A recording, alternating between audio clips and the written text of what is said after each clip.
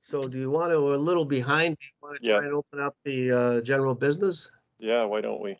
Okay, welcome everyone. I hope this works. This is a bit of an experiment, but obviously these are difficult times for everyone.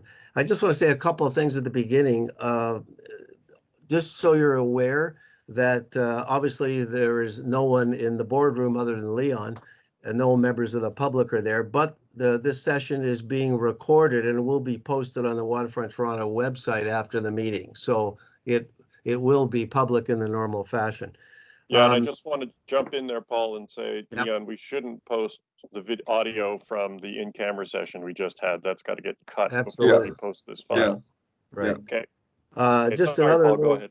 bit of business for those of you who've recently joined. Jeff, Pat, and Jana unfortunately cannot participate today, so they won't be on with us. And I gather Lorna and I believe Nina Marie indicated they'll probably have to leave somewhere around the noon hour. So hopefully we'll maintain quorum for the rest of the items. If not, we'll just have to continue and then follow up with approvals later on.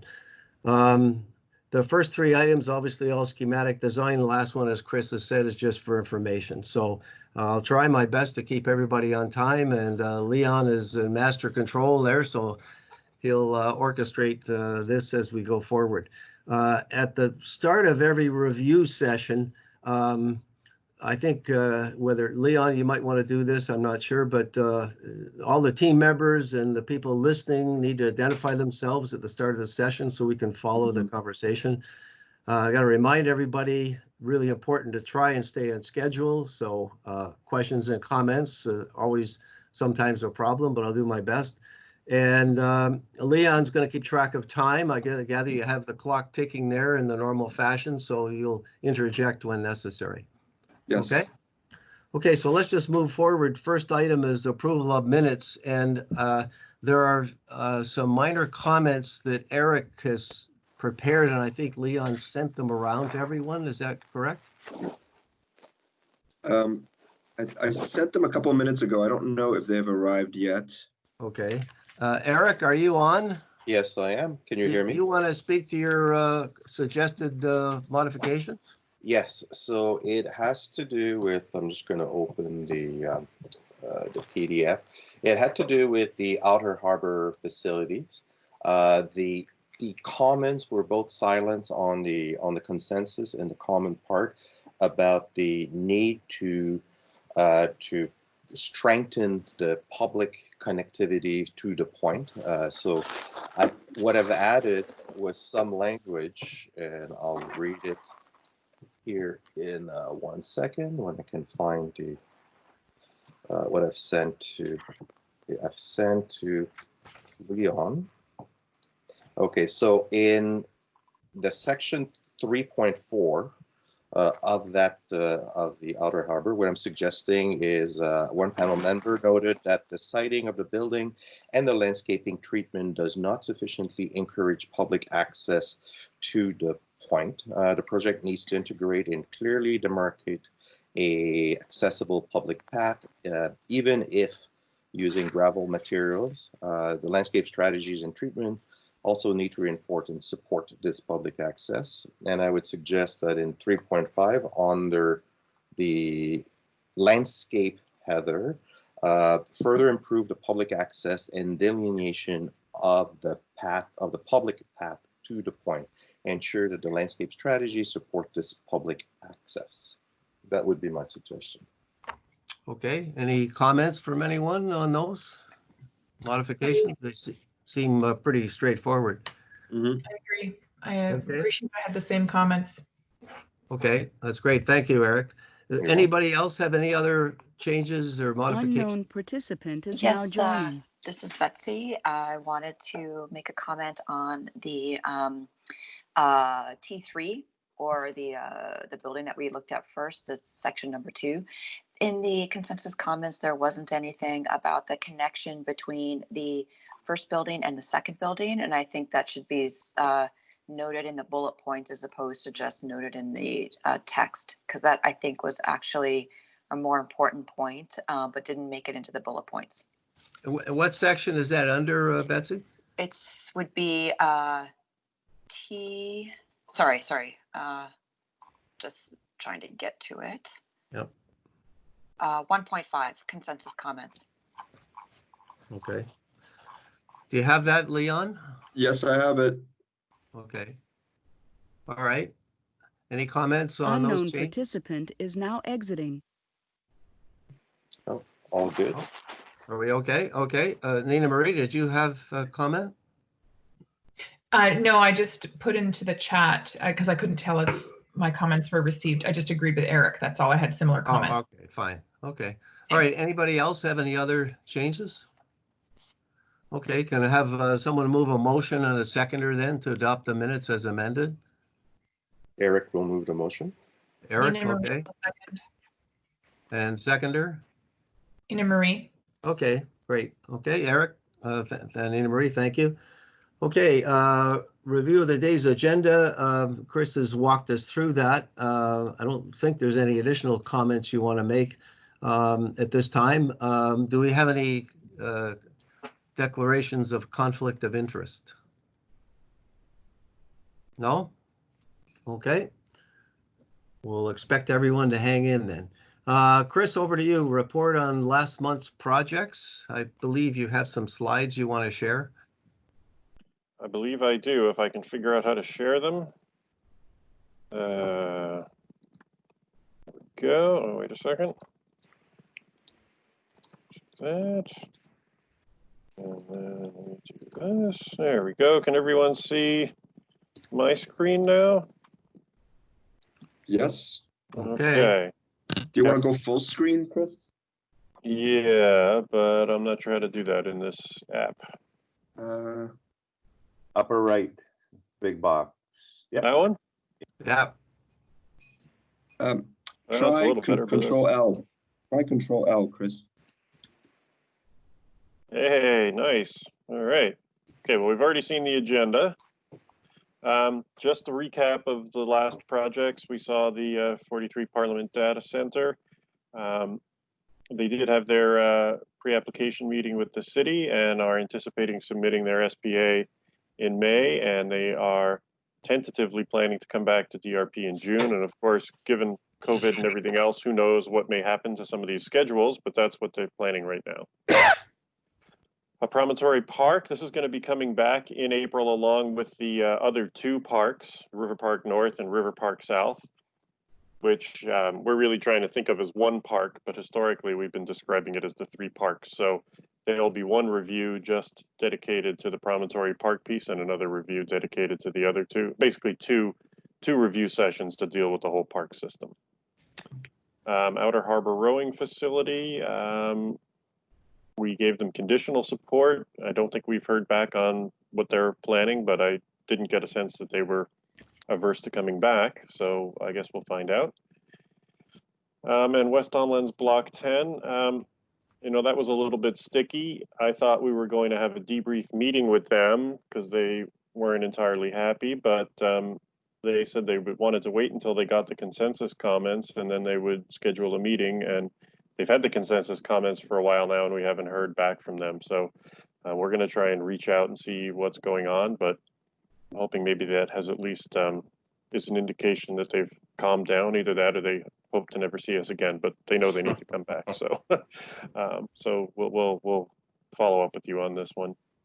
Just some construction photos. Aquabella, the one that has the two wings with the terracing, you can see is moving along in construction. They've got a couple more floors to do, but they're pretty far up there, and I guess they're anticipating occupancy in April of 2022.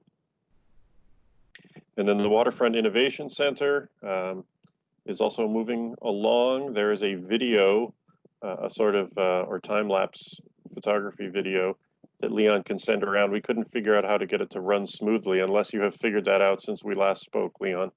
No, not yet. No, so what we can send it to you if you want to see various shots and angles of the progress of the construction. But as you can see, they're up out of the ground now and starting to move along.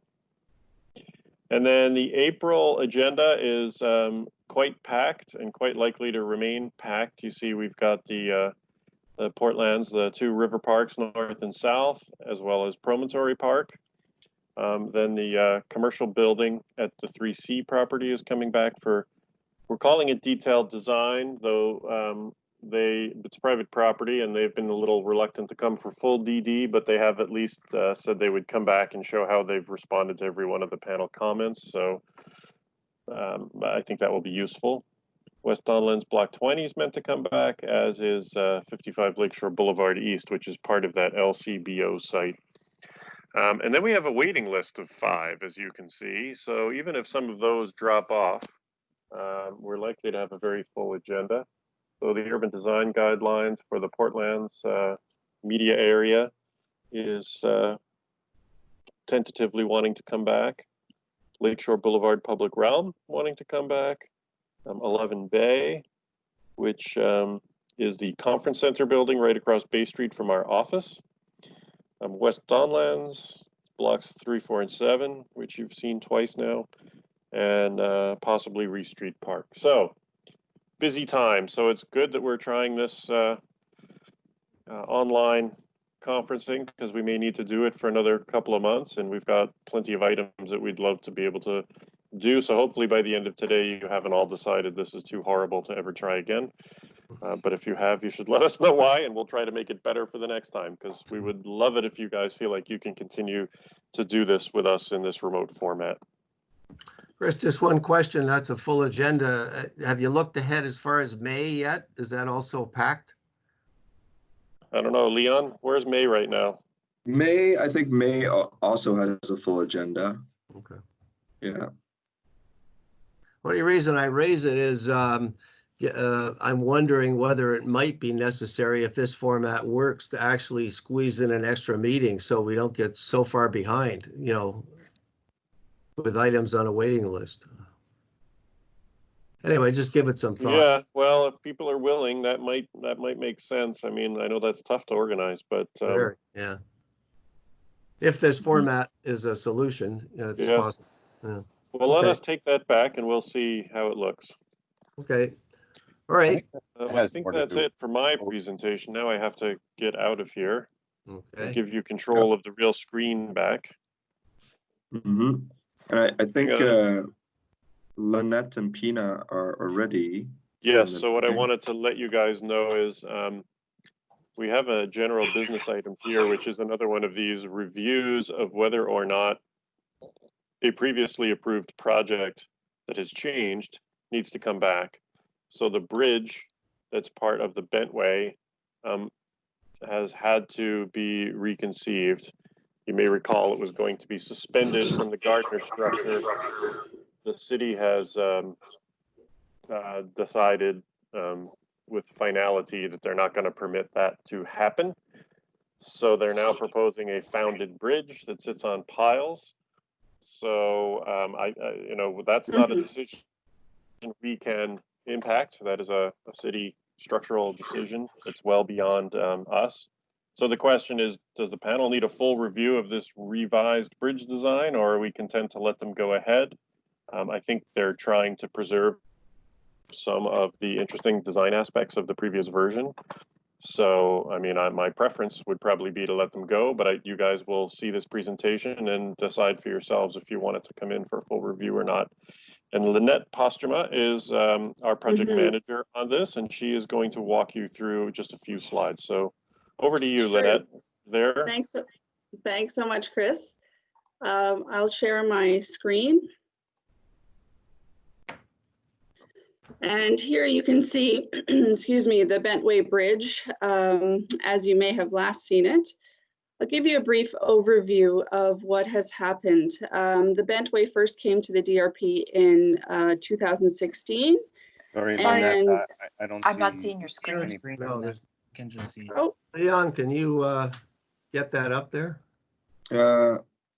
Lynette, are you having trouble sharing the screen, or I can thought do it it, was but I feel working. like you. I thought I had it working, but if not, let me try again. Okay. Make sure you pick the screen that it's in, the box it's in. If you have There more we than go. one Oh, screen. there you go. There we go. Can you see it Okay. now? Yes, we can. Yep. Oh, perfect. looks Okay, great. great. There we go. Great, thank you. Good. So the Bentway first came to the DRP in 2016, and after a few reviews was approved, and parts of it were built. As you know, the Bentway now a linear park underneath the Gardner Expressway, adjacent to Fort York. So the skating trail, the amphitheater at Strong Gate were built. And at the time of review, the Bentway Bridge was discussed. And that, through the course of the project of the Bentway, was deferred until later date, as Chris mentioned. So it came back Is now joining. in February 2019, where I provided an update, and as a case study, we reviewed whether it needed to come back. Since then, a number of things have changed on the design of the bridge, as Chris mentioned. So 3 things really affected the timeline of this bridge. Mainly, the city has decided to defer the Bentway Bridge project until after the Gardner Expressway maintenance and rehab. That is scheduled for 2025 to 2027. So the bridge is going to be built after that time. There was a lot of discussion on when to build it. Could we build parts of it? Could we phase it? But the city came back with a decision to defer the entire bridge until after 2027. The city also had a lot of concerns about the suspended structure, and so has since come back and said we need a grounded structure. It just, through their review processes, they just have felt a level of assurance with a grounded structure versus the different option of suspended. So that we have asked the design team to revise the bridge design to be a grounded structure, but still carries that Bentway spirit. And so they have started this process. On this slide in July 2016, you can see at 100% CD, the bridge was looked like this. So again, a suspended structure with a lot of wood as a main feature of the bridge, a continuous linear bench and viewpoints to Fort York in the Bentway site. Then in February 2009, when we came back to you, we had to make changes to the bridge at that time based on city comments. The wood cladding had to be pared back. They wanted more visibility to the structure itself for the purposes of inspection. So a lot of the steel structure was exposed, and also the conduits and associated sort of infrastructure for the bridge had to be eligible to view without requiring additional machinery and things like this. So they wanted to just increase visibility of the structure. So since now, just recently, we presented the initial concept redesign for the grounded structure of the bridge. That is the primary difference here. So there will be bridge columns in different locations, and the suspension aspect is no longer an option. So it's really the bridge structure itself is an asymmetrical design. The girder on a continuous girder on the north side and a truss structure on the south side, and that will be layered upon with other features. Some of them are similar. This cable and mesh structure, which would be on the south side, enabling views to the north of the Bentway and Fort York. And they like to include an aspect of vertical green, trying to bring the green aspects of the site throughout this bridge structure, mainly at the landings, but also they're trying to think about what that means for the bridge structure itself. The continuous bench persists in the design. some of the aspects of wood, but really it's revised it to a concrete deck at the base, but a lot of vantage points for the adjacent sites. This is an overall schematic plan of the bridge design. It really, an opportunity that has come up is really to rethink the landings and how the bridge itself integrates with its surroundings, and making those landings a key part and feature of the Bentway as a way to incorporate programming and activation. So in the west specifically, where there's a more abundance of space, this is really, it's the touch point of the bridge, but also the entry point to the Bentway and arguably Fort York site. So this is on the west. It incorporates a lot of seating, gathering space, areas for activation and animation, and allowing this part of the site to be programmed to be a place to be at the entry point of the Bentway. Then you have the bridge spanning over what is Fort York Boulevard here. And then on the east side, the east landing then is, again, trying to an immersive green experience on this side as the bridge jogs to provide a continuous ramp. Is now joining.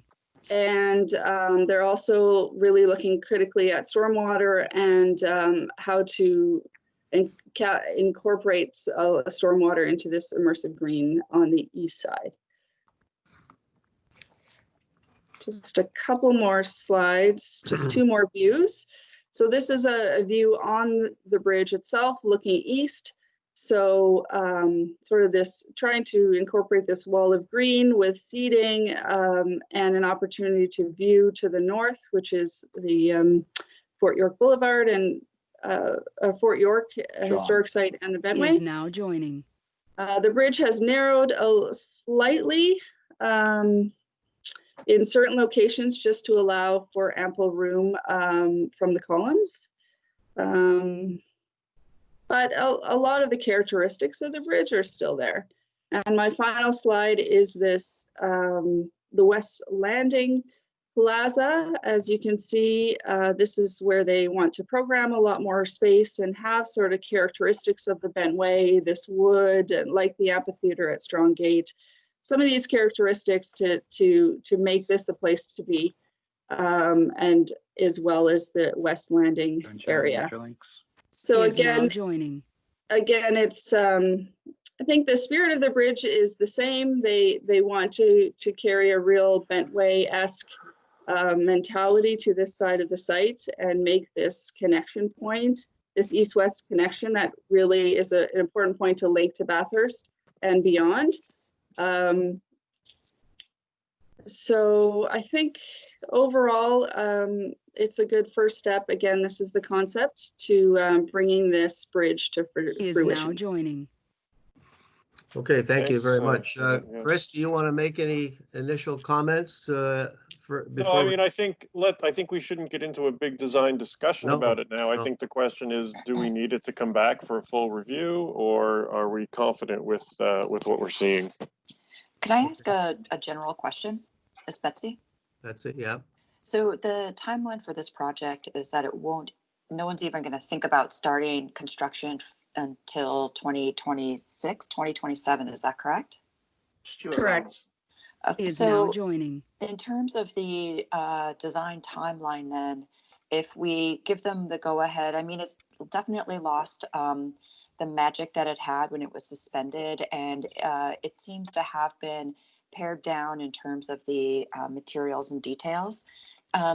Is there going to be any change in the situation relative to kind of how this thing may come together 7 years from now? I mean, it's just kind of a big idea of should we kind of approve design, have them come in, take a look at it now, and then 7 years from now, there may be a completely different world of, it'll be a different zeitgeist as we know, and there may be a different world of funding design ideas that may come forward further down the road. So it's more of a big picture question about why are they doing this now as opposed to slightly further down the road when things may be different or more or change actually.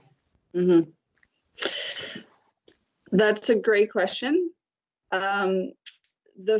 There is funding in place to revisit the design, and that is part what's driving this. But there also a commitment from the city and other funding partners to really they want to see this project happen. So the intention is to complete the design so that it's ready to go when the time comes.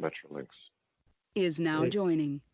Any other comments or questions? Yes. We don't want to, Yes. as Chris says, have this go on a long time here. Yeah, this is George. Is now exiting. Hello? Hi, George. Okay. Well, I would just say that this is a big enough change that I think it needs to come back. Okay. Okay. Thank you. I'd Anyone agree. else share I'd that agree. too? I'd This agree is- with that. I think that there's been substantial change in the design. It's gone from wood to concrete. It's gone from tension structure to a post and beam structure or some kind of, there's a bunch of landscape proposed on the bridge that I don't think is going to survive underneath the Gardner. A lot of questions about this. Yep. Yep. Betsy here, I agree. I I also agree with Lena Marie. Do we have consensus on that perspective? Yes. Yes. I would personally agree as well, especially in light of the fact that this is not going to see the light of day for many, many years to come. And Is I'm now wondering if you joining. could also request that they come up with a kind of long-term provision. So the way Betsy was talking about it is that, you could imagine if you had to build it tomorrow, what would it be like versus 7 years from now, to kind of come with a plan of that long-term arc of what they would imagine this project in the best and worst case scenario to look like 7 years from now, versus a kind of an immediate construction. Yep. Thank you. Any other comments? It seems like we have consensus on the part of the panel, perhaps unanimous, that we feel it should come back, given the timelines involved. And also, I think Fatty's comment's a good one, to have when it does come back, to have them address what would happen if they had to do it now versus in the longer term. Is there agreement on that? Yes. Yes, there is. Okay. Yes. Okay, is that sufficient, Chris, for you? Yep. Is that Okay. unanimous? Anyone disagree? I didn't hear anyone. Nope, guess it's unanimous. Okay, great. So we Okay, can thank move you very on to our much. next item, and I think the whole team is already on the call. Let's doing the next Great. presentation. Okay, great. Thank you very much. So let's move to Union Station report, or I guess the only, skipped over Chair's remarks. The only obvious remark I would have is in these unbelievable, unprecedented times, who knows where we'll be in the future. But somehow I think when we do recover, maybe there'll be much more awareness of how everything is connected to everything, and it might actually help our collective agenda. So time will tell. So let's move on to Union Station.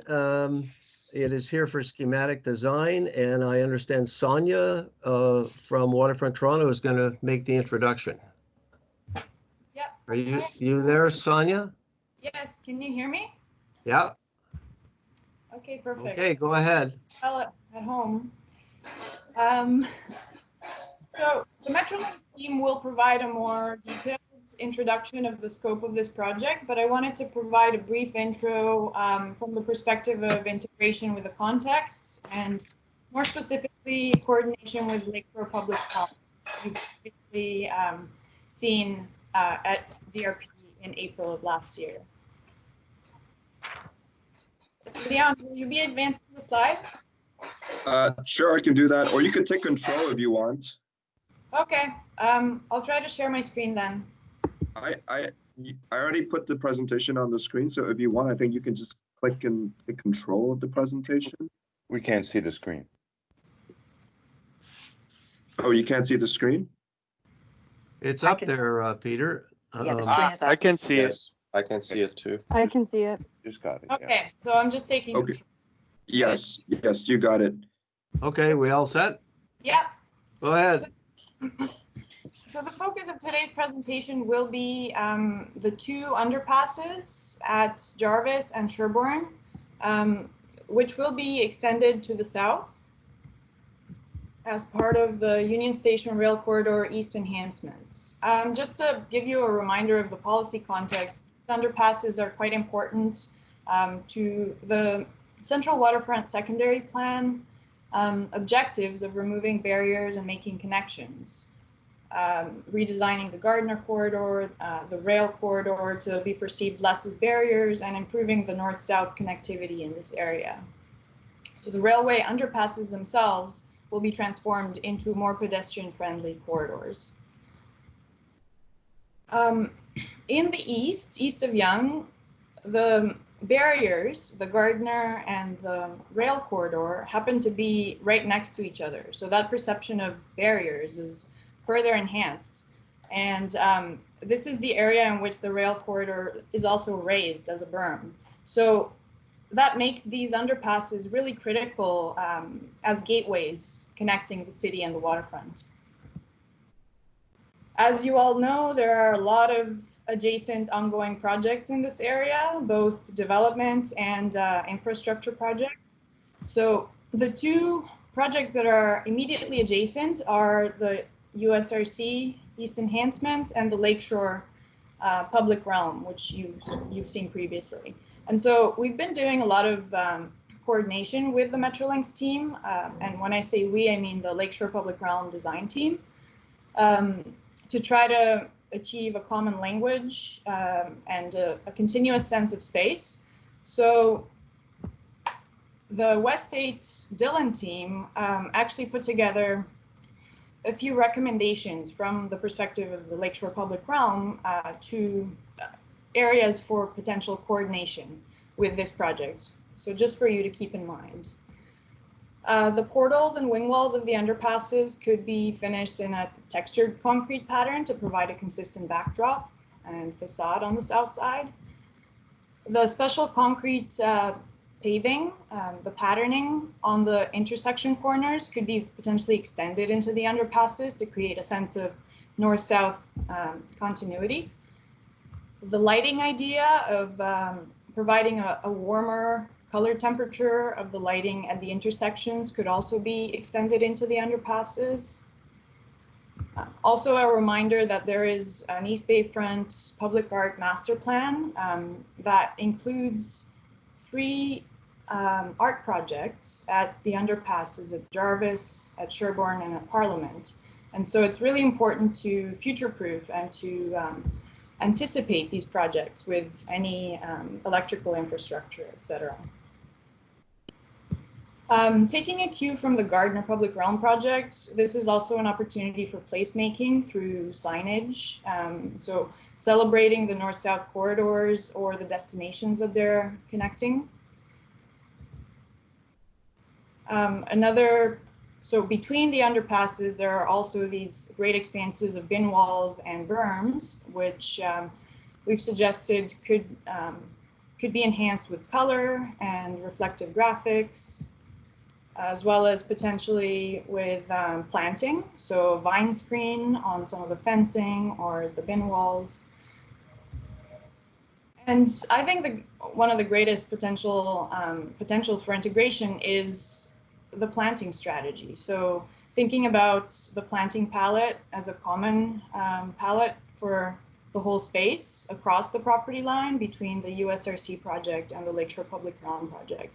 So the birch grove, can stay on the ground level on Lakeshore, but perhaps the meadow planting can extend up the berm across the property line to connect the two and to make the space feel as a continuous corridor. So just before I finish, on the 2 specific underpass projects that are the focus of this presentation, A couple of things to keep in mind. So the Jarvis Underpass is a critical connector between destinations to the north, the St. Lawrence Market, St. James Park, the Esplanade, and Sugar Beach to the south. It is a heavy traffic street because of the Gardner on-ramp on the west side. It's also a TO4 Great Street.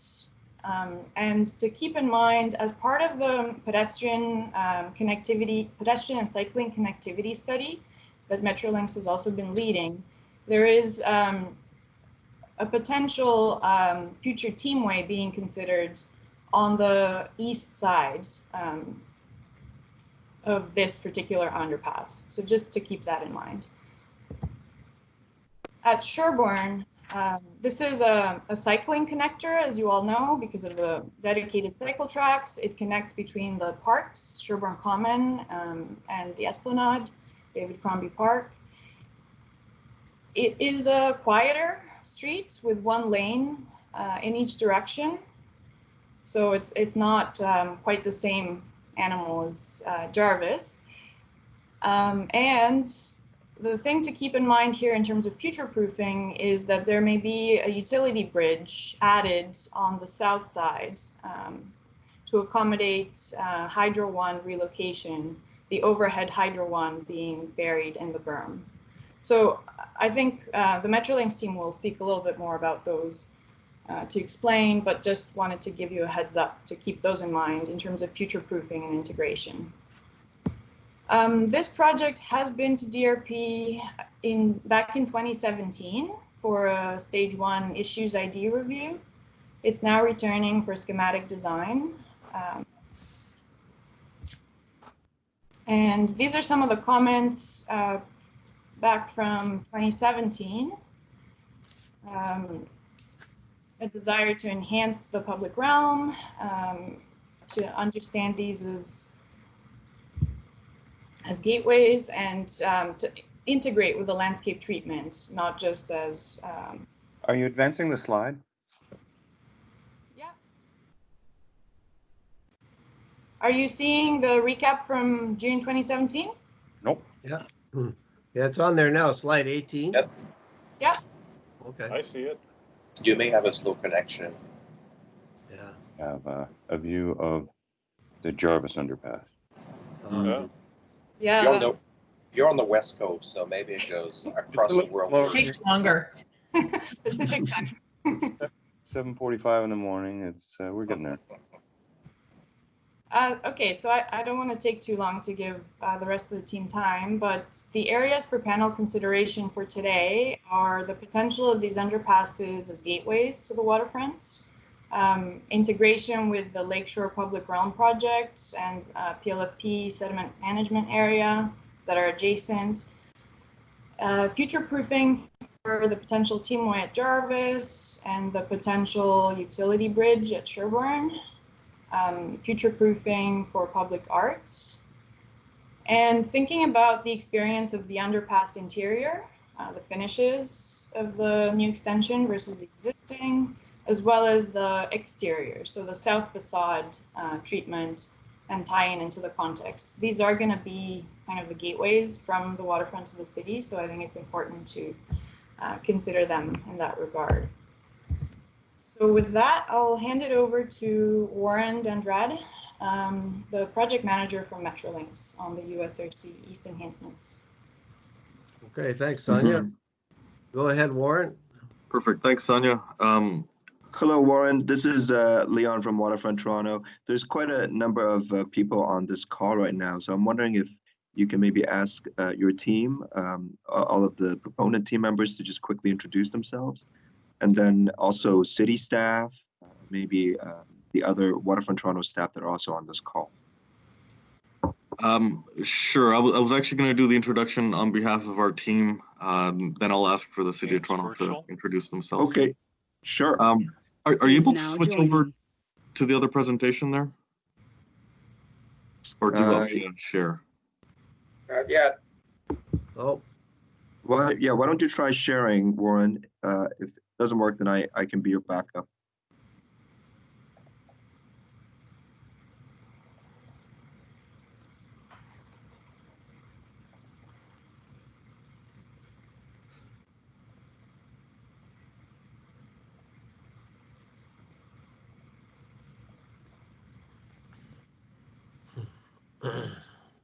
There we go. Yes. Perfect.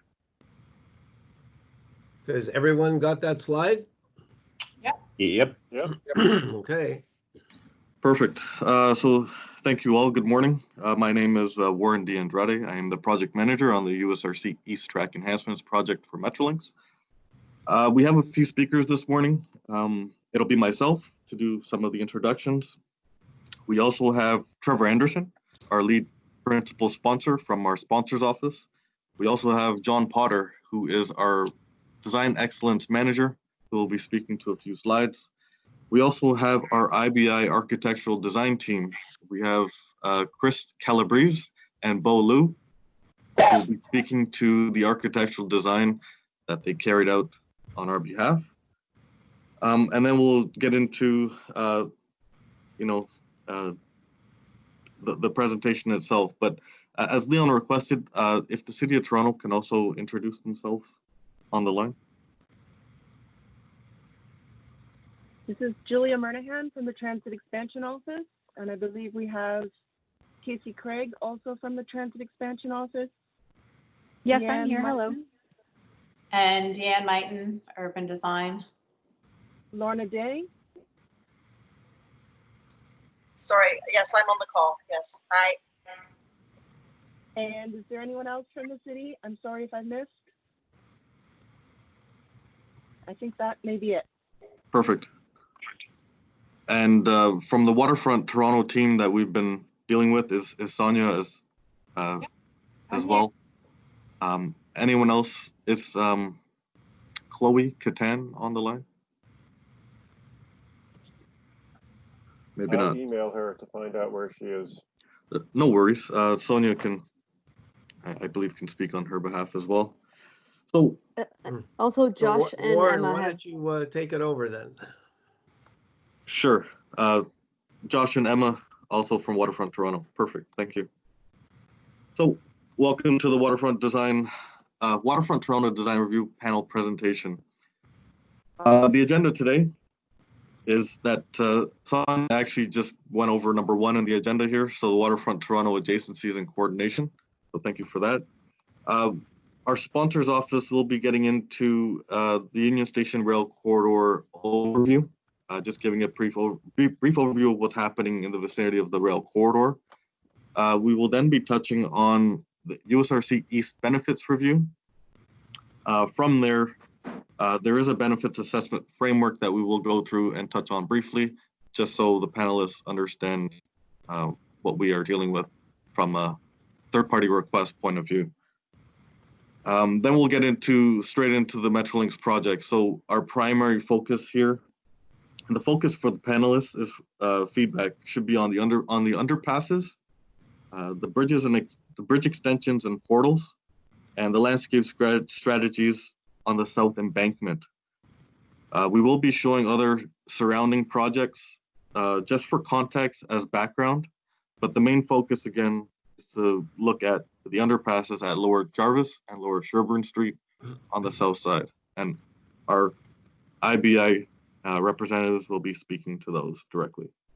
Warren, it's Paul Bedford. I just want an item of total clarification. All of the Metrolinx projects you've listed, we could have an extensive discussion on many of them, but that's not going to happen today. Is that correct? That is correct. So we are just giving a brief overview of the surrounding projects, just so you have context for what is being built into our East Track enhancements design. Okay, I think that's important when we go to questions and comments, so we don't get sidetracked on, say, the Ontario line or whatever. Yes, perfect. Thank you. All right. So primarily that explanation. So this list under item 4 is not for consideration. That's why I'm asking the question. Yeah. It's the first bullet. So the East Track enhancements overview. We get into the architectural design and the renderings. We go through it. Essentially, what IBI will be speaking to is the focus of this presentation. So we're looking for feedback from the panelists on the current design. On the first bullet only. 4.1, yes. On the underpasses. That's really the focus. Is that correct? Correct. All right.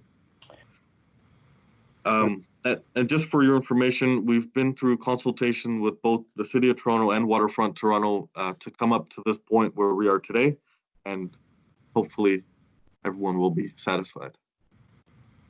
So, are you good there, Paul?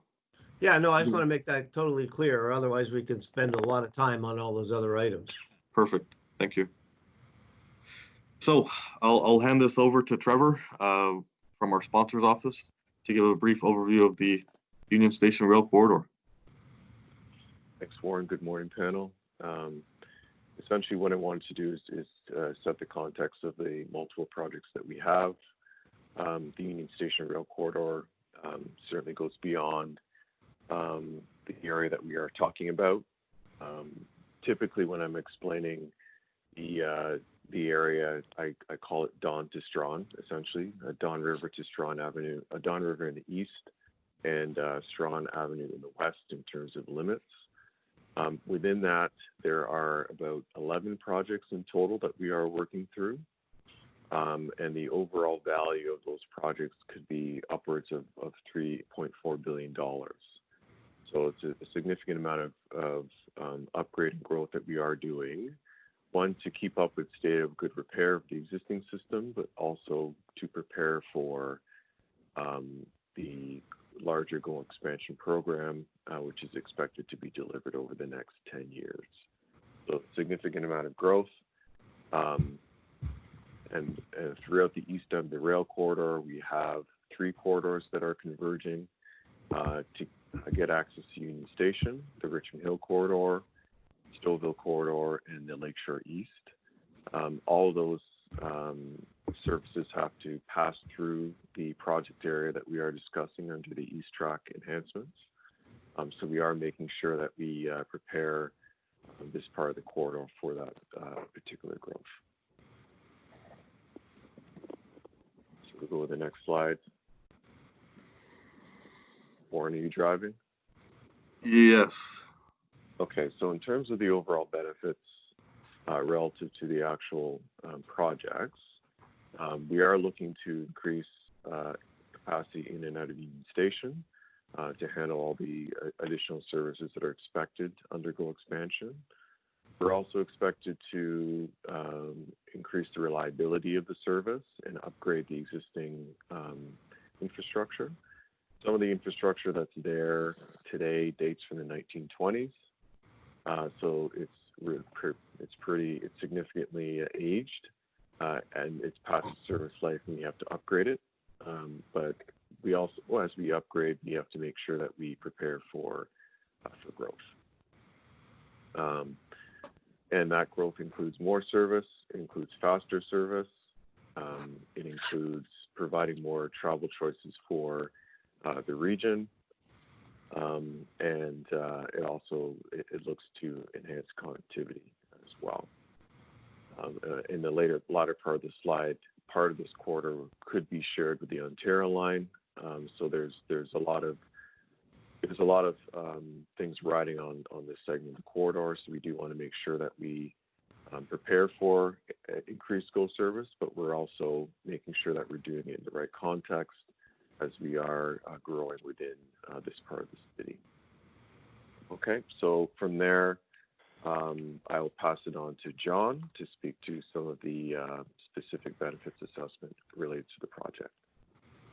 Thank you, Trevor. Now, you may wonder why are we starting the presentation on the various projects on the USRC East with this slide, but it's actually important that the definition of the design scope and specification levels was put together to help both internal Metrolinx teams, but also the external stakeholders we're dealing with across the entire GO service area understand what informs the decision-making on Metrolinx's part about what investments they make, particularly in public-facing infrastructure. And this is necessary because we are literally building hundreds of separate projects, and we have to have a clear process in place. So what you see, our baseline always in our decision making is probably no surprise, the base specification, which is based on if we're building new infrastructure, expanding it, it's a like-for-like design strategy where the new infrastructure achieves a similar function to the current or planned condition. What is important to understand is many projects that you'll see coming up, including and most notably the storm window replacement projects, that falls under the what we call negative impact mitigation, where Metrolinx is prepared to invest significant resources to counter the negative impacts that arise from our rail corridor service and infrastructure expansion. And then there's a third level, which is enhanced design specifications. We classify that as under third-party funded scope requests, sometimes because we do a lot of, we have joint ownership of a lot of infrastructure. That kind of line blurs a bit, but you'll see an example of that in the Union Station backup generator project. But just to keep in mind for today and for future projects, because we're likely to come back before the panel, this is the kind of framework in which Metrolinx thinks about their, the design specs for their public-facing infrastructure. So Warren, back to you. Perfect, thank you, John. So now we'll just get right into it, and we're starting off with the Metrolinx projects. So again, the main focus here is the underpasses, which are related to the USRC East Track enhancements. And just a quick overview. So Sonia had mentioned we went to DRP back in 2017. Since then, the scope has changed due to different constraints and different requirements internally. So we went through an environmental assessment, and we have the minister's consent. We're good for that. As part of the scope, it's 1.8 kilometers of new mainline tracks. So this is the southernmost tracks along the corridor. We are adding E7 and E8 to the corridor, hence why we are widening the bridges at Lower Jarvis and Lower Sherburne Street. We're also building 300 meters of retaining wall east of Cherry Street. We're also, in order to facilitate all this, we need to do enabling works such as utility relocations and site grading. Our construction is planned for later this year and for completion in 2023. We are finalizing our detailed design, and getting your input and feedback today on the underpasses will help us get to design completion. So I will hand this off to Chris from IBI, and he'll take us through the underpasses, the architectural design, and then Bo will take over, talk a little bit about the renderings. So Chris. Okay, thanks, Warren. For the design principles, we just wanted to touch on that fairly quickly. Our objective is to ensure we align with Waterfront Toronto's Lakeshore Boulevard East Public Realm projects, and we will do so by providing a consistent landscape strategy, providing canvases for future public art, and providing the infrastructure to support future lighting installations. The design language is to be cohesive for all of the elements that are proposed. We will be using a consistent form liner pattern, complementary to existing heritage elements, security fencing separating the rail corridor from the pedestrian zones, embanking planting that will tie into the planting strategy of Lakeshore East Public Realm. The improvements will allow for bridge inspections still, and the constructability is important, and we want to ensure that what we're proposing is low maintenance. These are just some items that will not be included in the scope. Any public art installations, accent lighting, sidewalk finishes above city standard requirements, cycle track improvements, roadway lane configurations, and underpass soffit painting. We have placed a primary focus on sustainability by incorporating design elements such as light colored finishes to increase solar reflectivity, LED lighting, lower energy consumption, and reduced required maintenance. The addition of native low maintenance slope planting that will contribute to offset carbon emission, habitation, reduction of stormwater runoff, and erosion. Next slide, please. Okay, the design features accepting existing conditions and promoting continuity. The south fascia and wing walls of the underpass extension will be finished with a contemporary vertical line form liner, which will be suitable to accept third-party artwork. The new underpass alcove patterning will match existing, as will the new metal bents. Functional safety lighting will be added with a provision for electrical conduits to support the future public art installations. In addition, security fencing to match the existing heritage rail lands guardrail will be included and tied into the reinstated railing at the top. Plantings added, which will stabilize the embankment slope.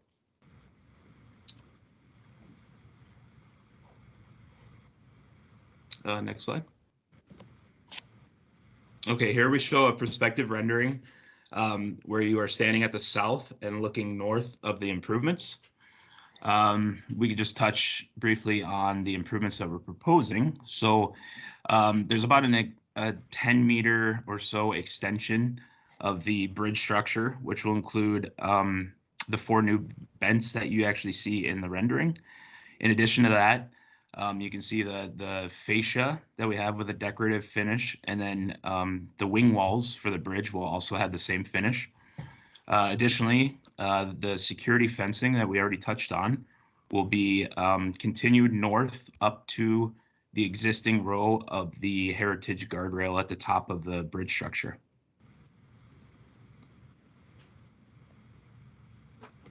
The landscape strategy. So this is pretty important to us to make sure that we, in an attempt to blur the line between the Lakeshore Boulevard East Public Realm project and our project on Metrolinx lands. By doing so, we can effectively blur the landscape plantings up to the embankment by utilizing similar species, and then also in different planting forms to make sure that they're consistent.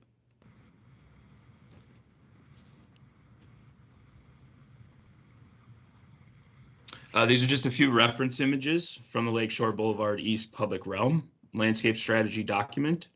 And we just wanted to show that we are proposing similar materials that are consistent with the materiality of the document itself regarding color and form and texture. Proposed utility lighting in the underpass. So on the 2 new bench structures that you see in the foreground of this image, there's going to be new utility lighting, which will be consistent with the existing lighting already there. You know, again, our main goal is to just create an extension of the existing finishes, and this will be replicated in the lighting as well. We are providing for future provisions of electrical conduits on the underside of the bridge structure. And if future public art requires electrical connections, then it can easily be tied into. And then you also see the utility lighting that we're proposing in the sidewalk zone, just to increase visibility and make it a safer pedestrian experience. Bo, go ahead. Thank you, Chris. So the construction of new bridges will protect for a potential future state where new seamways are constructed. The objective is not to preclude recommendation from pedestrian and cyclist connectivity study, but we can't really hear. Very hardy. You have to speak up. Can you see? Can you hear? Barely. Speak up. Hello? You're very faint. Do you have a headset you can use with a microphone? Yes. Hello, can you hear? It's better. That's a little better. Yep. Hello? Yes. Yeah, that's better. Sorry. Yeah. So construction of the new bridges will protect the potential future state where the 2 new teamways are constructed. The objective is not to preclude recommendation from the pedestrian and cyclist connectivity study from being implemented for future date. The wing wall retaining earth adjacent to the bridge abutment are designed so that they can be removed without impacting the core bridge structure. The diagram is just a generic illustration of the potential location of teamways adjacent to existing underpass in the future. Next slide. Jarvis Street Bridge. So here we show the rendering of Jarvis, but the approach applied to both Jarvis and the Sherburne Extension South Portal in general. From the elevation and isometric view on the left, we could see the proposed elements mentioned above by Chris, and we choose linear pattern as our preferred option, with two other optional finishes: board form and bamboo pattern. Next. So this one is just showing the limit of the construction. As mentioned by Chris before, the width of the extension for both Jarvis and Sherburne are about 10 meters wide. Next. So the Jarvis perspective. The perspective under the proposed Jarvis extension south portal showing the preferred linear pattern. As you can see, the cohesive linear pattern finishes from the wing wall to the fascia. The reinstated heritage fence tied into new proposed fence with heritage aesthetic to it. The new bends and alcove to match existing, and proposed native planting behind the fence on the embankment. Next. Jarvis Street Bridge preferred option linear pattern. We're just showing some rationale why we choose the linear pattern as our preferred option. This through the feedback and discussion among consultation and presentation. It's clear, it's clean, it's contemporary, timeless, visually mitigate the control and expansion joint. It tied into the railing design, also respond to the environment vertical design language of the bands, and the border on top of the bottom act as a cap to keep water from running down the surface on the concrete and standing it. Another view to show the alternative board form pattern finishes. Other elements are the same with the first option. Next. So this is just a close-up to show the connection detail of proposed fence on the wing wall with heritage aesthetic to tie in with reinstated heritage fence on top seamlessly. Same approach applied to both Jarvis and Sherburne extension. Thank you. John? Okay, so as I'm just going to go quickly through the other projects that provide context about, most of the other, the work Metrolinx is doing in the larger precinct. Just to finish off on Beau's point, there were some constraints that arose out of the heritage impact assessments around the reuse of the heritage railings, and that drove the design a bit to, basically carry that railing down the wing walls and then connect to the standard security fencing at points which made sense from both the planning and the aesthetic point of view. It's a minor point, but it's important to note it. So if we go through, I'm going to go quickly. The first project I'll go through, it's a retaining wall project. There's not much to say. This retaining wall will run behind developments that are about to start on block 30 or block 20, as you know, and then a possible school project that we're not sure the status on the next block. But where this retaining wall will be visible is at block 32, where it's a future point we may relocate the Cherry Street Tower. The principles for the spec for the retaining wall follow what Beau and Chris were speaking about. We're looking for a dominant linear pattern that hides the control joints. Very simple, sometimes, just taking care of the very prosaic details helps elevate the mundane to something a little better. So we look at things like background matching when we select the finish of fencing so that, to mitigate the visual impacts. Next, please. Oops, next slide. So the Hony Utility Bridges is probably the most, is the project that's in the pipeline that will have the most significant impacts along the Gardner East Public realm. We are about to start the design process in earnest. We've engaged DTAH as the consultant to help us move this project forward. We will obviously be working with City of Toronto Urban Design and Waterfront Toronto on this, because these bridges, which will be located at Sherburne, Parliament, and Cherry, in effect become the portals for the underpasses connecting the waterfront to the city. It's important to note that the Hony bridges, there are very stringent technical constraints that are put Hydro One Networks has for these bridges, because they are utility bridges.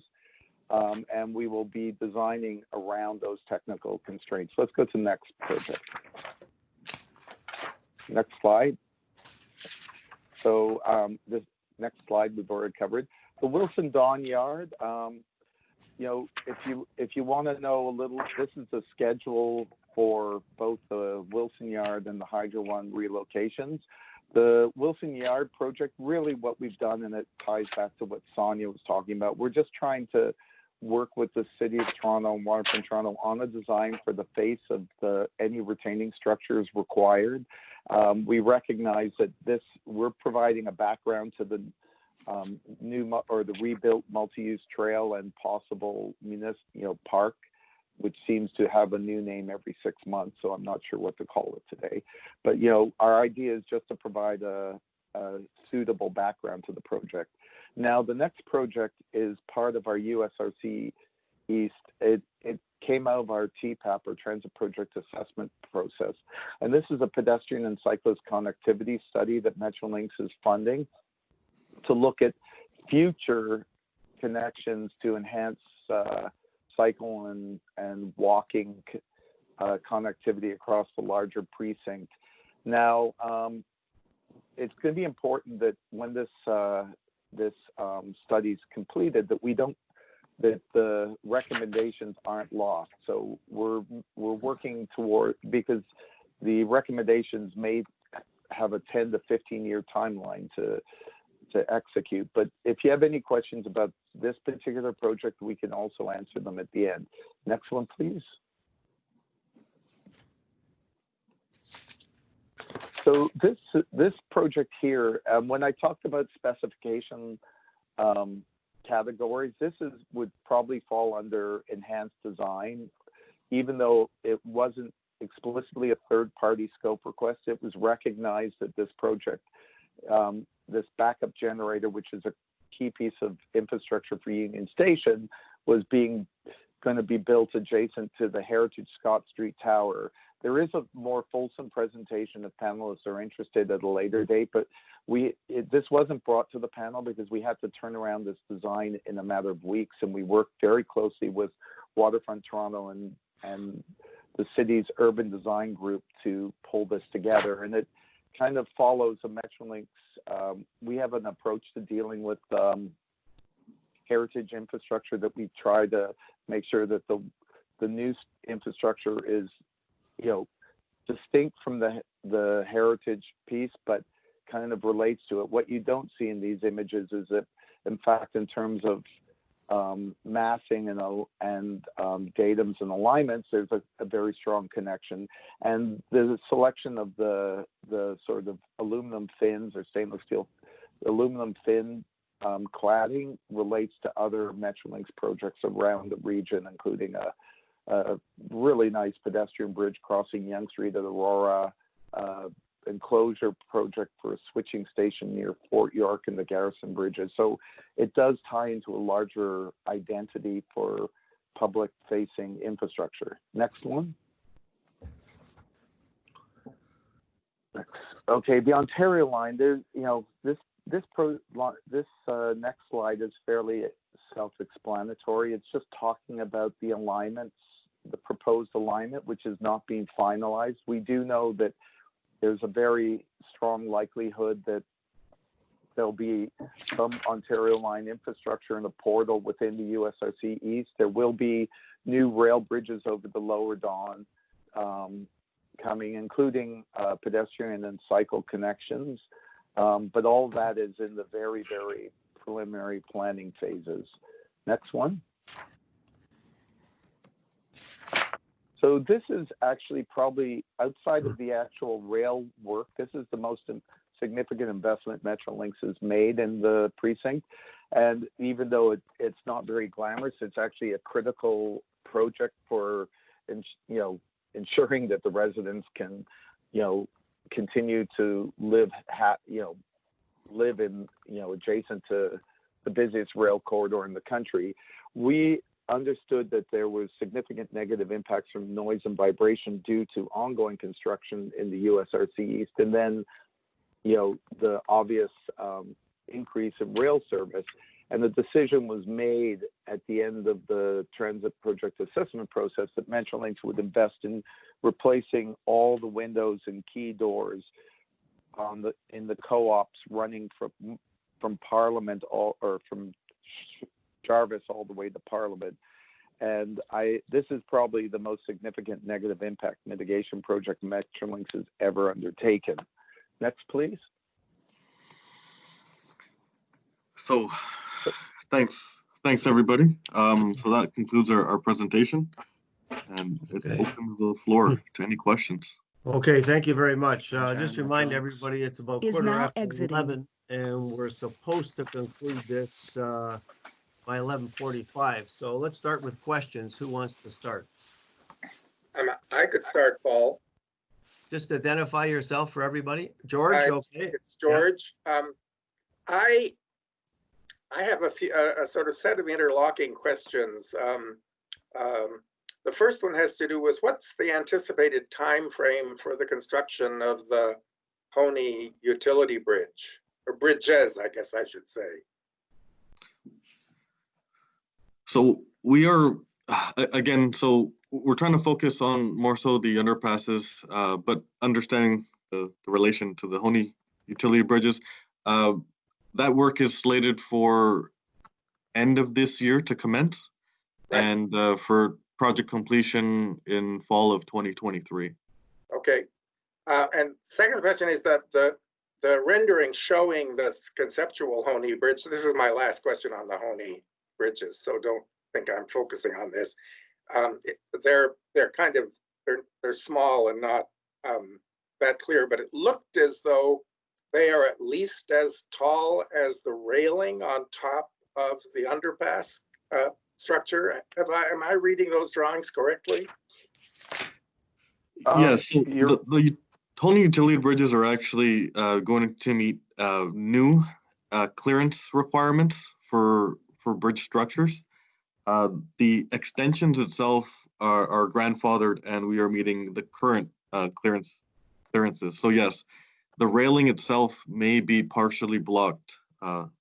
Partially? Your drawings make it look completely.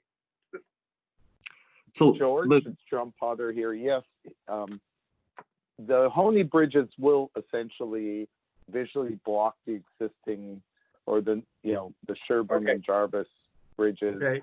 And the idea is, as we move forward, to figure out how to integrate the two structures visually. Okay, thank you. Okay, so then my next question has to do with the embankments. In the material that Sonia showed us at the beginning of this part of our session today, she showed some of the stuff from the Westgate Lakeshore study, and it shows slide 6 in that set, the red bin wall and reflective graphics indicates a new retaining wall against the rail corridor, and then a landscape strip adjacent to a pedestrian and cycling path. The drawings that you've shown now of the underpasses seem to show the whole south slope of the embankment,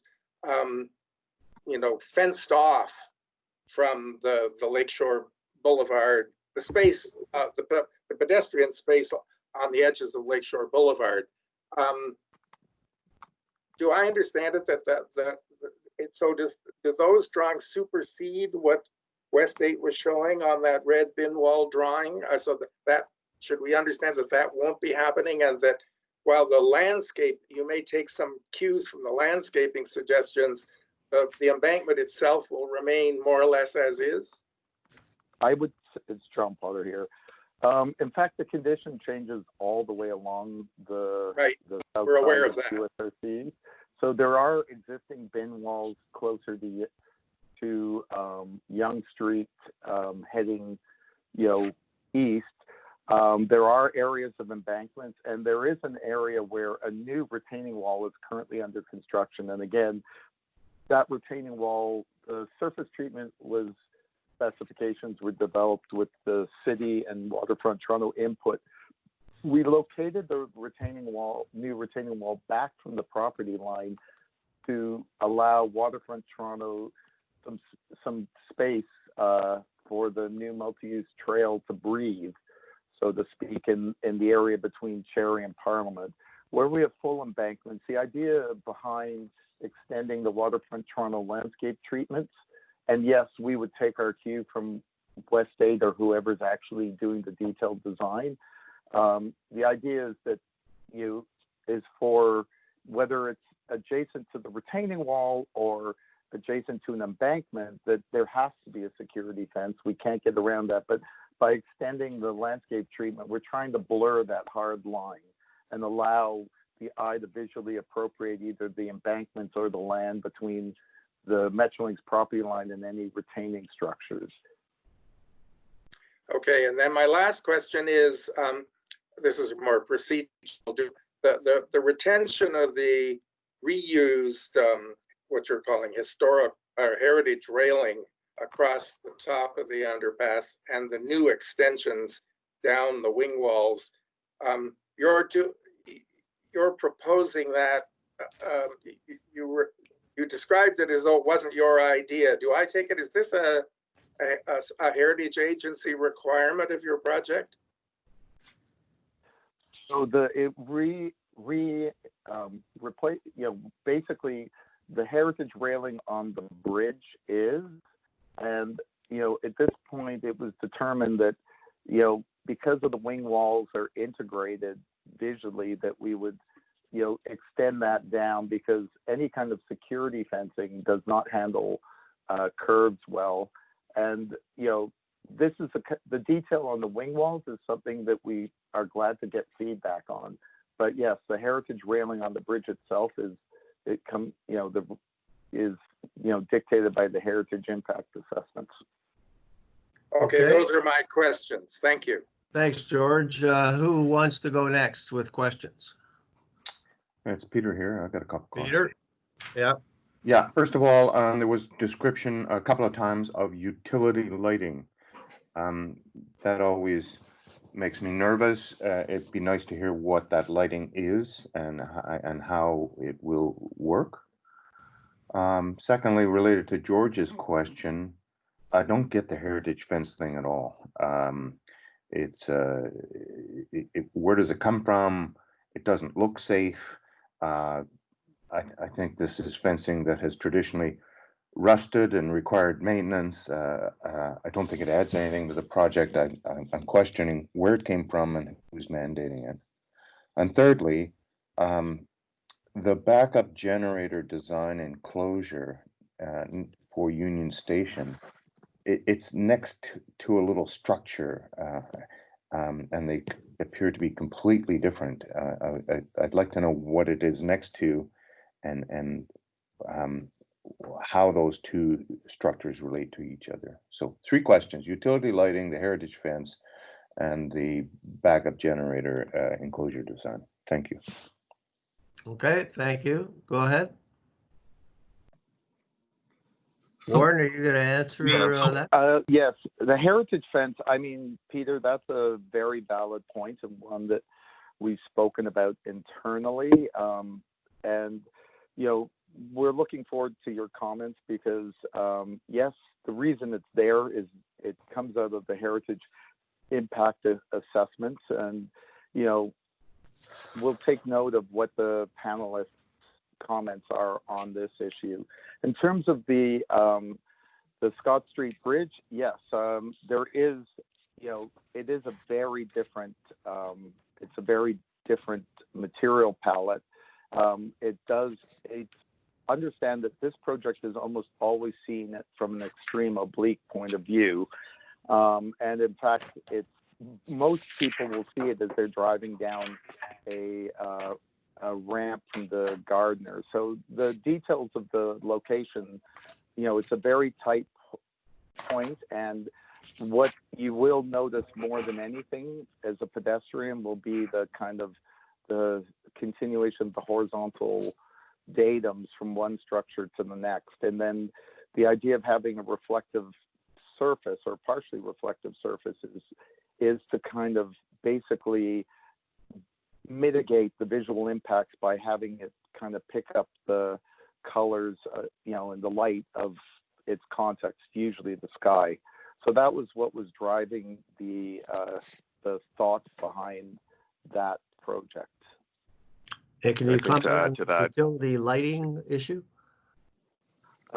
That is, the lighting issue is, we understand, Metrolinx has put a lot of thought into lighting in public spaces, but this is what, this is all that we are allowed to provide in this situation. We have to build back to the standard lighting specs for the underpasses. What we've done, and recognizing that this is a limitation, we've provided the conduit and infrastructure to support future amenity lighting, art installations, as you've seen in Sonia's presentation. So this is what we talk about third-party scope requests. Like we're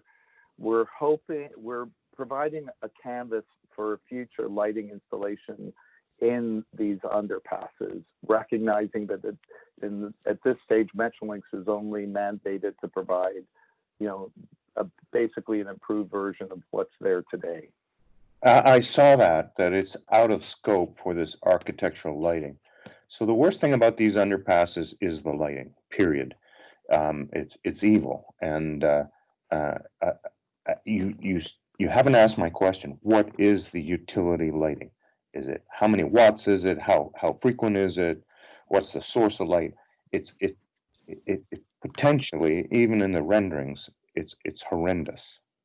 Okay, so to answer that one, I got this out. So our detailed design consultant is actually conducting a photometric analysis to current standards.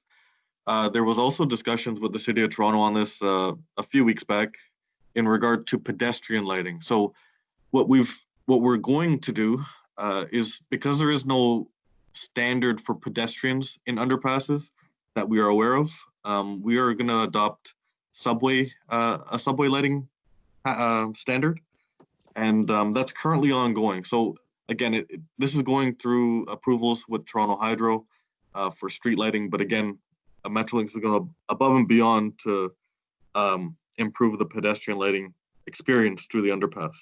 And in regard to the light fixtures itself, we are going to be using similar light standards that Waterfront Toronto, the Lakeshore Boulevard East Public Realm will be using. So we've asked for that spec, and we'll be incorporating those light standards in the underpass as well for the entire underpass. So hopefully that answers your question. Peter, have you got any other questions? I sense you're venturing into comments there a little bit. No question, no further questions. All right. Anyone else have any other questions? I do, Paul. This is Betsy. Betsy, go ahead. Hi. So is the linear pattern proposed regular, like in the rendering on 24, or is it syncopated like the swatch on the other sheet?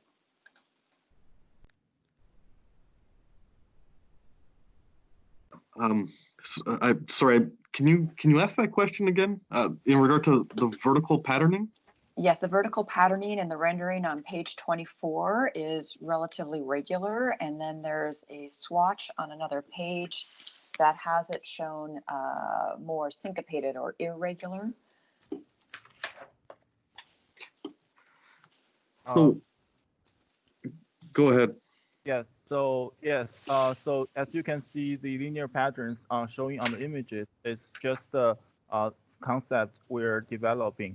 So it can have some reasoning, some reason as it goes from the wing wall to the fascia. So that's just a generic diagram to show the concept, but it can be varies. And okay, and so the heritage railing question was answered, but I just want to clarify one more time. The only piece you actually have to keep in the project is the piece on the bridge itself, because that was decided by another panel, correct? So in regard to the hand railing itself, so it was not deemed provincial heritage, but Metrolinx has taken it and considered it to be local heritage. So because of that, we are going to be reinstating it the exact. We're going to be removing it and reinstating it on the extension. So there's. Okay, that's more clear then. Thank you. And then I have one third question. There's on slide 31, you're showing a security fence on the top of the tall retaining wall. Is it possible to offset that fence towards the train to mitigate the scale of it on the pedestrian side? So you're saying offset it to, inside the corridor further? Correct. Just the, so the retaining wall stays, and then that fence, which is perched on top of the retaining wall, gets offset towards the rail corridor to mitigate the height of it on the pedestrian side. You mean instead of sitting in the middle of it, Betsy? Yeah, like it could, because it's presumably not climbable, you could put it on the earth and have it be like 4 or 5 feet shorter from the pedestrian side. Or attached to the face of the retaining wall, frankly. Okay, so that area there, as you may be aware, the rail corridor is quite narrow, and the use or the areas for laydown and storage areas is quite valuable and scarce in the USRC. So we can take that back and look at it into placing it on the ground elevation there that you're seeing in the rendering. It's a valid point, and if we can do that, we'll definitely investigate. Yes, and it's not to move it in to impact the amount of available area for you to use. It's literally if the face of the retaining wall was not chamfered on the rail corridor side, but straight up and down, you could attach that fence essentially to the face of that piece, but down an extra 4 or 5 feet or whatever that is, or 3. And I can't tell from the rendering. Okay, no, understood. Okay, okay. That's the extent of my questions. Thank you. Okay, thanks, Betsy. Anyone else have questions? Otherwise, we better start moving to comments. I have one question. I have one question I just want to put on the table is one of your slides basically talks about all the items that will not be within the scope to be included. And when will they is the simple question. What's the timing of all those other items? Well, the not included in scope is really pertaining to what's being investigated right now through the pedestrian cycling connectivity study. So based on the outcome of that, those potentially can be incorporated in some form in the future. But as of right now, in our construction, our design that we're moving forward with, again, due to the timelines and the constraints, we have to move forward, which is why the PCCS was established. So just to be clear, all those items on page 13 will still happen, but you don't know when. I wouldn't say they would happen. They're being investigated right now and through the study and through consultation. Right. Okay, can we move to comments, or who would like to start? Do you want me to start again? Sure, go ahead, George. Okay. Well, it's probably implied in my question and in others that I'm fairly skeptical about the heritage railing. I mean, I guess there's some modest rationale for it on top of the underpass, even though that's something that already exists being relocated to a new position. But it seems to me that there's no argument at all for this was my position a few minutes ago, that there's no argument at all for extending that feature down the wing walls. It just seems to me wrong from a design point of view, and it kind of clashes with the efforts in respect to the concrete to actually be more contemporary. So I was going to argue against the extension of the heritage railing down the wing walls, but then this whole issue with the Honey utility bridge suggests to me that a much more fundamental re-examination is required here, because if, as I understand it, this utility bridge is going to happen, it's only a question of when, and that it's going to, and as one of you said in your statement, that it in effect, because of its prominent visual position and volumetrics, is going to constitute the new portal once it's constructed, then I can't see the sense of even bothering to keep the heritage railing on top of the underpass because it's going to be largely, if not completely, invisible other than for the corridor itself. So I actually think that it would be a good idea to look again at the configuration of the extension of the underpass in anticipation of the construction of the Honey Utility Bridge. And for example, if you're trying to allow for the creation of the future teamway or teamways, and I'm inclined to think both sides would be better than only one, then it would seem to me that the utility bridge should actually be constructed in such a way as to leave room for the construction of the teamways in the future, so that it seems to me this calls for a sort of higher level of coordination between the design of the underpasses on the one hand and the design of the utility bridges on the other, and between the utility bridges and the potential future teamways as well. And in all of those cases, it seems to me the retention or extension of the so-called heritage railings seems to me to become pretty redundant. And I would have thought, I mean, I take the point about the difficulty of running utility fencing on a curve up a slope, but it would seem to me it would make more sense to spend that chunk of your budget on a refinement of a more stock item security fence, which could be adapted in order to cope with that specific condition, rather than to go to the extent of creating a fake historical thing which didn't previously exist. So that's my commentary. Thank you. Thanks, George. Who would like to go next? It's Betsy. Yep. Hi, I'm going to just agree with George quickly on the heritage fence, that I think if it's not mandated, it should be completely rethought and essentially removed from the curved portion as it's coming down towards the sidewalk.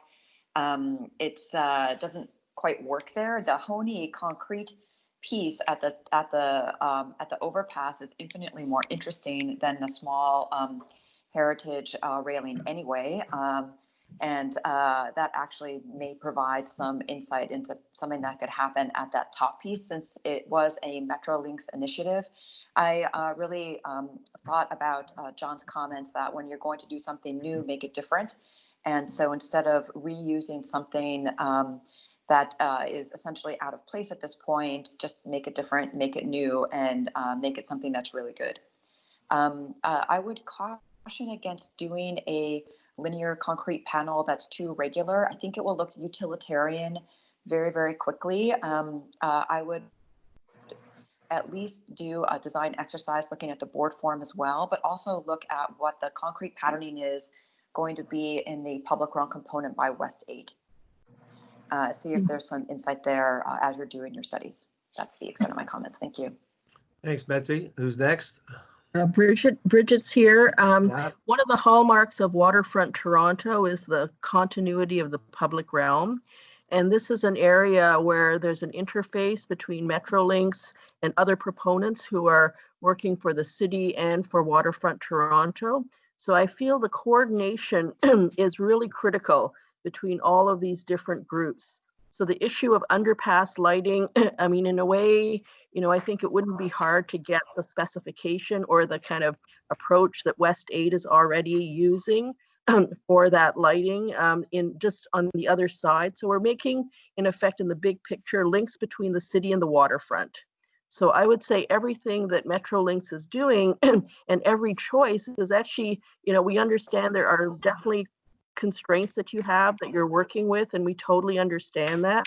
But I feel that there needs to be, in effect, as much coordination and consultation with the other design groups so that we really we're not reinventing the wheel. We're working within the constraints, and we're actually optimizing, in effect, other design work that's already done. So I would say the underpass lighting is really critical.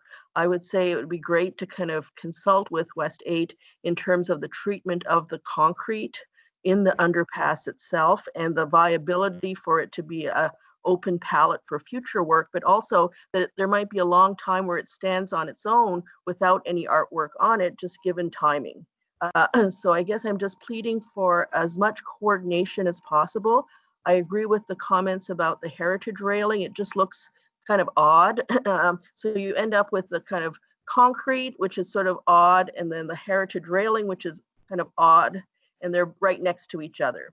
So I would say just the issue of consultation and continuity wherever possible is just really essential, because it's a critical linking piece. All of these underpasses are so important in connecting the city to all of the work that's been happening on the waterfront. Thank you. Thanks, Bridget. Paul, Who else would like to speak? Claude, I could go if it's okay. Claude, yeah. Yeah, thank you. I would say just 3 things I support. I'm going to take more on the landscape element, and also I just find a little bit hard to read the plans and documents. And if I look at page 22, graphically, it will be great. Then we could have drawings showing the before and after at different scale. Because right now everything is like zoomed into reduced to match more of a graphic pattern.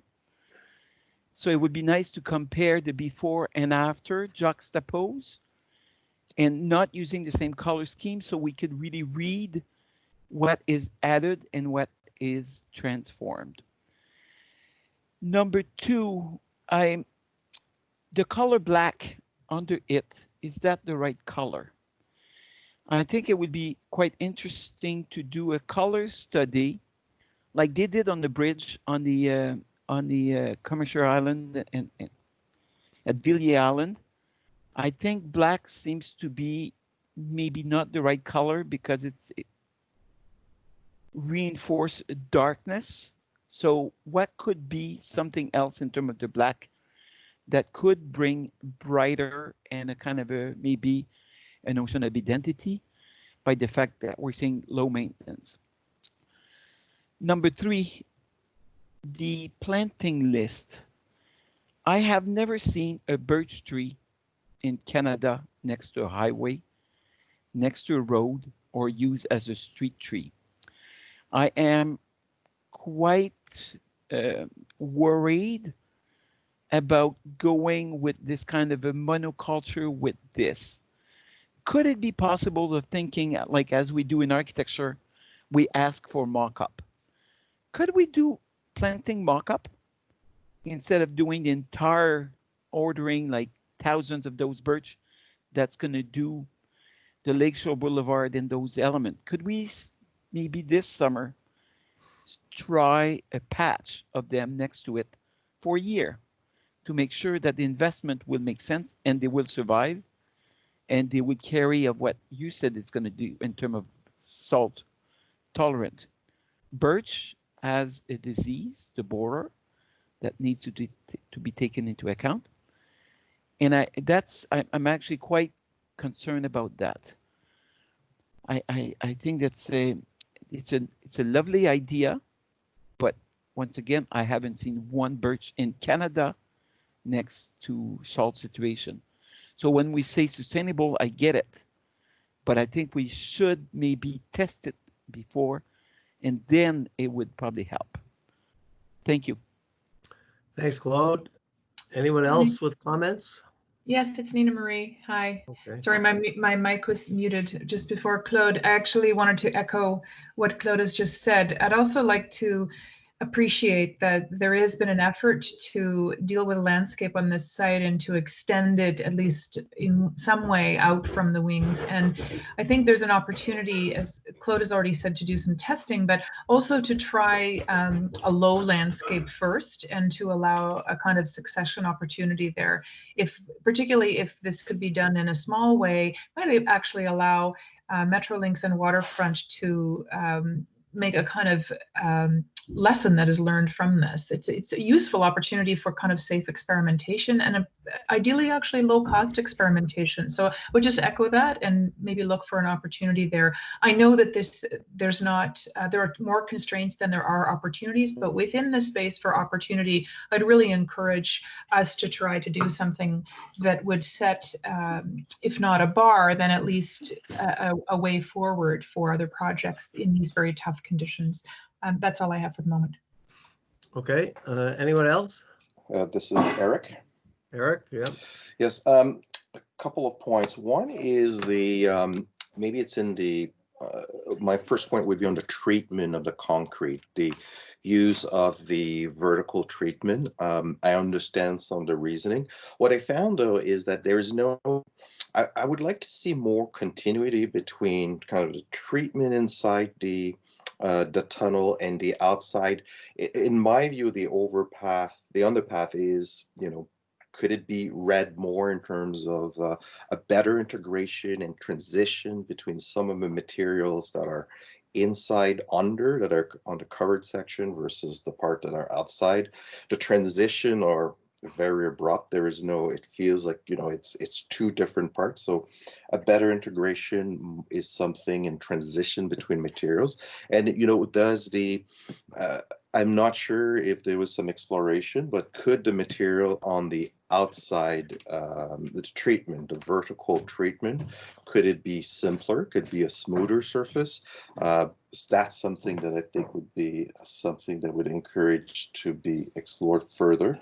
And the one thing that I found that there's a bit of a, I understand the kind of framework that you're working with, but it's hard to understand how all the pieces that are supposed to be added later together, you're basically a canvas for other things to come later. But it's hard to understand how the big picture about how they will actually come. You're creating placeholder, but it's not quite clear how's the public art can be integrated, how's the lighting going to come, how's these other pieces that we see in the future all come together, which is all about the future proofing. I would like to see some demonstration about how that future proofing happen. So those would be the kind of the two pieces of the common, a better integration of the materials and transition between materials, and maybe smoother materials on the outside, and how does the future proofing happen? So, okay, thanks, Eric. Others? I have a quick comment. This is Fadi. Yeah, okay. Yeah, I just want to also appreciate and echo the complexity of integrating, mobility infrastructure with the public realm project. So I don't want to underscore the issues with that, but I'm just saying it's a little hard from the presentation itself, just from the drawings, to see how this experience is being visually and materially, with material being integrated with all the projects Sonia presented, whether it's lighting or concrete or other materials. So I think, it would really help to actually just see a couple of views, maybe just down and through, the walkways and tunnels with all those other initiatives kind of combined in one or two visualizations. I think that will go a long way in calling out some of the kind of specific interventions that are being proposed. So it's just that comment, of kind of the appreciating both the difficulty, but saying that there's a lot of ongoing initiatives nearby that a couple of visualizations that bring them together would go a long way. The second, just very minor comment, I just want to echo that the heritage fence going down the sides of the kind of curve is also a missed opportunity for design.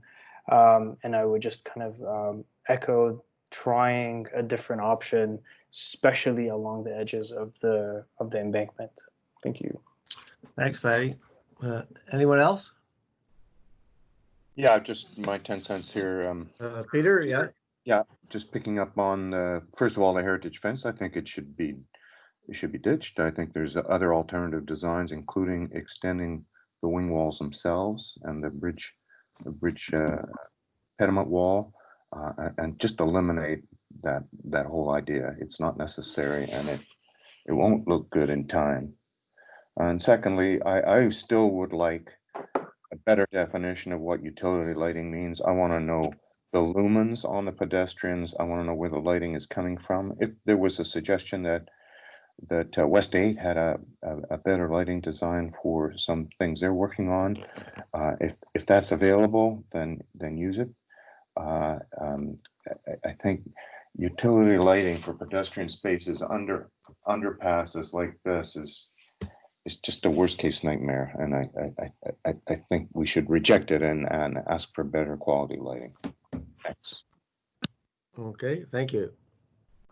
Anyone else who hasn't commented yet? Okay, thank you. I'm going to try and summarize the comments that we've heard, and then we'll, after a vote, give the proponent a chance to respond. I'll just start off with some basics. I think the very first thing that we have to keep in mind here is the principles of removing barriers and making connections. These underpasses are only going to be done once, and they have to be done right, and they are going to be vitally important gateways to the waterfront, with a lot more people living both north and south of these underpasses. I think it is really imperative that these underpasses create an inviting, safe, comfortable atmosphere year-round. And many suggestions have been made that I think would help address that objective. So I'll just try and go through them in no particular order. First of all, I'll just start with something very simple. I think color is a really important element here. One of our members commented on the black, vents. And when I look at the renderings now, and I appreciate all the pieces aren't there, but nevertheless, it does not look inviting to me at all. It feels quite dark. These underpasses are bad experiences now, and you want to make sure when they're even going to be longer that they're going to be enhanced, not just maintain the current level or even make them worse. So I think a color study would be very, very helpful to really brighten up that experience of going through those underpasses. Second is, I think, a theme of continuity, coordination, linking all the elements that we all know in are part of the Waterfront Toronto public realm, references to what West 8 has done in the past, what they're proposing in the future in this corridor is absolutely vital. In terms of the coordination, the linkage needs to be made in many, many areas. One, in terms of the patterning of the proposed concrete treatment, references made to different designs, different studies, see what West 8 has done, try and link that together. Also, in terms of the different treatment of the interior versus the exterior of the underpasses, I think is an item that needs further study. With respect to context, I think many people are feeling that it'd be quite helpful to have a drawing showing how all the ongoing initiatives that are underway now and will be coming forward in the next several years in this corridor will be integrated. How does this fit into that context? What clues does that context provide for improving the underpass experience? With respect to the railing, many people have commented on that. I think there doesn't seem to be any real support for the extension of the heritage railing design down the wing walls for the reasons that have been stated. And in particular, when we sort of focus in on the Honey Bridge, it's pretty clear to me from the visuals that it blocks out the heritage railing if that were to be kept. So I think a rethink of the design of the railing itself, but also in terms of, since that Honey Bridge is going to be quite a major structure over those underpasses coming north from the waterfront, they really need to have a lot of attention in terms of the design of the actual Honey Bridge. They're going to be very visual, very prominent, and I think that it appears they're going to happen for sure, and they need, when they get constructed, need to be done in anticipation of what future work is going to happen. With respect to landscape, several comments made about the, sustainability, the ongoing survival of the birch trees as one example, and suggestions made about it would really help with reference to page 22 to have drawings that are very, very clear in a different scale of before and after, so we can really, really see what has changed and how it is going to be a better situation. A couple of suggestions also made in this coming summer. Might be very useful to have a test, a mock-up of a little patch of planting to experiment and see what will work, what will survive, reference to low form planting as well as the trees as well.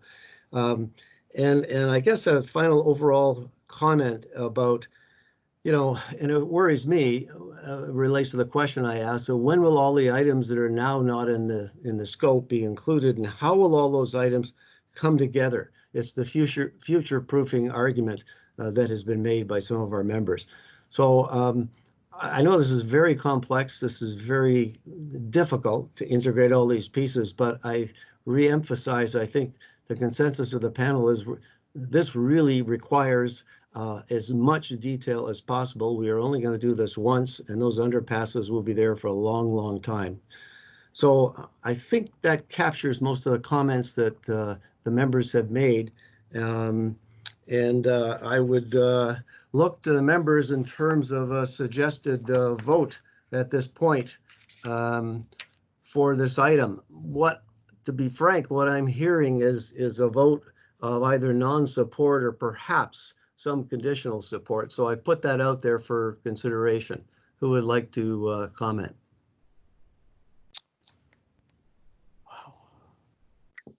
I'll start. It's Peter. I'm going to vote non-support.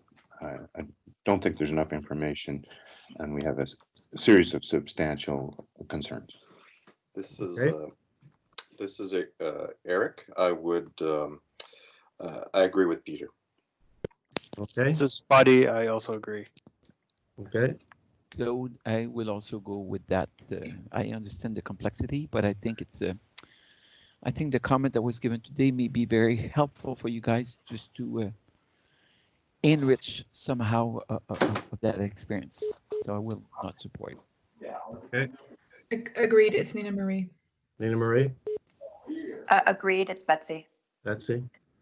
Agreed, it's Bridget, but I would really request consultation with other proponents already working in this area before they come back to us. Okay, thank you.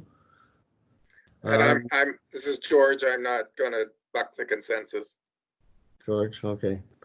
All right. It appears that we have a unanimous vote of non-support with the current proposal and a very strong indication that I'm sure we'd be quite willing to help in terms of consultation with all the proponents, all the players, Westgate, Waterfront Toronto, and how we can improve this and to help Metrolinx with a very, very difficult assignment.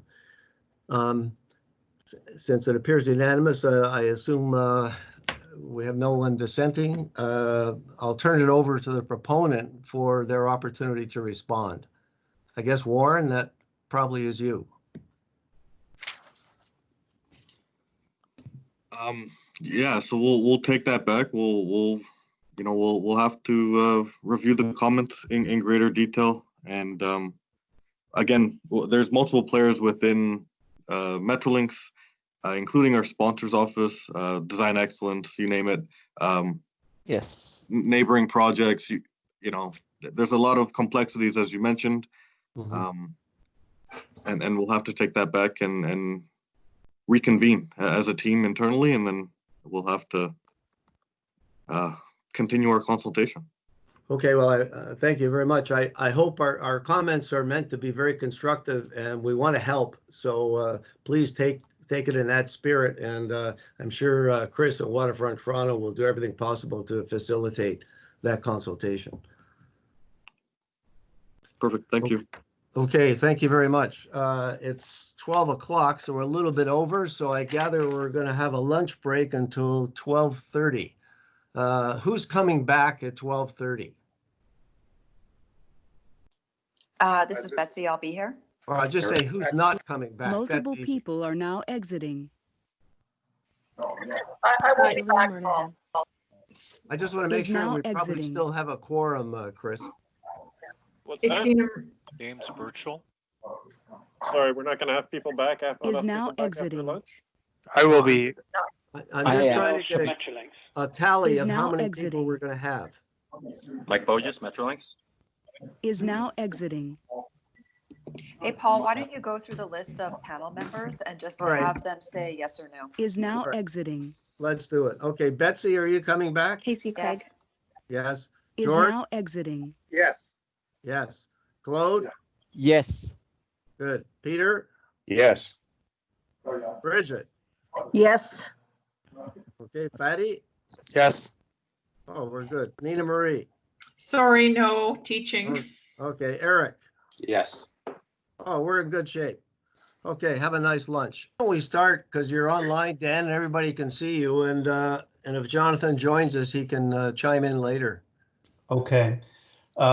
So actually, our portion of the presentation was embedded in Brian's slide set. So we'd have to sort of go through a few of the slides to get to ours. I think there's several different components to his presentation. We started at number 3. So yeah, so back one slide if you don't mind.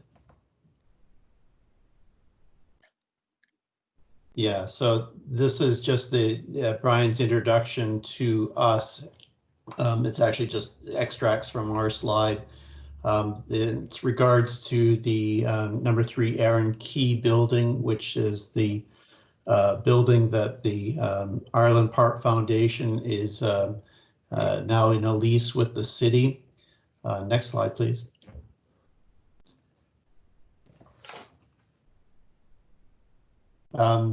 So the Ireland Park Foundation has, is developing this building, and they're calling it the Corlech, which is a mythical Irish figure that has, I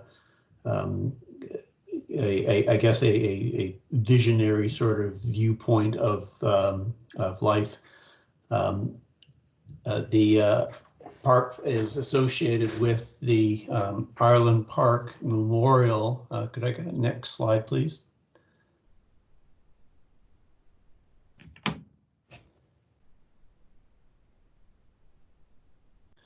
That's right. So if you've been down there, you'll realize that there's a fairly well-developed little park that our office did a number of years ago with sculptures that are called The Arrival. It's a sister piece to the a series, a monument that's in Dublin, similar sculptures by the same sculptor called The Departure. So this is the second half of that memorial. Next slide, please.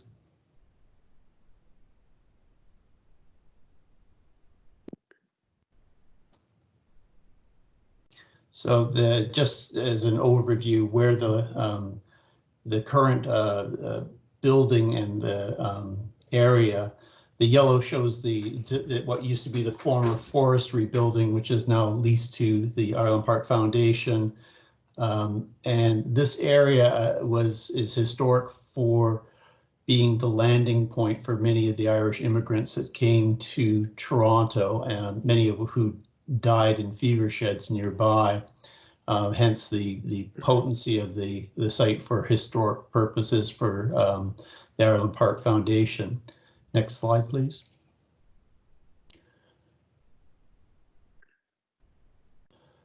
This gives you an idea of the context of the forestry building. I'm sorry for the kind of god-awful yellow color we put on the slide. You can sort of see how it's associated with the Ireland Park Foundation, which is just slightly to the right of the building and in the shadow of the Canada malting silos. That area, the green to the going towards the east, and then the area along the inlet is all part of this park, which wraps around essentially the Canada maltings.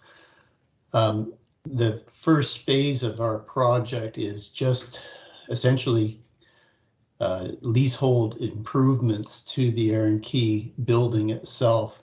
The building, which is made up of two sort of wings, the western wing, which is the 1946 wing, and then the eastern wing, which is the 1957 circa. We haven't got a definitive time of when it was completed. It's very similar materials and construction. Next slide, please.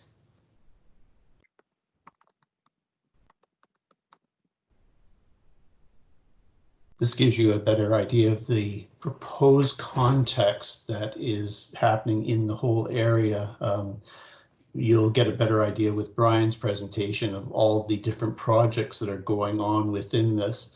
Our first phase project is just to occupy the interior of the building, renovate it inside, and change the usage from largely what used to be offices, and currently at the moment Ports Toronto occupies a certain amount of the area, to creating a hub of activity, a large assembly space, and which serve the general public in the area. It would be run by the Eireann Park Foundation. This also gives you an idea of the potential of its interrelationship with the landscape in that zone. Next slide, please. Again, this is a bit more of a detailed idea of the interrelationship of the building and Eireann Park itself, particularly the access towards the monument area, the Canada Maltings. We want to make sure that there is a, in future, outside of our current phase of work, that there's really strong connection to the site, both to the Eireann Park monument area, as well as from the to the south, going out towards the lake. We expect that this will be a very active public zone. Next slide, please. This is just a bit of a demography of the current building in its layout at the moment. The yellow indicates Eireann Park's lease area, and the blue is Ports Toronto. It's a little bit inaccurate because Ports Toronto currently doesn't occupy as much of the basement or the basement level as they are showing here. In fact, they occupy a lot of the a certain zone of the second floor on the first floor existing plan, but the areas are about the same. Next slide, please.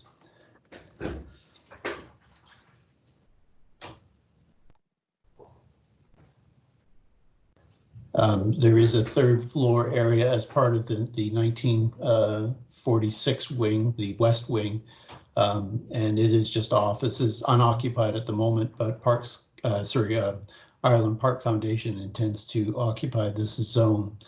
I want to draw your attention to the fact that the building is, particularly on this level, only has a single access stair to it, so it's actually a non-conforming existing use relative to the Ontario Building Code. The slide down below shows you the picture down below, and on this, yeah, thank you. Brian Bowen, City of Toronto. Is now exiting. At least we know when he's going. The building is well covered with Virginia creeper and a lot of other vegetation, which is actually, it's kind of pleasant. It's almost like nature taking over architecture in a way. So it has a kind of a nice appearance, but we do want to tame this a little bit so that the windows at least can be accessed and also being viewed out. Next slide, please. In our just sort of kind of give an idea of the existing building, the 1946 wing, which is on the top slide at the existing north elevation, is the one on the right side or to the west, is a fairly nice little, I'd call it industrial Art Deco.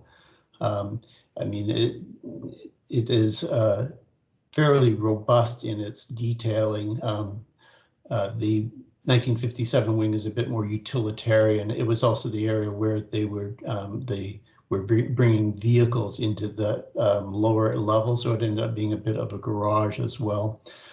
The building is a fairly heavy-duty engineered type buff brick, quite hard, very, very in very, very good condition. In truth, the entire building is in good condition relative to its age, and certainly fairly low maintenance load that has been applied to it over the years. Next slide, please. And again, this is the south-facing elevation. You can sort of see the expanse of fairly nice industrial glazing that's there. All of these windows currently have fairly robust metal grating over top of them, and which we would plan to remove as much as possible to give the windows a bit better light going in. Next slide, please. So part of our mandate in this first phase is now joining is to we do as much as we can with the very small amount of money that we have available. The zones here are the proposed zones, the yellow being Island Park, the blue is Ports Toronto, and the slightly pinkish tone is the existing mechanical, electrical services that are in the building now. We hope as part of this phase to refurbish the existing mechanical as much as we can. It is functioning at the moment. There's been some speculation of why it's still functioning, but it still seems to, it will need a fair amount of repair, but at this phase we plan to keep it running as best we can. On the right-hand side is where we plan to do the larger amount of work, which is the development of a two-story space within the 1957 wing. So the plan is to take out the floor structure, the floor itself. There is a fair amount of steel structure still in place that we would leave to brace the existing masonry walls. Later on in the slide deck, you'll see kind of the vision of what we hope for. The plan is then to take out 4 sets of the windows and install double doors in them so that we have access on at the north and the south side of that space. It's utilizing the fact that that level of the floor is actually level with the grade. So we can see that this would lead to both access, good accessibility for AODA compliance, as well as making use, particularly in the south area, of possibly a patio area. The plan is to have a service bar, which you sort of see in the bottom right corner of the east wing, or sorry, bottom left-hand corner of the east wing. There is an existing set of steps that go down into the west, or the 1946 wing. We would be installing a small lift that would take us from the ground level down into the basement level. To facilitate the assembly usage of this space, we would need to, as you know, as soon as you go into turning anything into an assembly usage, your washroom count sort of goes through the roof. So one of the first things we would have to do would be installing a fair bank of male and female washrooms to be able to accommodate the increased population, along with also a universal washroom. Ports Toronto would be essentially relegated to this their change rooms and lunchroom areas, plus their washrooms, would be relegated to the western end of the building. We were also going to create a separate entry for them into that level, which would require us to ramp down to that point. That also facilitates if I believe that there is a requirement to provide washroom space for the cabbies to come into. This would be a discrete entry for them and sort of separating them from the main flow of the rest of the population. That's about it for describing it. Is there any way that I can take hold of the cursor? I guess not. No, I don't think so. Sorry. That's okay. All right. Well, you'll just have to take my verbal directions. On the main level, which ends up being also the second floor level of the east wing. So you have to kind of understand that this is like a half split story split between the two sides. The main entry is we're going through at the where the steps are. That is kind of what is a very nicely detailed Art Deco entry point. Goes in.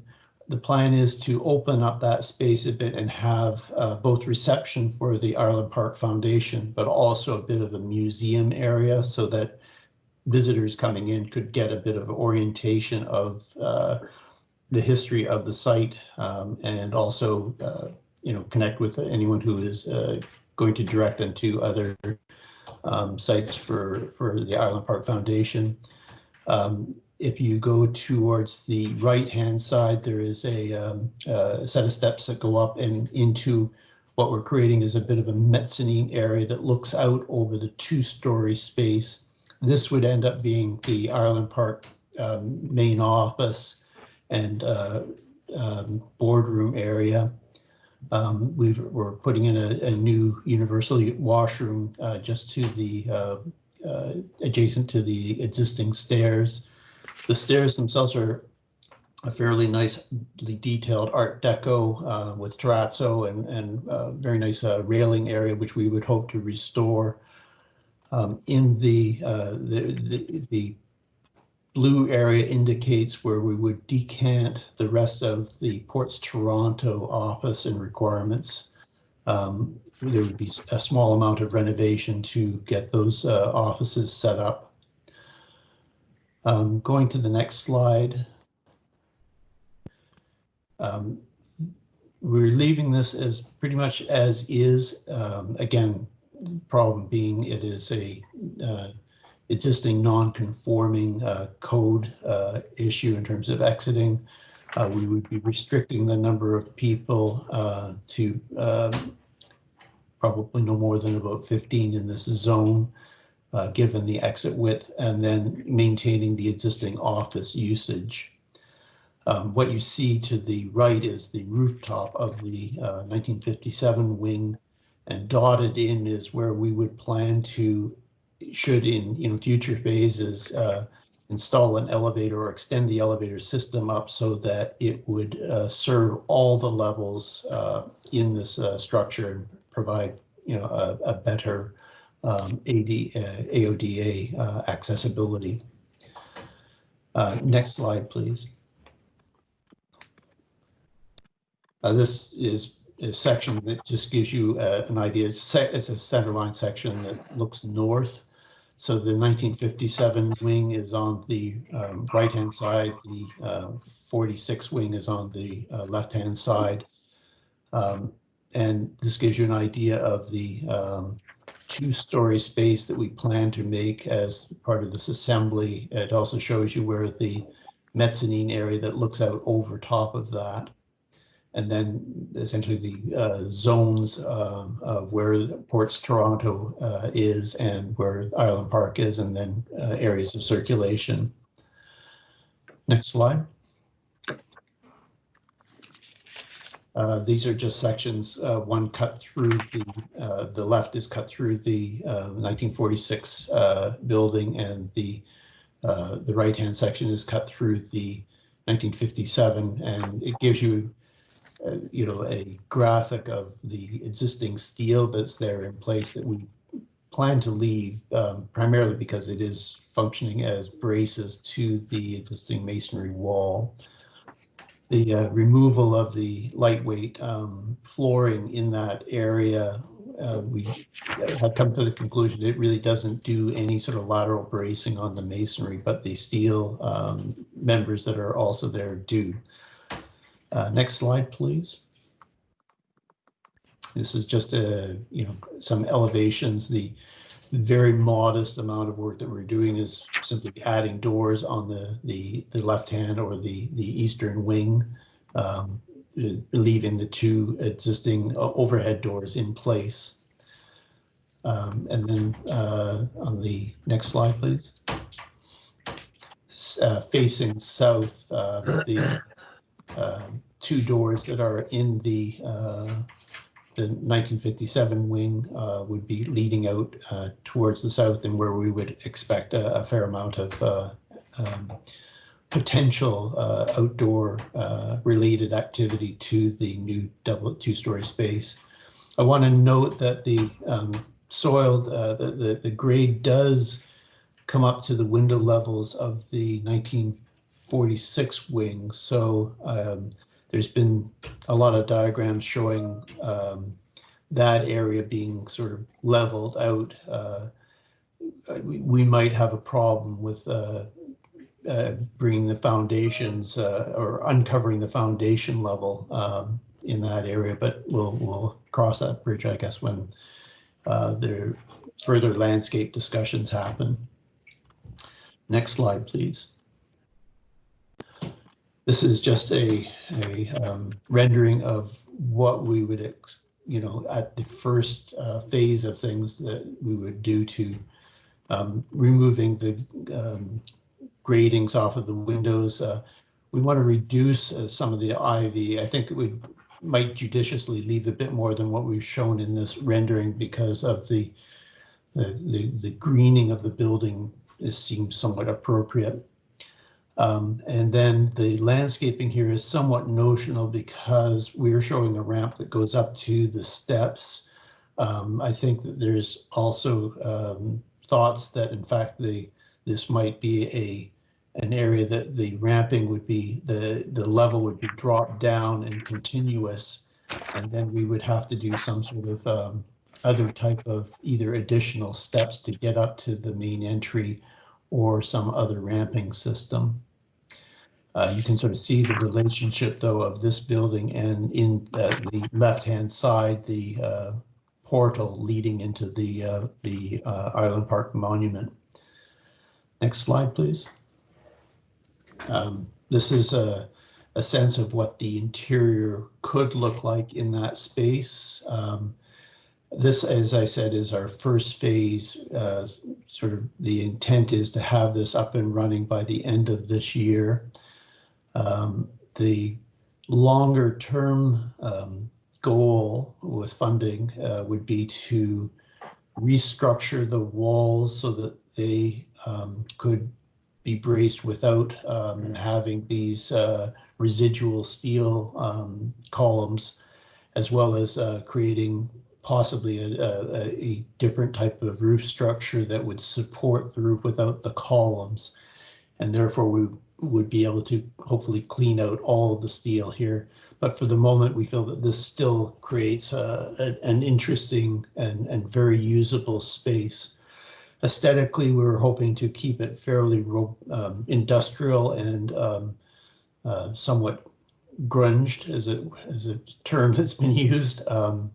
But we do want to apply some judicious finishes where, you know, we can, a polished concrete floor of the existing concrete that's there, you know, introduction of color and some modern pieces, but also again very judiciously. Certainly, given our budget, that would be, you know, a necessary approach. And I think this is the last slide for us. Mm-hmm. And can you, it's Brian Bowen, can you hear me now? Yes, we can, Brian. Yep. All right. Yes, So sorry about that, everyone. we had to figure out how to get the people on the phone calling in to unmute themselves once they were muted previously. So we're going to go back a little bit. Sorry, Brian, take it away. Am I all set? Are we on the cover page there now, Leon? Yes. Thank you. Yeah, sorry, I'm also not able to see it off the screen, so I apologize, but I have a hard copy in front of me. So Leon, I'll just ask you to advance. Sure. Okay, perfect. So first of all, thank you, Dan, so much for jumping in there a bit earlier than planned in the presentation. So obviously the structure of this update and presentation follows each of our prior two appearances at Waterfront Toronto's DRP, which is that I provide an overview presentation and update on the larger Bathurst Quay neighborhood plan. And then, of course, we invite a part of the design team to provide additional details on one project component. So you might remember our very first appearance at DRP, we had 4 landscape architects who were the architects we engaged in late 2017, early 2018 to help us develop the overall conceptual master plan for the property. And then about 10 months ago, we had the design team in for the Ports Toronto transportation improvements. So those are Dylan and Montgomery Size. And then, of course, today you've already heard from Kearns Mancini Architects. So thanks again, Dan, for that. So I'm going to, so this is all a bit out of sequence, but if we can go then to slide number 2. And I'm not going to dwell on the history because I know we've talked about that in the past. But just as a quick reminder, the Canada Malting property, also 3 to 5 Eireann Quay, transferred to the City of Toronto for, quote, public purposes via the 1992 Harbourfront Implementation Agreement. And this is a pretty remarkable property. I mean, it's, if you look at the diagram below the photograph there, the site photograph, 1.8 hectares makes this one of the single largest public space opportunities within our central waterfront. It's actually, in fact, just a little bit larger than HTO Park, inclusive of the fire station. But in spite of that tremendous opportunity, we've had trouble over the last 30, even 40 years trying to get really anything started here, save and except, of course, for Ireland Park and the Portland Slip revitalization that Waterfront Toronto completed in 2010. And a big part of the reason for that is that every prior initiative has kind of focused on starting with the silos as a singular revitalization project. And there's been a lot of really big and bold ideas for the silos, but never really been able to find their financial footing. And every time those projects sort of ramp up and then ramp down, we've been sort of filling up the property with a series of shorter term interim leases that have been keeping us and kind of pushing us farther and farther away from this being truly a public place. So we can go to slide 3, please, Leon. So that's where we got to the Bathurst Quay neighborhood plans. This was a direction from City Council to this time take a much different approach to this property. After the failure of the Toronto Museum project, Council had actually directed city staff to declare this property surplus, handed over to Build TO to sell for commercial uses, potentially commercial, residential, or hotel. And the direction we received in 2017 was to take a more granular and incremental approach, again, with really a focus on trying to make this a public place, but not necessarily starting with the silos, but rather looking at the potential in other areas of the site to start to introduce public-facing uses, artistic-focused uses, and cultural uses, and splitting the site up into a series of smaller projects so that we're not really reliant or dependent on one single project approval or source of funding to actually start making some progress here. And so that in a nutshell is the Bathurst Quay neighborhood plan. It's a sort of a brand name, if you will, that ties together a series of smaller capital projects. So we've already heard from Dan on the tremendous work the foundation's doing on the Corlick building. I'm going to run us quickly through an update on each of the other 6 projects, which are now all funded. If we go to slide 4, I don't think I'll, this is just a recap. I'm sure that the panel members have these materials, and these are your very helpful remarks from our prior meeting. Same with number 5, if we can go to slide 5. This is a recap of some of the helpful feedback we received at the last meeting. And I think rather than go through these line by line, what I'll do is when I get to each of these items, I'll pause just to point out where your feedback has been incorporated into design changes. And so if we can go on to 6 then, these are the areas of consideration that that staff at Waterfront Toronto provided for today, which are all terrific questions and helping our team think about, again, how the Ireland Park building relates to the evolving public space in which it's situated, because it's going to sit in a very remarkable setting when this work is complete by the end of next year. So slide 7, please. Slide 7 is the very first of our 7 individual projects that make up the Bathurst Quay Neighbourhood Plan, and that is a dock wall rehabilitation and a new waterfront promenade. So that image top left is what would have greeted, and if you've actually been able to navigate your way through this property down looking for Ireland Park, this is what awaited you. Is this chain link fence has been on this property for 15 years. And these signs advising people to keep away from the water's edge. This is because the concrete cap that sits on top of the crib has been eroded over the years by wave action and ice. And so we have a project underway right now that really is consistent of 4 parts. The first is to remove that damaged concrete cap from the top of the dock wall. The second part is to replace that concrete cap with a new rebuilt and refortified concrete cap that's engineered to last for 100 years. Then we're going to actually widen the dock wall by the construction of a new face. So this entire dock wall is going to be widened into the channel 1.1 meters via installation of steel sheet piles running the length of the dock wall. We backfill behind the sheet piles and extend the concrete cap into the channel. And then the fourth part, of course, is that finishing layer, which is the continuation of the waterfront walk. So this is a seamless continuation of the work that Waterfront Toronto and the City of Toronto completed back in 2010, the Portland Slip.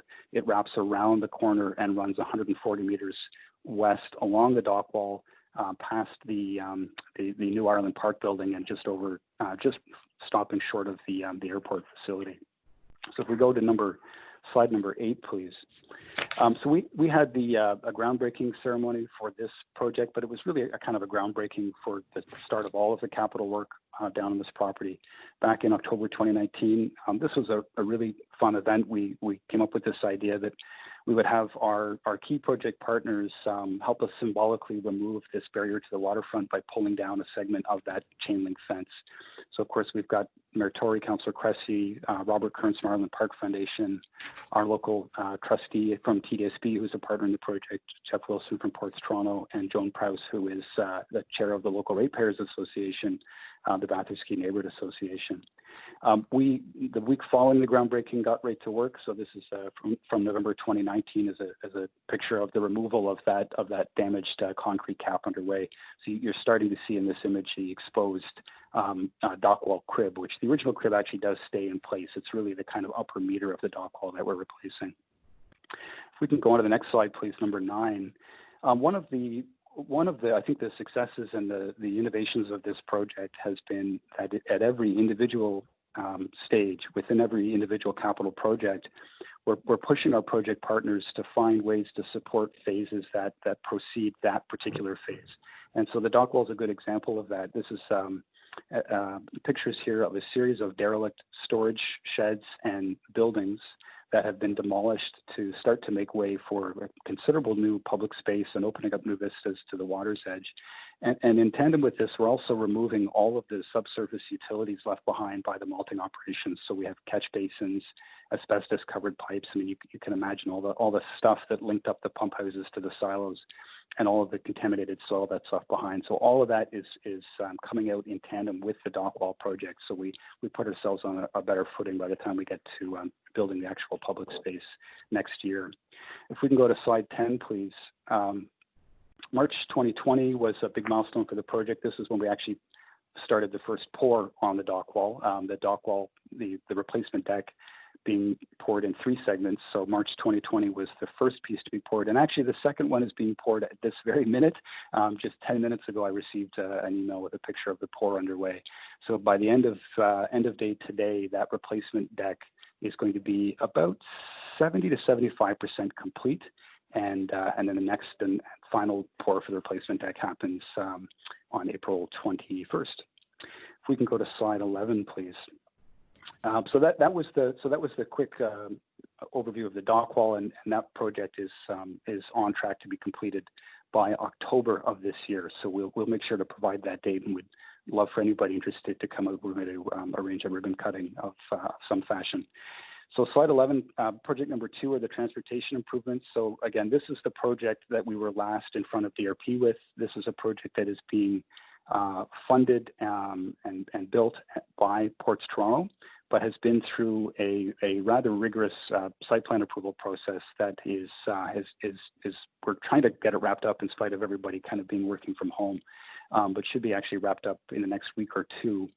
And it consists of really 3 parts. One is the reconstruction of most of Eireann Quay. The right-of-way is in just poor shape today, and that's going to be repaved and sort of improved. The second part of this project consists of the shrinking of the taxi corral. So the taxi corral will stay on the site. It does help the city and help the airport almost entirely eliminate a kind of a queuing of taxis and circling of taxis in the neighborhood. So it does serve a public benefit, but it's going to be rebuilt to a much higher standard and within a much smaller footprint, which we'll look at in a second. And then the third piece is a small shared surface parking lot, which is going to be shared between a number of different users and uses, which I'll also describe in a moment. And the corral and the parking in particular have been configured and designed in such a way to try to maximize every available square meter for new public space, and also to ensure we have adequate connectivity, pedestrian connectivity through the site, both north-south off the Martin Goodman Trail and east-west around the Ireland Park building and off of Eireann Quay. So if we go over to 12, please. And I'm sorry, I appreciate I'm going very fast here. I'm going to try to wrap up in a minute. But so that just a kind of a closer look at the transportation improvements. One of the pieces of feedback that we helpfully received at our last DRP meeting was that because we are providing this small parking lot, we've been asked to consider how it can become a kind of a flexible multi-use space, and that's something that we've been thinking about already. And I'm happy to report that we've made great progress on that. We have since arranged the operation of this lot so that evenings and weekends, it becomes accessible to support public life in the adjacent plaza. So it'll become about a third of the parking spaces will be designated for things like food trucks and delivery trucks to help support events at Ireland Park or to help support farmers markets or other public-facing events in the plaza. It's also a parking lot that supports Wheel-Trans pickup and drop-off for clients of the community center. So we're going to be phasing out a pickup and drop off that happens today on Queens Quay, where clients in using wheelchairs have to today cross the Martin Goodman Trail. It's not the ideal situation. We're going to have a much safer, much more efficient, practical approach with that Wheel-Trans service provided at the south side of the building. We also have now, with site plan approval wrapped up, additional design details about some of the edge features. So the driveway that connects to the Eireann Quay to the parking lot is a flush condition. The driveway and circulation area are permeable paving stones separated from the public space by a tactile strip and stainless steel bollard. So a very similar sort of permeable and aesthetic and kind of pattern that's been used elsewhere in the waterfront. And then the edge of the corral itself is going to be defined by a corten steel barrier, so sitting 1.1 meters high with a laser cut pattern in those panels to help just delineate that activity, that taxi queuing activity from the adjacent public space. We can go on to 13, please. A couple of other points to just pause on from our last DRP session. If you look at the colored rendered plan in top left, you'll see that the sidewalk on Eireann Quay is really, that's the existing condition. That sidewalk is pushed right up against the curb, and the curb itself isn't moving. But the panel members asked us to consider if we couldn't push that sidewalk farther to the east in order to eliminate a cross slope for pedestrians crossing the curb cuts and to provide potentially some room for additional street trees. So very happy to report back that if you look at the much more detailed sets of drawings on the right-hand side, we've been able to incorporate both of those comments into the plan. So that sidewalk has been pushed again, farther from the curb, and we've opened up enough soil volume for additional street trees. So a much more safe and comfortable pedestrian experience. Montgomery Sizem has also scaled back the taxi corral overhead canopy, and that was also feedback that we'd had partially on request from the foundation and partially on request from the panel. We want to keep the Ireland Park building a kind of a visual terminus, a focal point when you're walking south on Eireann Quay, and we didn't want a large taxi corral canopy to obstruct that view. So it's a lighter, kind of more elegant and transparent structure, still highly functional, but more a background piece of infrastructure, certainly not a focal point, as it at one point was part of the thinking. So slide 14, as Dan mentioned, that's really just the segue into the Kearns Mancini work. So I'm sorry, Leon, if you can skip us ahead past Kearns Mancini's interior rendering of the assembly space and back onto the City of Toronto slide number 15. If you could let me know when we're there. Yes, okay, we're there now. Number 4, the new Waterfront Plaza. Perfect. Thank you so much. So that's this is the kind of I think of it as the signature public realm piece. It's sort of the spine that ties all of these different projects together. It is envisioned through consultation with our stakeholders as primarily a hardscape space. It's meant to kind of provide a balance to Little Norway Park on the west side of Eireann Quay, which is a much more green and sort of recreational focused space. But the Bathurst Quay neighborhood doesn't have a place to sort of host their neighbors from York Quay or from East Bayfront or from visitors from elsewhere. And they really wanted to have a place to host, for example, a Nuit Blanche event or a farmer's market or similar. So that's going to be really the kind of the design intent of this. We did also receive direction at the last panel meeting to make sure we find the appropriate balance, however, of hard and soft, and notwithstanding, we want this to be a flexible, hard space to maximize every opportunity for soft spaces and tree planting. The detailed design for this plaza is starting this summer. We're going to have an RFP out, I hope within about 6 weeks. Again, the current situation is delaying that a little bit, but there will be an open proposal call to retain a detailed design team to do this work, and we'll make sure that that's direction that direction is already embedded in the current draft of the RFP. So that design work, as I said, will start this summer. We're going to move quite aggressively, quite quickly through that schedule because we've reinforced and sort of re-engaged with our local stakeholders that they don't want or need to kind of go back to a blue sky visioning session. The intent and the ambition here is to just get on with this and to get it done while we're all engaged and there's funding and everyone's motivated to do this work. So we actually are intending to have this design started this summer, and we expect to be back in front of this group, Waterfront Toronto's Design Review Panel, twice during that design process.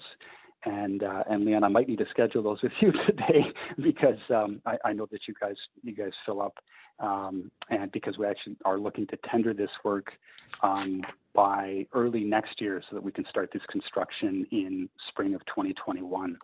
And the construction of this space will be phased. There will be a south phase built in 2021 and a north phase built in 2022. And that's to support silo rehabilitation, which I'm going to come back and talk about in a minute. And then the next is, I won't pause really on 16. That's slide 16. You've seen this comparison before. It's simply a comparison of the existing condition compared to the vision for the future plaza space. If we can go over to the next slide, please. This would be, I think the page number is blocked, but it would be number 17. At the top of the slide, we have two projects here, which I'll just touch on very briefly. Number 5 is our project being delivered by our partners at the Toronto District School Board. This is, I think, probably one of the more modest, but still really important and pieces of this puzzle, which is to really rehab and bring up to a state of good repair an existing ball diamond at the south end of the school.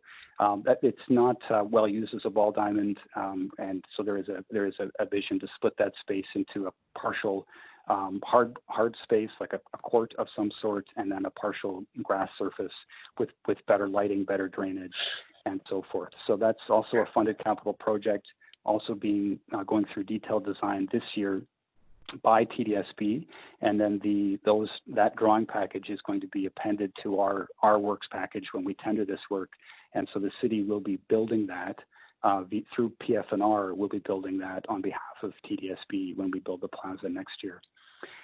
Very much in sync with this work are the other half of the Eireann Quay streetscape improvements. I mentioned Ports Toronto is doing a good chunk of that repair work.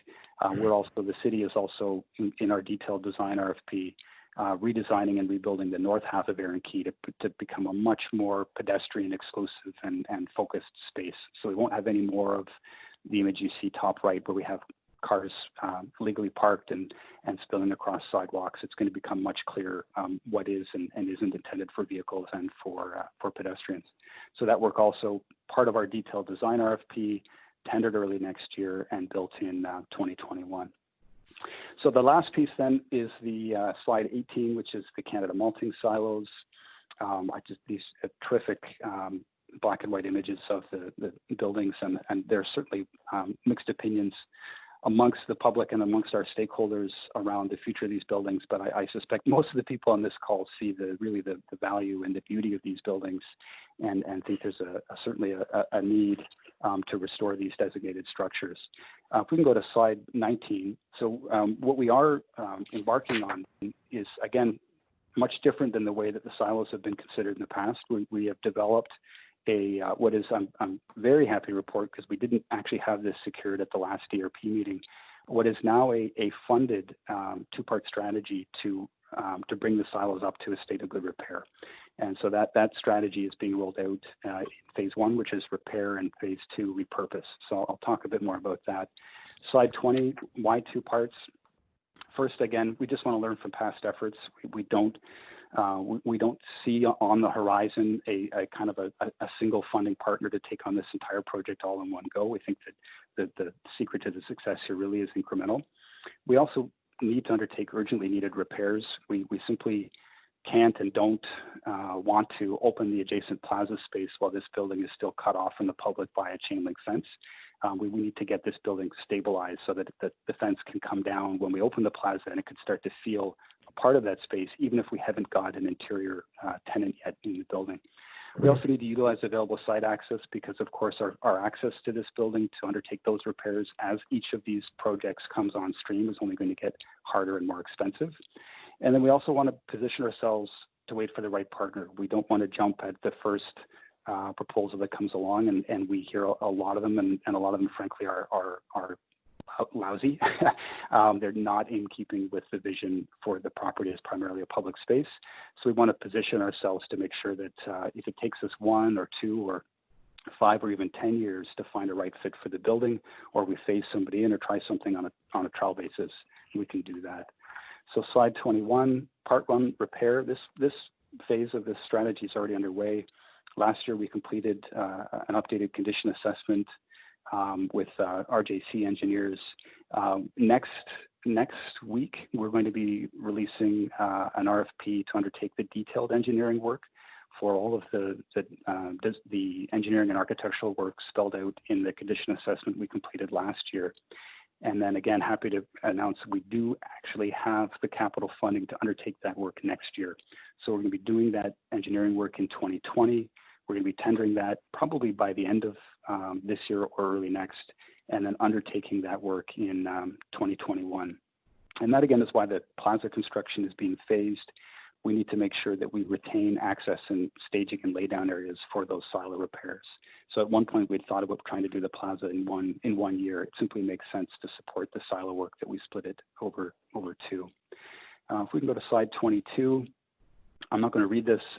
You can see it there, but this is basically the scope of work recommended by the condition assessment we had completed in 2019.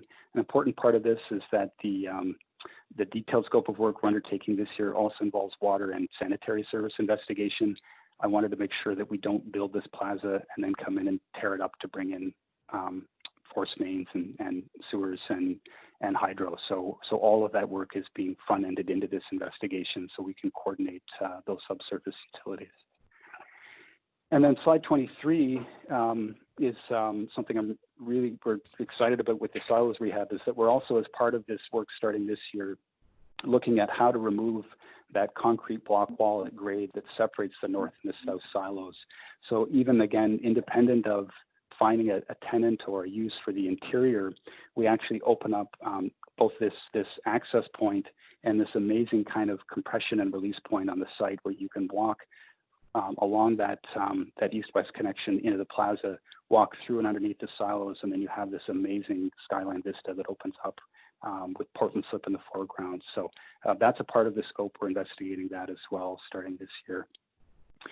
Slide 24, please. That's part 2, the repurpose. So this is, of course, the piece of the entire Bathurst Quay project that we still know the least about, because it is a future proposal call, actually probably starting with a higher level expression of interest call, which we intend to start developing this year. We'll be engaging Waterfront Toronto on ideas for the terms of reference, certainly for that process.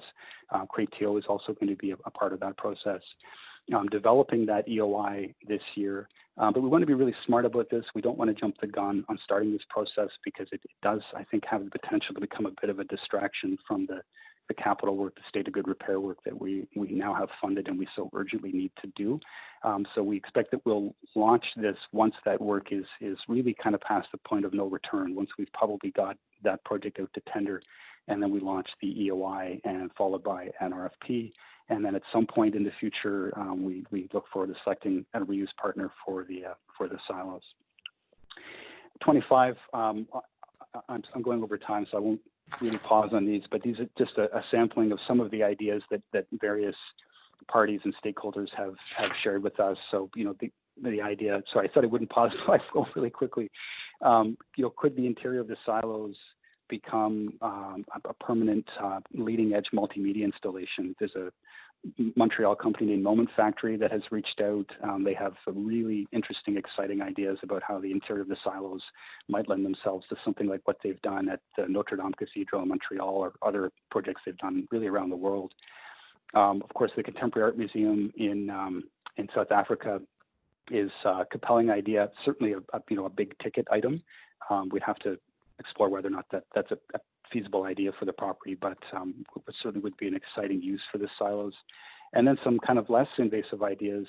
Bottom left is a climbing gym, also in Quebec, called Alley Up, which is a repurposing of abandoned grain silos. And then bottom right, maybe we simply take the approach like the brickworks, like maybe we don't have to finish this thing. We don't have to be in a rush to finish this thing. It doesn't have to become something precious. Maybe it can become a kind of a flexible, retain an industrial aesthetic and just serve a variety of different temporary functions over time. 26, I won't read these. This is just a summary of the key dates that I've touched on. So you see there all of the expected consultation dates, our construction starts, and then our expected opening dates.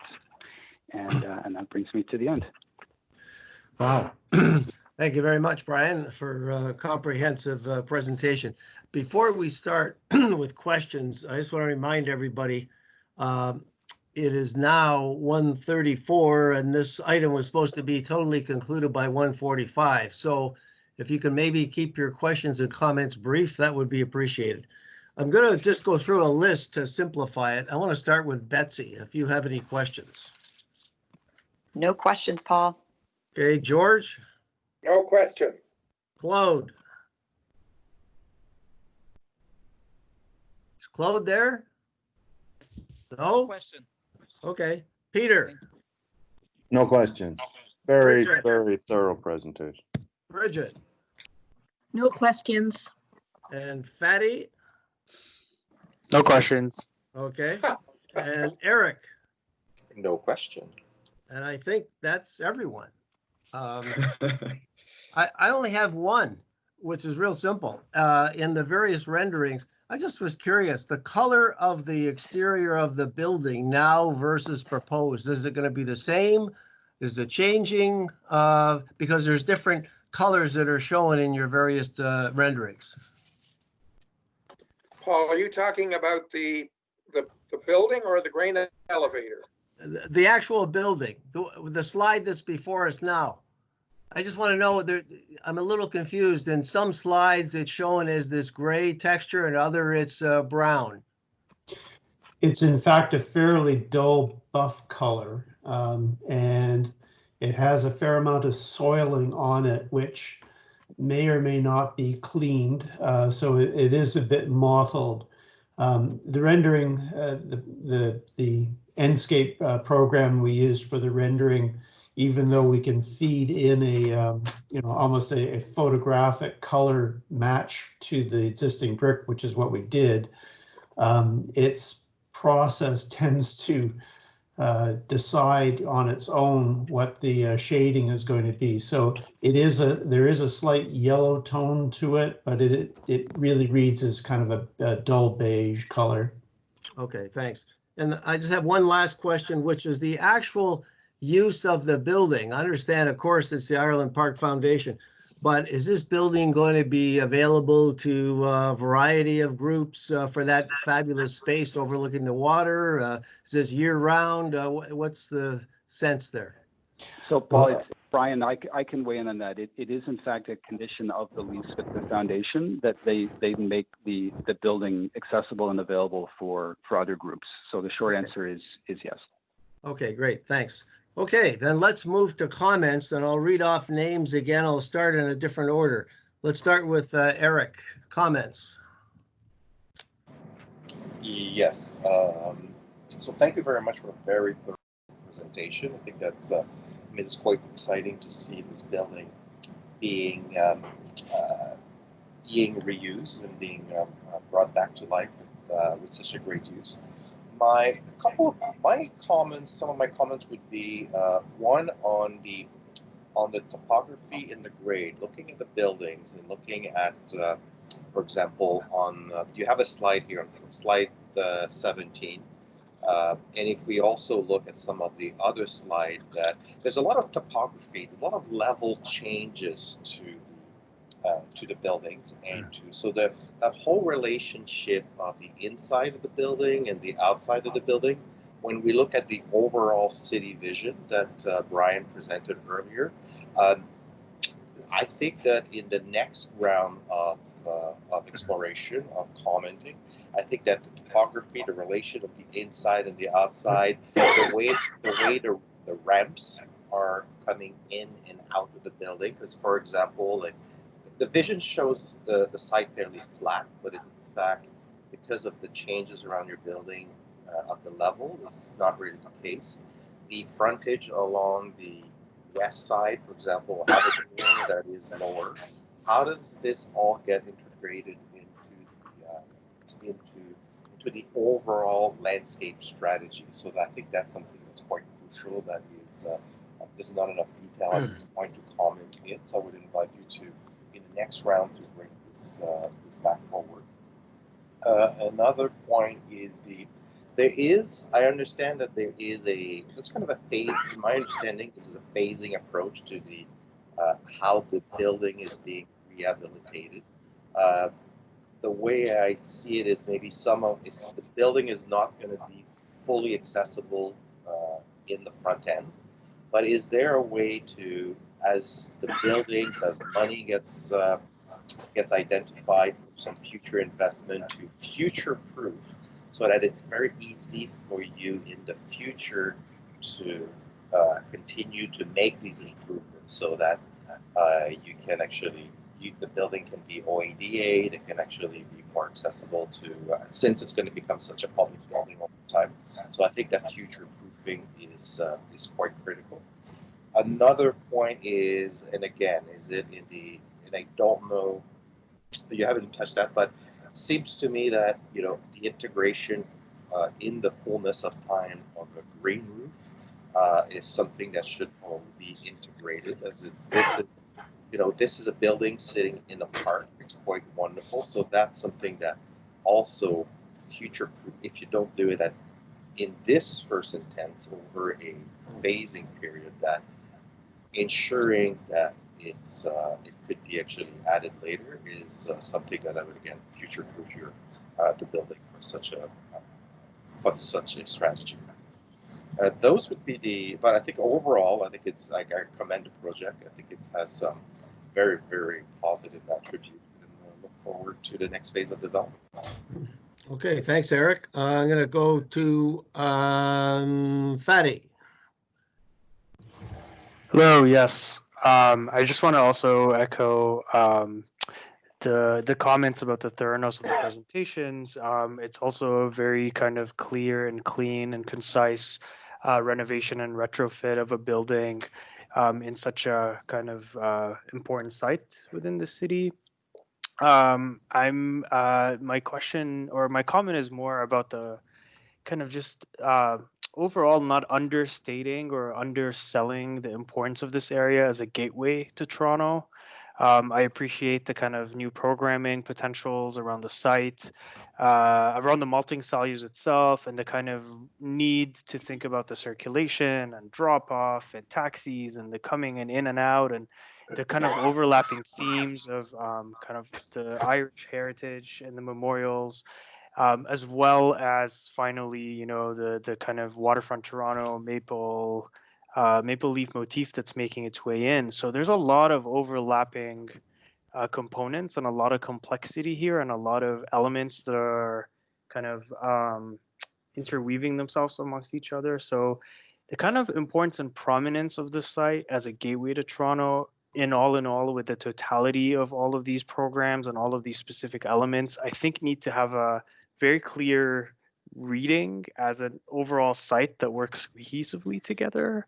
That's not to say that those elements are not or cannot be, but I would kind of ask for just a little bit more kind of clarity of how all of this will come together at the end as a gateway to Toronto, as one of the most well-traveled and visited region spots along our central waterfront, if not the whole city. So just thinking of it as a theme or as a continuous package, if you will, and how this will be seen as a threshold and gateway into Toronto and to our larger waterfront.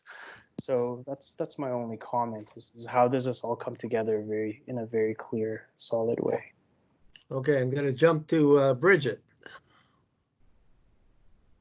First of all, I just want to thank Brian for an excellent presentation. And in a way, I think what he's managed to do is to stick handle many incremental projects to contribute to what I think is a more unified vision of what is a very important site on our waterfront. I also think that this kind of, once some of these pieces are in place, it'll actually make the expression of interest much better because there are much less variables.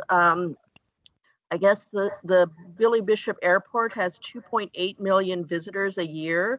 So I totally agree with Fadi. It is truly one of the key gateways to our city and a way of people kind of entering this kind of long waterfront promenade. So I think all the work is really important. Two minor points related to the building.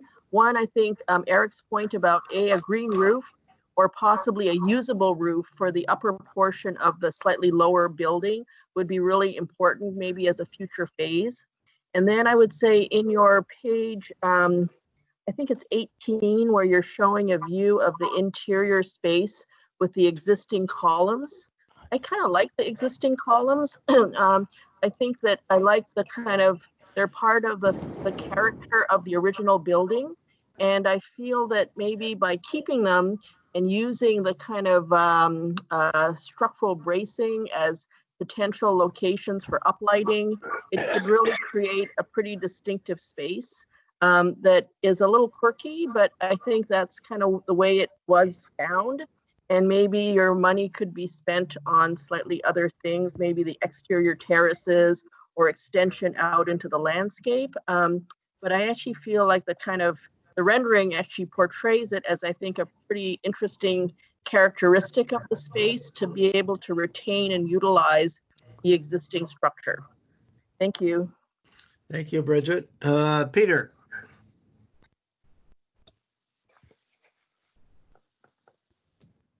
Peter, are you there?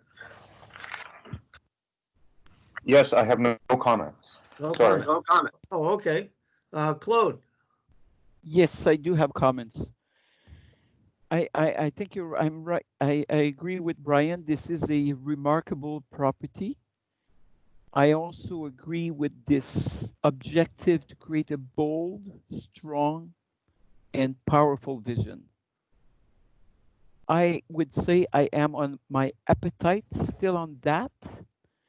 I am there twice a week for the last 10 years, using the airport a lot.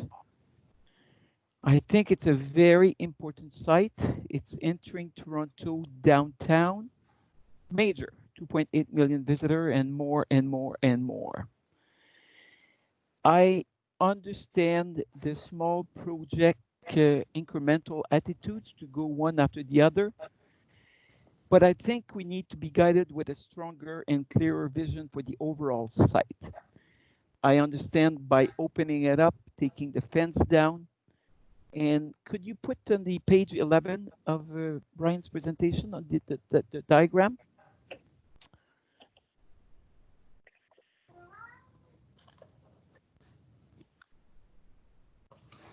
I do understand this.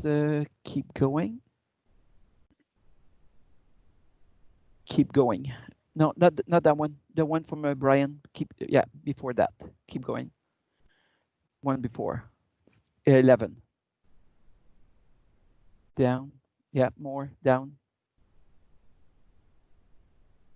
This, no, it's at the beginning. Page 11, where you have a diagram, the before and after, about this notion of greening the site.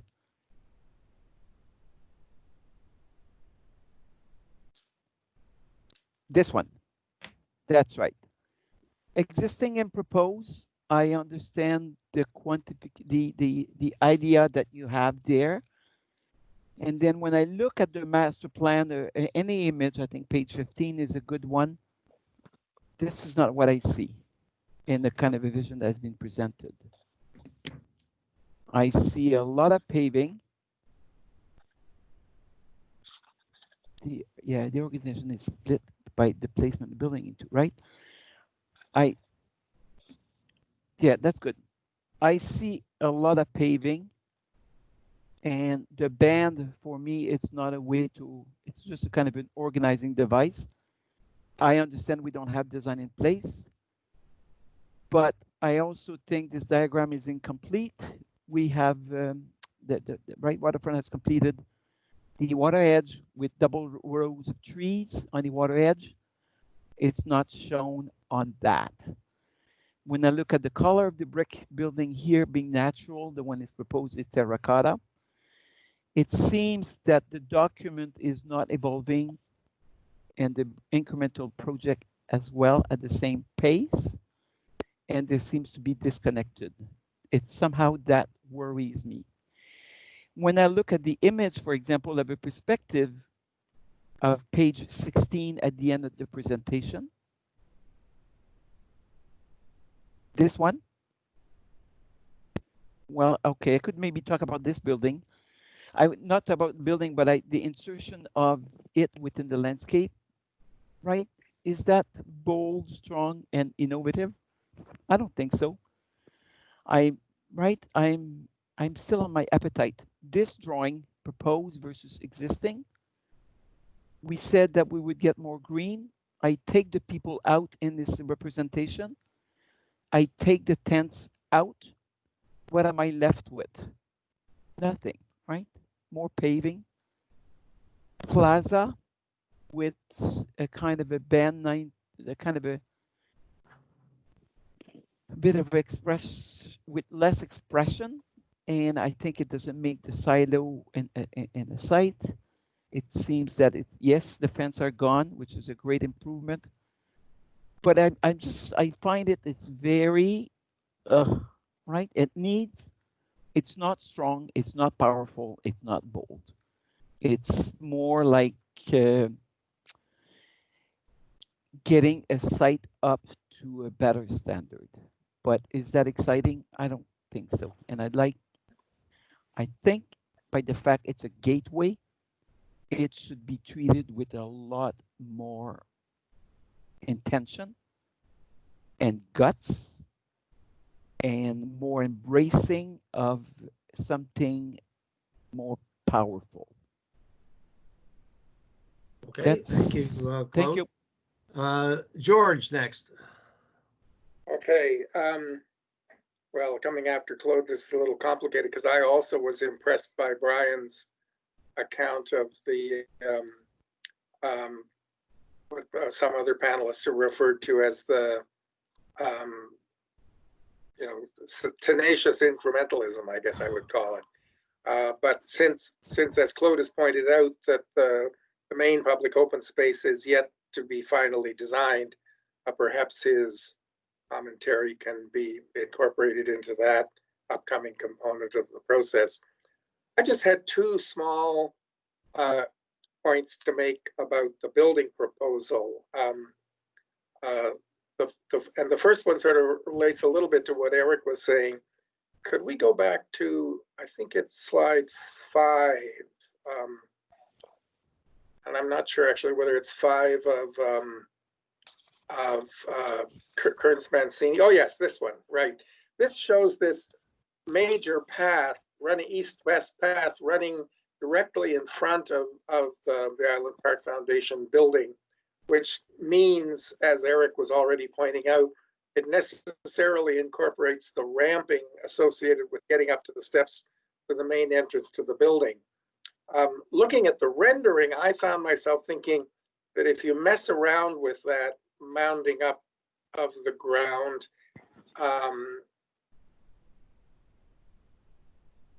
it's not necessarily going to be very complementary to those interesting deco balustrades on either side of the steps. So I think there's an interesting kind of sort of, pulling in two directions challenge here to actually make that at the scale of the park, to make that east-west path feel as open and continuous as possible, at the same time that it defers to an appropriate degree to the necessity to get up to the level of the bottom of those steps and then back down again.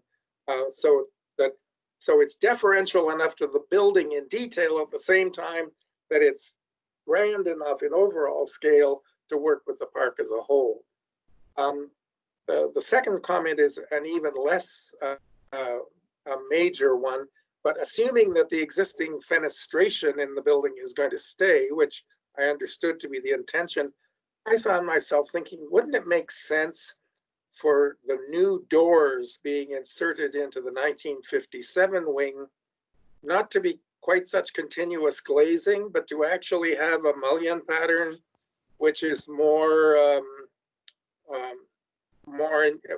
some horizontal mullions that would actually sort of make the new glazed doors actually more integral with the pattern of glazing and the rest of the existing structure. Those are my only two suggestions. Okay, thanks, George. I think we have Betsy last. Yes, thanks, Paul. So again, thanks for a great presentation. What I really appreciate are that the design precedents are all projects that we know, and they're all excellent. And I hope that those precedents substantially inform the design of the project and its connection with the public realm.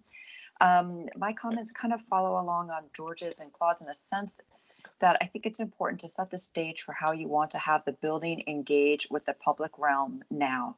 I know that we will all be excited to see the proposal for the public realm come through in the coming months. I also have concerns about the ramp up to the entrance in the slide that's up right now.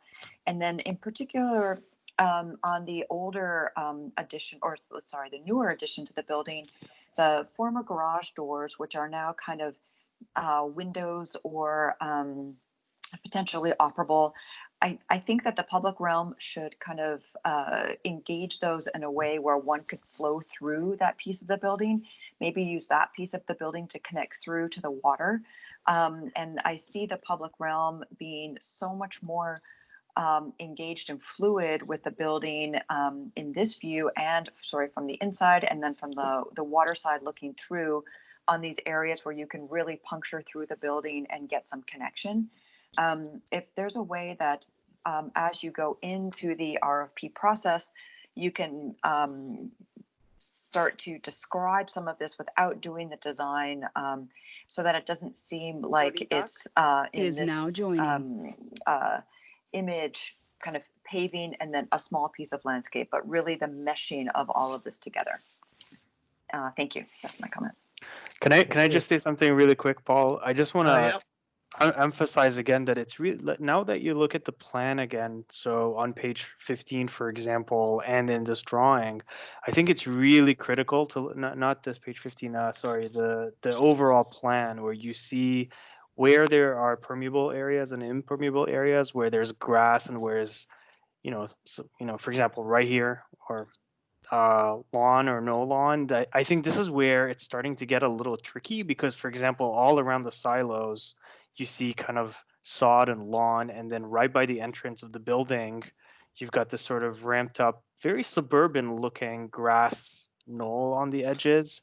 So I think that is a very serious and thorough integration of where entrances of the buildings meet the public realm and circulation will make this be about a lot more robust in terms of how certain parts of the site or how certain parts of the site plan are actually dedicated to gathering space and public realm versus other points where they might just be kind of suggestive of entries and exits through buildings and structures and or driveways and loading docks. So I would, really, really encourage a second pass at the kind of landscape plan of this as the buildings and all the other programs within them starts to evolve.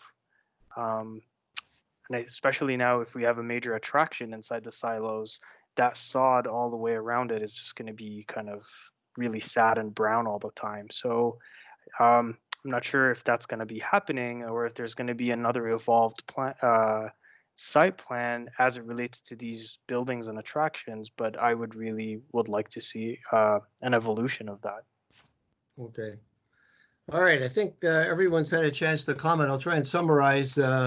And I'm going to start with the reference to the overall vision. First of all, I want to compliment you, Brian, and your team for all the great work that's been done. This has been kind of a real dog's breakfast of an area for a long time in Toronto, and this is a huge opportunity to secure these improvements. I think I'm going to start with the role of the site and the Quay as the gateway, one of the key gateways to Toronto, both obviously from air, given the island airport, but from land, but also not more important, but equally important from water. As everybody knows, I have a boat, and that is a major entry point from the lake into Toronto Harbor and the skyline of the city. So it's a very, very important place to create a very strong first impression of people coming into the city by all those different modes. I think Claude has made various comments about the vision is good, but he'd like to see it a lot stronger, a lot clearer, a lot bolder, and more powerful. And I think it can only improve with that kind of a further enhancement. So that's the first comment I think the panel is making.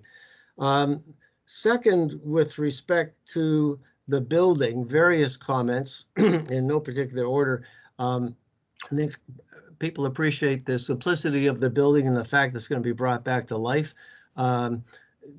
Comments about the details of the building with respect to the more sensitive integration into the surrounding topography, the entrance vis-a-vis the ramps, how all those details are handled, how the topography would fit into the overall landscape strategy in the future.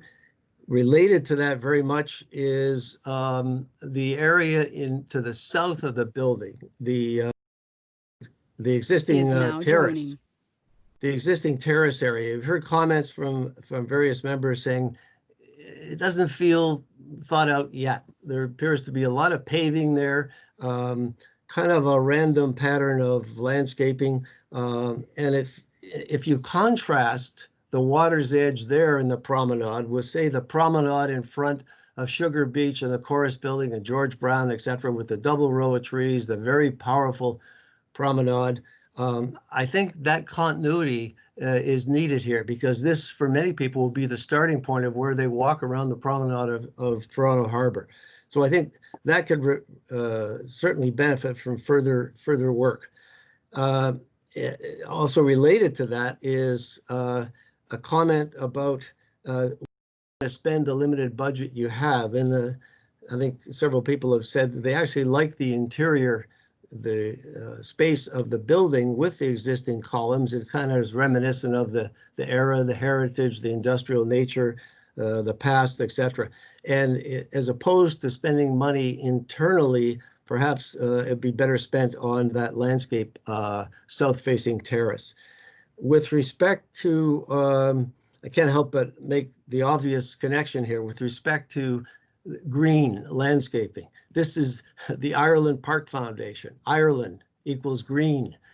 So I would say as much green and as powerful and as bold as possible would be only more welcome. With respect to the building, again, a couple of other comments. I think George made a very good suggestion about the attention to the detail of the new doors to be inserted into the south face, that they should be designed in such a way to echo the pattern of fenestration that exists in the building, to incorporate that character in a much stronger way. And I realize those are details yet to come, but I think they're very positive suggestions that have been made. See if there's anything else here. Suggestions to look at the green roof for, in particular, the lower portion of the building. Looking at the future proofing of this building as all the pieces come together is also very important.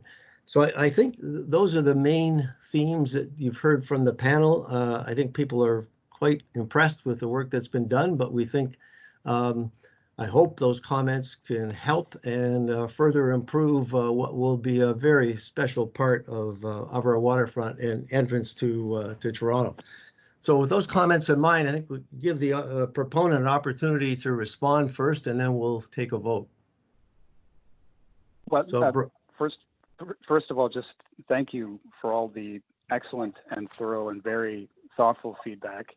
I wish we were farther along with the landscape design because I think a lot of the issues raised are really quite contingent and dependent on finding a remarkable landscape architecture lead to tie all of these pieces together. And everybody that's worked on this project to date has been doing our best to ensure that we set this area up for the greatest success, but we are still awaiting that final layer. So I think we really look forward to coming back to DRP when we have that team engaged. I think it's important that we come back probably with some even pre-schematic, a kind of a conceptual plan to demonstrate how we've incorporated this feedback and make sure we do find the right balance of hard and soft. We do have the topography fixed. In fact, that hump on the north side of the building is coming out as part of the Ports Toronto scope. I didn't mention that, but that is coming out. But the surface treatment is part of the plaza design so that it is all coherent and consistent and reads like one single space. It should not feel and read like it's been built in 6 or 7 different phases. So very much looking forward to returning. I suspect it will probably be late summer or early fall. We can come back and talk again about how we've incorporated all of this excellent feedback. So thank you very much. Thank you very much. I just add one other thought for consideration of the panel. I wonder how the panel feels about whether the city might want to engage Waterfront Toronto in the process of designing the public realm, because we're all in this together and we all are headed in the same direction, and it might be a very positive move. Oh, sir, Paul, we do intend to. Actually, I can answer that because we certainly will continue to meet with and look to Waterfront Toronto for feedback, both with staff and of course with the DRP. So that's very much a part of our thinking. Okay. All right. Given all that, I'll move to the vote, and I think we're very supportive, but I would frankly put on the table a vote of conditional support given the nature of the comments. Is now joining. Can people respond to that? Paul, can we clarify? Are we voting for the building specifically, for the master plan? Like, what's with the overall plan? I'm not not 100% clear. My understanding is it's a bit of both. Clarify if I'm wrong here, but clearly we're voting on the building, but we're also voting on the context of all the pieces that are yet to come. Chris, if you want to. Yeah, well, I think we're basically voting on the building for today, and I think if we want to leave some commentary around the need for the site plan to evolve, then that's probably okay. But I wouldn't want to do just one vote on all of it. I think we need to give clear direction to the architects for the building right now. Well, and perhaps it might be helpful if we had two votes here, a vote of what I'm hearing is support on the building and then conditional support on the site plan. I think we can do that if that's what people want to do. Site plan, It's up for discussion. Paul?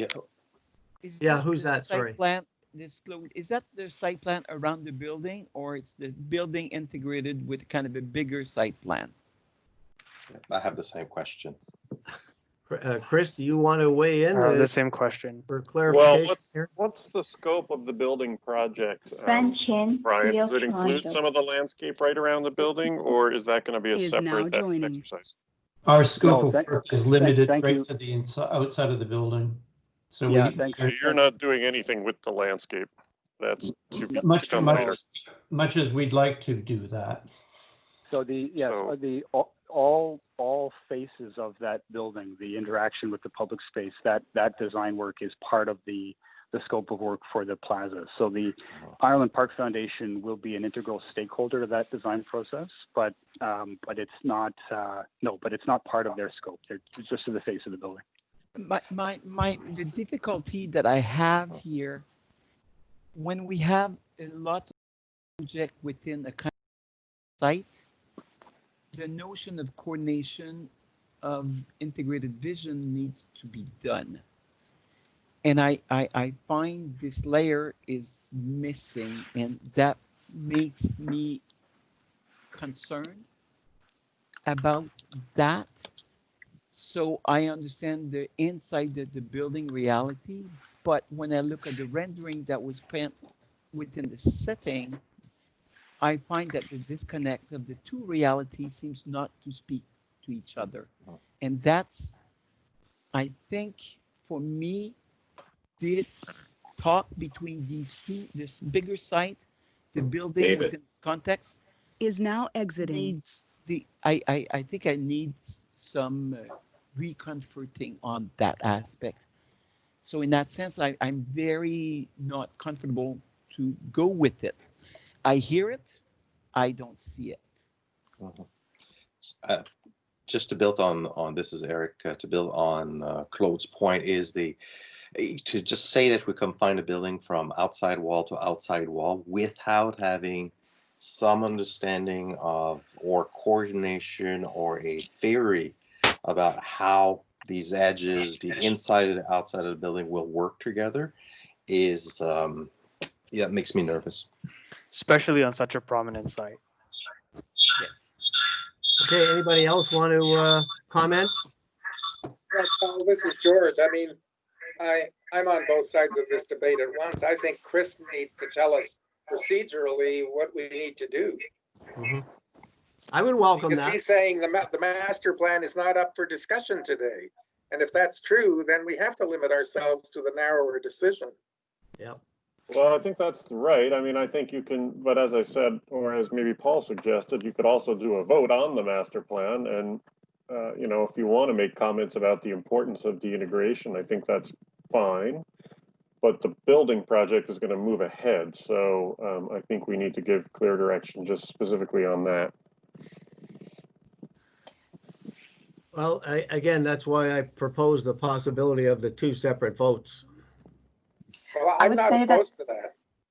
I'd say that the conditional pieces on the building are the connection with grade, essentially, especially in the view from the parking lot. And then say the first like couple of meters of landscape all the way around the building, I'd say are part of the building proposal. because you have to engage the public realm from this structure. It's not like it's just from the outside of brick to outside of brick.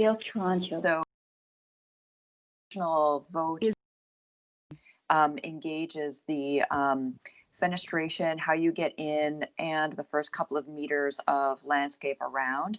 And then from what I'm hearing, especially from the planners and landscape architects, is that it would be a non-support on the master plan. Is that the impression that everyone else is getting? I second that, Betsy. Yeah, I absolutely. And then on the part of the building, I would say what worries me, it's that the kind of a sense, the connection with the inside outside seems absent. So the first meter is not even integrated within that.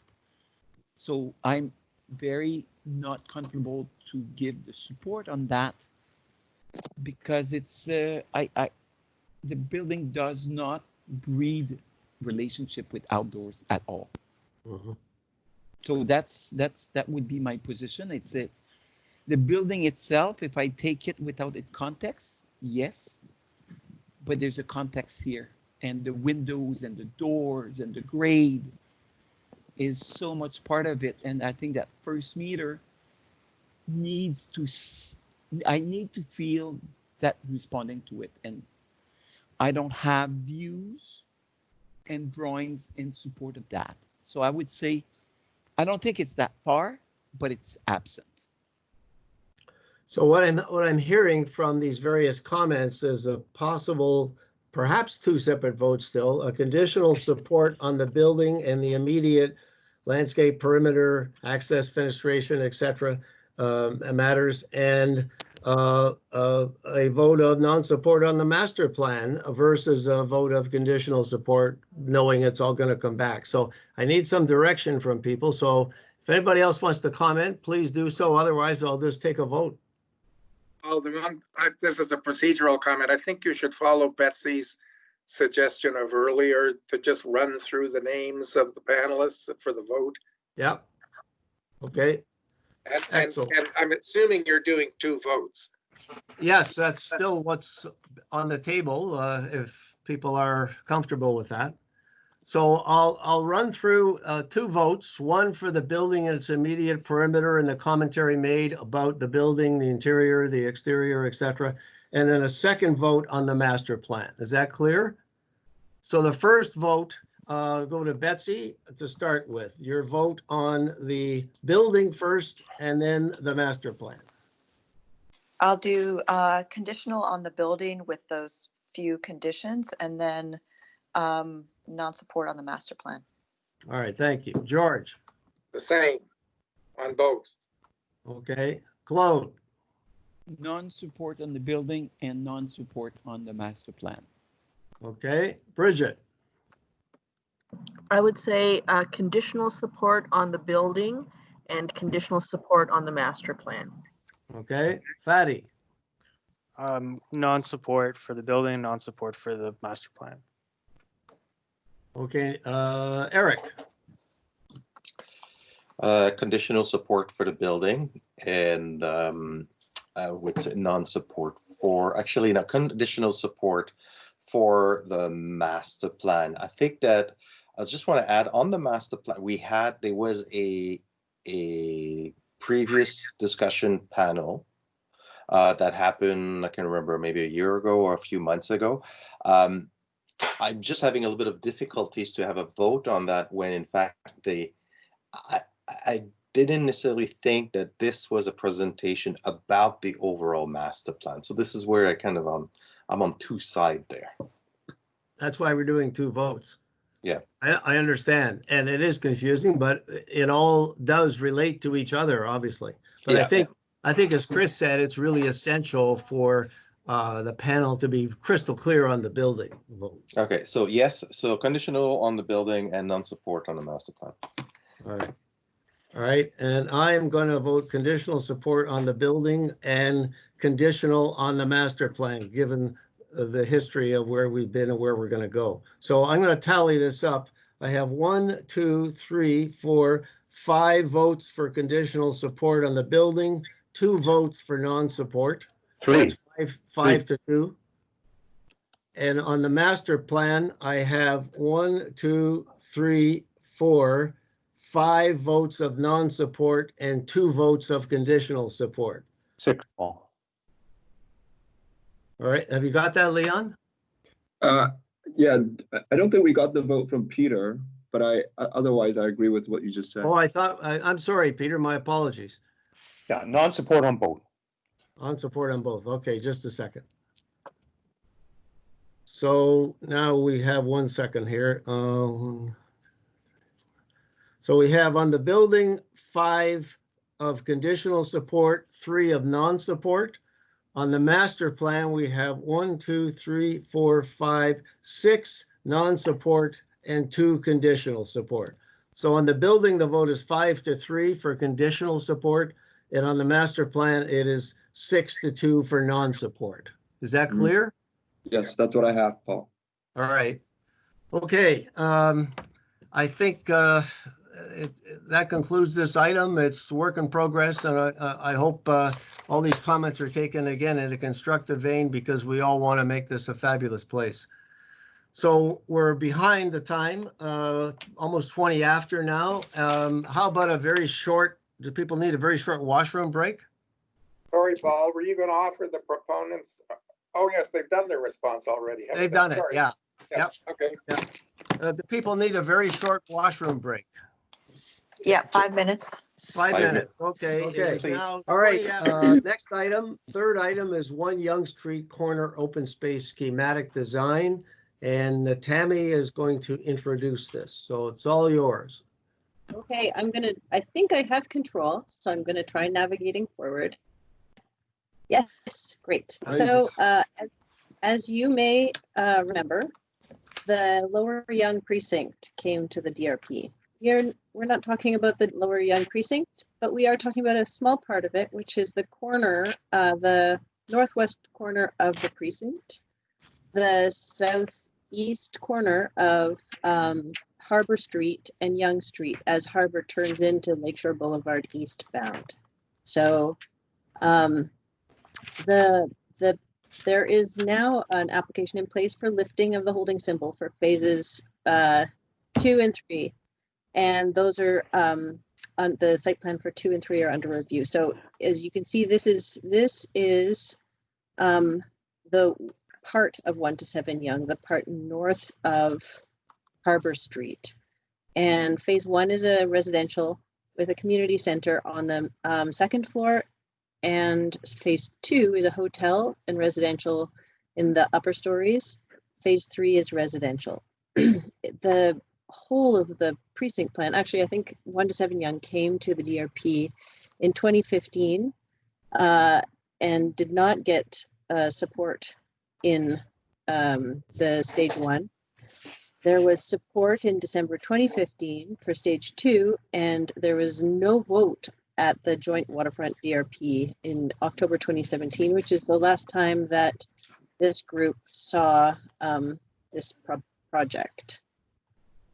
So the site area in magenta is 1,185, almost 1,200 square meters. So that is sort of about the same size as the ice rink in Nathan Phillips Square. As a city, it is currently mostly road, and it's in the city-owned right-of-way. And however, in order to achieve their density, that area was included in the calculations of the tower area ratio. So it is considered part of the site, and it is considered open space as part of the site. It was considered for a design competition, but that's no longer contemplated. And right now, Pinnacle is responsible for construction of the corner open space. So it's scoped to just they have a limited budget that they're obliged by Section 37 to build out, which is just over $500,000 for the 1,100 square meters or 1,200 square meters. NAC Design Strategies is the landscape architect for the whole subdivision, and they have expanded their scope as the landscape architect of record for the 1 to 7 Yonge application to include the corner open space. So this is what it looks like today. As I said, it's mostly Harbor Street. So this is where Harbor Street sort of does that turn and becomes Lakeshore east of Yonge. It is landscaped with open space at the very corner edge, and it has some trees and a bike share station and some street trees. So it's actually, and it has, you know, some of the old decorative light poles in it, but because of the traffic, it's not often accessed by pedestrians. So the policy context, removing barriers, making connections, and building a network of spectacular waterfront parks. I think we're all really comfortable with these. The only one thing that I'd like to note is that it's not a park. It is not planned to be, nor is it going to be dedicated as parkland. It is going to remain in the transportation in right of way. Nevertheless, it is going to be a pedestrian zone, so it's sort of a bit liminal in the category that it occupies. But we thought that the application of the network of spectacular waterfront parks was probably the best, the most applicable set of policy guidelines from the Central Waterfront Secondary Plan that could be applied to this little corner. And so here's the precinct plan. And as it's noted, there were a lot of mid-block connections that were planned in the precinct plan, and one of them ends up right here, terminates here. There's also at the terminus of that north-south mid-block in between 1 to 7 Yonge and the east, or between Freeland and Yonge. There is a plan for a landmark piece of public art. Just also to note that in the precinct plan, you can see that the Lower Yonge Central Park is sort of a block away or so. So right now we are at schematic design in our presentation, and prior to site plan submission for 1 to 7, for the phase 2, I believe, of 1 to 7 Yonge. From October 2017, the corner parquet, the comments from the joint panel suggested that the parquet should act as a gateway into the precinct, that it was a massive opportunity for creative public art interpretation, that it should consider a bold landscape design, that it will act as a neighborhood park for all who move there, and that it should be developed concurrently with the towers rather than separately from them. And one of the notes was that the proponent should look at ways of greening along Yonge Street, as the existing conditions are quite harsh, which is going to remain true. So for your consideration, we're hoping that you can consider how the open space is designed to connect physically and visually to the rest of the public realm, how that corner open space and the potential public art contributes to a gateway attracting and inviting pedestrians from north of Lakeshore Boulevard and becoming a retreat from the urban setting. We are hoping that you can consider the material and planting palette, its durability and resistance, and how that can continue to make this open space a great public space in all 4 seasons, all users, including pets, and able to withstand the rough conditions from adjacent roads. From Waterfront Toronto, we ask you whether the design of the landscape and public realm acts as a gateway, including programming, connection, and integration with the neighborhood and remaining block public realm, and whether the proposed details support our objectives of design excellence. For example, the bench, planter, paving details, material palette, plant species chosen, and the lighting strategy, and whether the team has adequately addressed stormwater management for the park and other environmental sustainability strategies, and whether you can suggest that any that can be considered. Okay. And that is that. Okay, we got to turn it over to Nader Kadri, is it? Yes, sorry, I'm on the line. Can you guys hear me? Oh, what have I done? We can hear you. We're not going to see you, I guess, right? No, sadly, my camera's down at the moment. Also, one thing to note is my condo decided to do fire alarm testing. So if you hear anything in the background, it's All just right. That's great. Okay, go ahead. Sorry, there's nothing more from my end in terms of questions. I think Natame actually went ahead and stated our questions. All right. If I was just going to add anything, the applicant's just working really closely with us to get through the phase 2 and 3 site plan. We are just wrapping up the phase 1 site plan at the moment. Yeah, we're about to issue some comments. So your feedback is helpful to this little corner parkette. Okay, stay tuned. So is Robert there from NAK Design Strategies? He's making the presentation. Do you know, Leon, if Robert is... Let's see. So Robert is on the line. Okay. But Robert, I believe you are muted at the moment. Well, let's unmute him. Oh, there you go. Okay. I hear you. You can Okay, hear is that me? Robert? Yes, I'm Robert here. Okay, hi, I'm Paul. So you're all ready to go, so take it away. I'm ready to go. I guess I have to rely on Leon to help me turn there the you are. pages. Okay. Yes. Okay, we can can see skip you the and first hear you. page because we know what we're talking about. Number 1, Yonge public space. Yeah. So if we can flip for me to the next page. Well, this is really a context plan, which I guess you guys are familiar. We could skip that too. Moving to the next slide. So this is basically our Lower Yonge precinct plan. It sort of identified the amount of green areas around the neighborhood. And then obviously a subject land is identified at the corner of Yonge and Lakeshore. Taking that forward, we will to the next drawing. We are looking at a circulation drawing here. This is identify the block that we are really working on, which is phase 1, phase 2, and phase 3.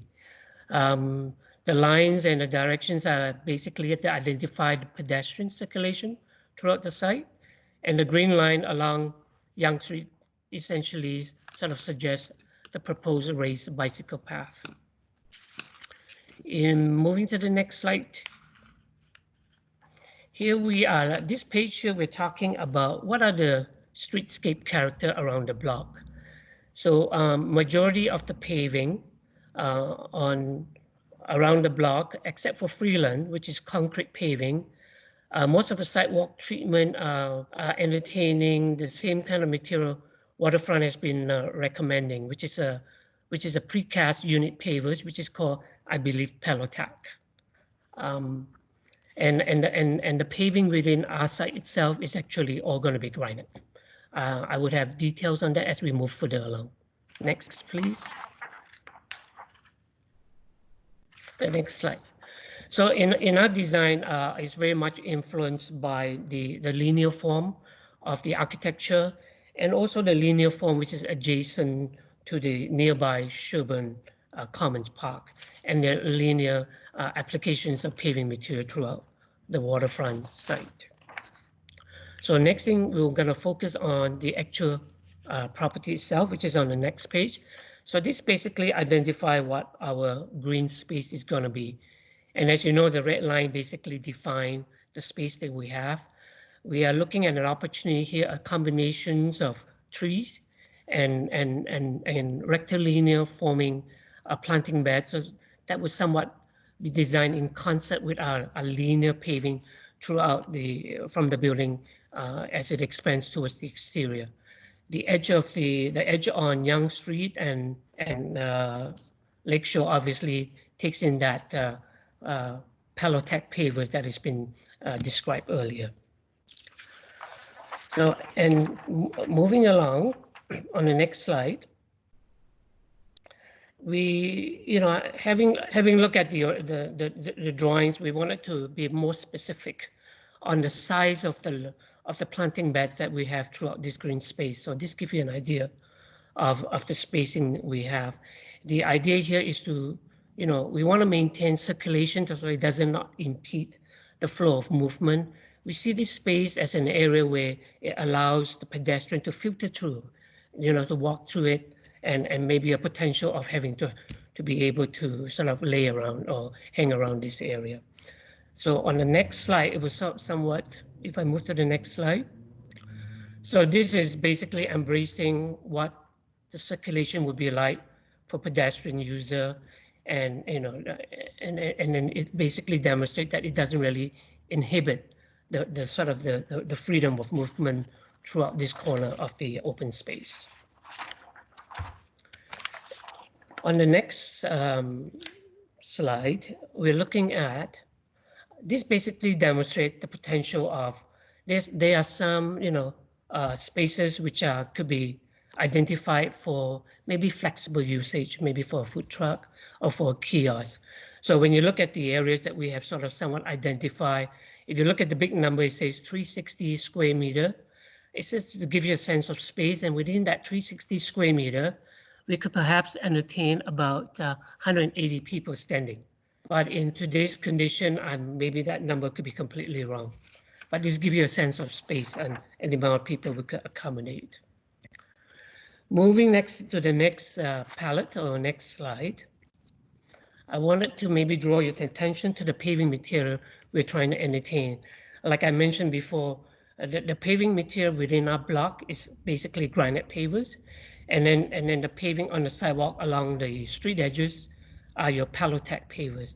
Our intention for this space is, if you look at the white lines that sort of run horizontally into the space, is to maybe allow that Palotech material to somewhat flow in with our granite pavers to sort of maintain some sort of integration. And taking on to the next page, this basically identify the type of trees that is already been secured or been approved during the site plan process. And on the next slide, we have tried and identify the type of trees that we like to introduce in the space. Obviously, we are cognizant of some of this space could be in shadow, especially in the morning. But the trees we are looking at here is maybe an opportunity, the trees that maybe they could create some winter interest. And also, I think most importantly, the benefit of the trees is to sort of try and prevent the dust coming down from the elevated Gardiner Expressway when you're in this area. So the next slide now we'll move on to would be more sort of giving of what our lower vegetation in those rectilinear plant is going to be. We obviously are very cognizant that we have the material that we choose has to be salt tolerant, and we would also like to introduce a combination of colorful perennials, maybe evergreens and grasses that would also support some winter interests. And moving along to the next slide, obviously, since it's this is in an area of a road right away, we are looking to maybe a potential of irrigating most of these beds with a passive irrigation. So the thought is we would have maybe some sort of a steel edge to sort of somewhat contain the planting beds, but then the direction and the flow of the overland water would be designed in such a way so that the water would be allowed to filter through all these rectilinear bodies of planting areas. And having said that, we're going to move to the next slides, which is basically the red identify the opportunity for permanent seating. So we see this permanent seating as maybe a granite materials. They could be rectilinear or in square forms. The next slide will take us to a potential that how we could maybe provide some sort of a more human pedestrian kind of lighting that will sort of allow us to sort of identify this particular area, during the nighttime. So that basically identify the elements that we are showing now. The next slide I would like to take you to is basically looking at just if Leon, you could move that, yeah. So this basically identify giving you a detail of how we entertain the planting beds and the rectilinear growing areas. And then I deliberately wanted to draw a section that sort of identify when we take the section from the tip of the Gardiner Expressway and how we stretch right across the space into the building. So just an overview of what the section looks like. And then after this is now we're moving to something that is somewhat a little bit more visual. We're looking at some viewpoints, a rendering. We make a little bit of boo-boo. This is supposed to be looking at southeast, not southwest. But hopefully that gives you a sense of what we're trying to focus on. The second slide is another viewpoint. It takes you looking directly east with the Gardiner Expressway on your left-hand side. And my last piece is looking at the rendering, the same area during the winter period. And here, our focus is maybe to make it a more interesting elements during the winter. So maybe supported by, looking at trees that have foliage that could hang on, and maybe some trees that have some sculpture elements that would make, offer some seasonal interest during the harsh winter season. So that's basically is the end of what I have to present today. So I'm now open for questions. Okay, thank you very much. So let's move to questions from the panel. And to make it simple, I'll call out people's names. Okay, Betsy, do you want to start? I'm gonna kind of wait for the landscape right. architects to really go. So can you come back to me? Yep, happy to Thank do you. that. Let me start with Eric.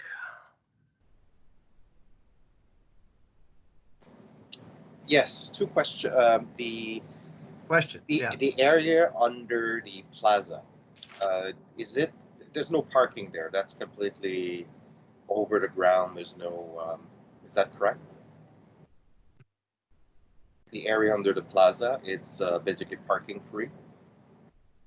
Sorry, Robert, I muted you earlier because there was a bit of echo coming back, but you have to unmute yourself.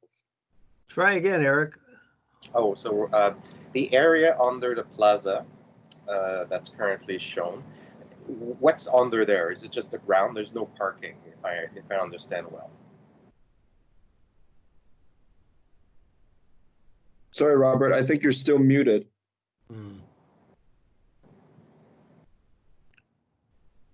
Can you unmute him, Leon, from your end?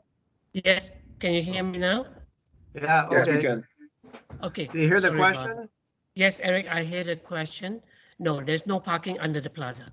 Okay. And my second question is maybe I missed it at the beginning. Is what is the function, the role, what is the kind of activities to be taking place? What's the kind of the overall, what is that space for? How do you envision it in terms of the type of activities that you see there? Well, in activities, we want it to be an area where it could be a flexible activities that could, like I say, could support maybe food trucks or some concessions areas, and maybe use it for some other functions. I see this place as more like a transition area, like it allows you to filter through when you go from the corner of the street into the building area or into the galleria. It's an area maybe you could take a pause and sit around. But we also have to be very cognizant. We are very close to the noise and the dust from the Gardiner Expressway. So that's why we wanted to sort of embrace it with a lot of canopy trees to help us perhaps filter some of the dust and elements like that. Okay, Eric, any other questions? No? Okay, let's go to Fatty. Oh, sorry, I was muted there for a second. Could you just go on slide 19, maybe? Yeah, so I'm just trying to understand, on the plan, it looks like the area at the back, at the rear, behind, if you look behind that gentleman with a briefcase, it looks on the Yes. plan that it's all open, that there's actually it goes into a series of path, or is the building covered there and you kind of walk under an area? So if you look at the key plan, it looks like it's open, but in fact it's built over the whole area, is it? Yes, it is, Patty. It's Robert here. Okay. It's still Eric, Robert. Oh, sorry. That's okay. Okay. Yes, it is covered. Once you enter in, past the hotel lobby, it's an internal space with a cover. Okay. Thank you. Okay, Eric? Yes. All right, Fatty. Just a quick question. Sorry if I missed this, but the hotel lobby, so that main entrance, is that one side that's looking out on the north east corner? There's a hotel entrance and a hotel lobby. Like in drawing 16, you could kind of see that. Is there an idea that there could potentially be openings and access, fenestration, direct opening and circulation and connection to that lobby from this plaza, or is this all closed up, or is this too soon? I think perhaps is Alex here? Or my sense is the potential is to be able to allow some open access for serving eateries and that kind of opportunity. So then sorry, go ahead. Yeah, but I'm not quite sure. I need a confirmation from David, which I know he's on board, so I'm not sure if we could hear from him. Okay. Hi, it's Leon. It's Leon here. Sorry to interrupt. Both Alex and David are on the phone. They're just muted. So if you would like to provide a response, please unmute yourself and just feel free to join in. Hi, Alex here. I can provide some clarity. The main entrances are shown on the slide 16 that you have up here, but we are anticipating some spillover and the potential for the bar area of the hotel to flow further north, but on the private side, not to flow into the public space we're talking about here today. Okay, that's helpful. So my second question is the placement of these 3 square benches, right? So you can see them kind of scattered around the plan. I was just wondering if there was a specific consideration as to why they are where they are, and if there is a specific connection to other types of seating or programming as it relates to the buildings, but also maybe things like connection or being near the TTC or other things. I'm just wondering how the pattern of where you've decided to put these oversized kind of square benches are, and the overall kind of programming of the plaza. If there's a kind of specific decision making within it, or if it's just kind of random scattering. No, yeah, Fatty, at this point it was a random thought. Obviously we have adjustment as we work a little bit further into how you relate to, conversation piece, or do you want to be isolated and sit by yourself? So these are elements we have to decide, has to look at it a little bit further. But it's just an immediate notion that is opportunities where you could sit if you have to, whether it's on a big, large piece of square or rectilinear feature. Okay, Fatty? All right, let's move to Bridget. So I had a couple of questions. First of all, Robert, I wondered if there had been shadow studies, wind studies, noise studies done prior to the design. The project is located with some extremely tall buildings next to it. So I understand that the hotel that we're talking about is like 90 stories. And then the 2 other buildings are also very high. I'm not sure quite the height.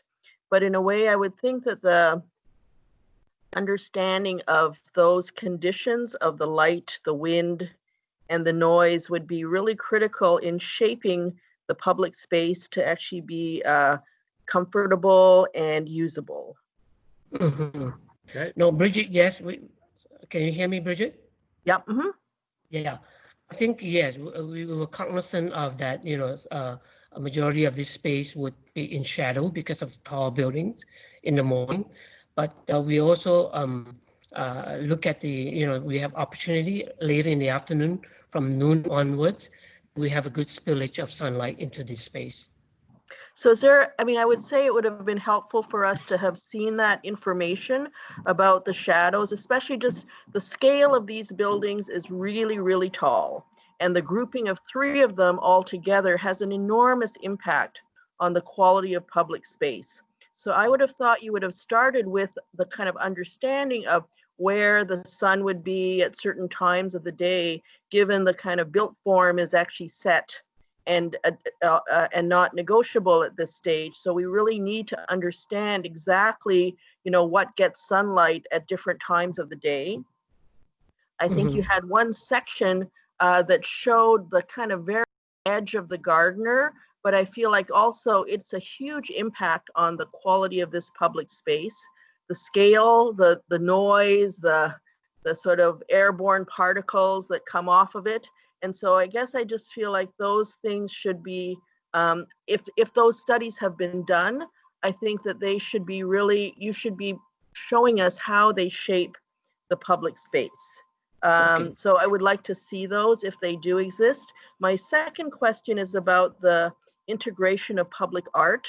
I saw one plan with a little circle that talked about public art, but I didn't understand who was determining what artist was selected, where the budget comes from, how that location was determined.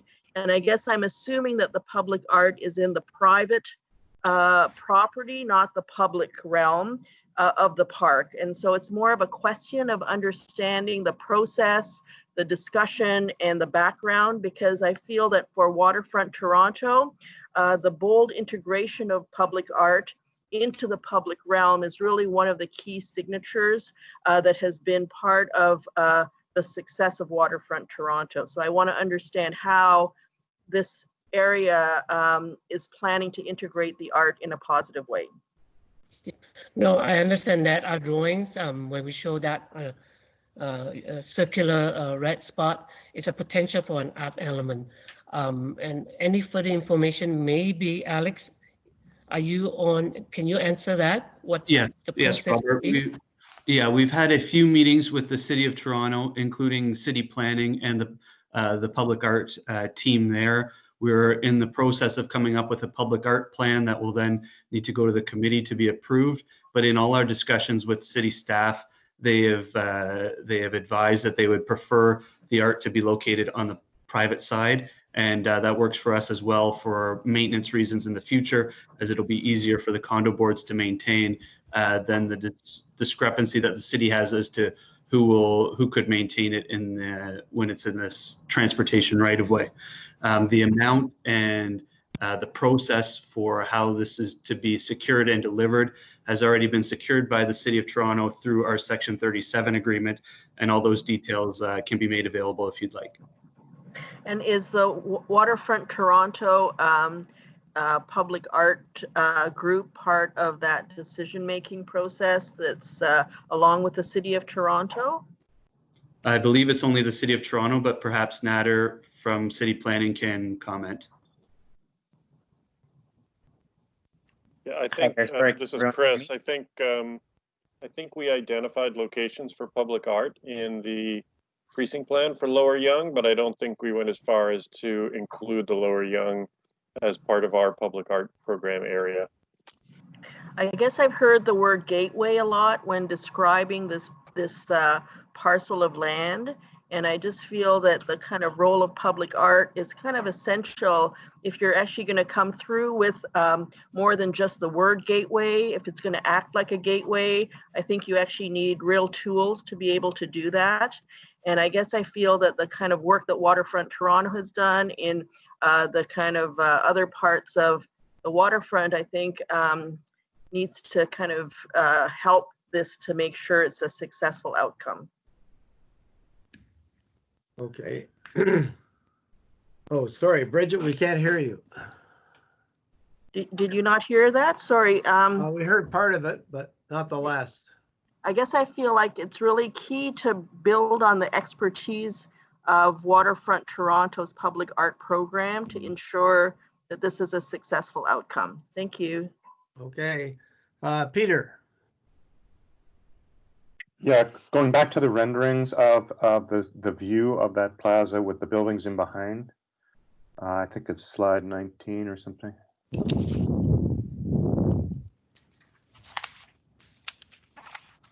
Yeah, are those elevations actually solid? I'm sorry, what do you mean? So, Well, I couldn't hear you. Sorry. Yeah, are those elevations, the lower 20 feet of those two buildings, are they actually solid? Or are they glazed? At the ground floor, right? I'm assuming they are glazed. Alex, would you be able to clarify that?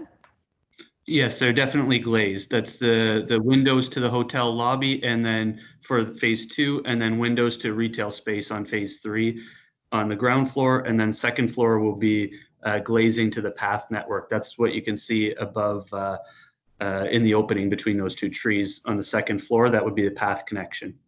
Okay, I can't see any glazing in the image I'm looking at. Right. Is there any rain protection? Well, there's the passageway in between the buildings, right? The sort of dark hole you're looking at, that's a public access space. Hi, Chris. It's David Pontarini. Oh, good. There's a continuous canopy that runs along the edge of the building, ground floor, all the way around. And it extends out, what, 3 meters or something? Yeah, I think it's about 3 meters, yeah. It would be helpful if this rendering was more accurate. Yeah, that's page 19, Peter, you're looking at? Yeah? Yeah, okay. Okay, any other questions? Nope. Yes, I do have Claude. Claude, next. Yes, I tried to understand the phasing, phase 1, 3, and 2. I guess it's going to be 3 different construction moments happening, correct? David, do you want to respond? Yes, it is. Phase 1 is the 65-story tower is under construction now. Then it's phase 2, which is the building that you see right behind the space, and then phase 3 is the building to the left. Okay. So I guess my understanding on the drawing of the project background, there's a kind of a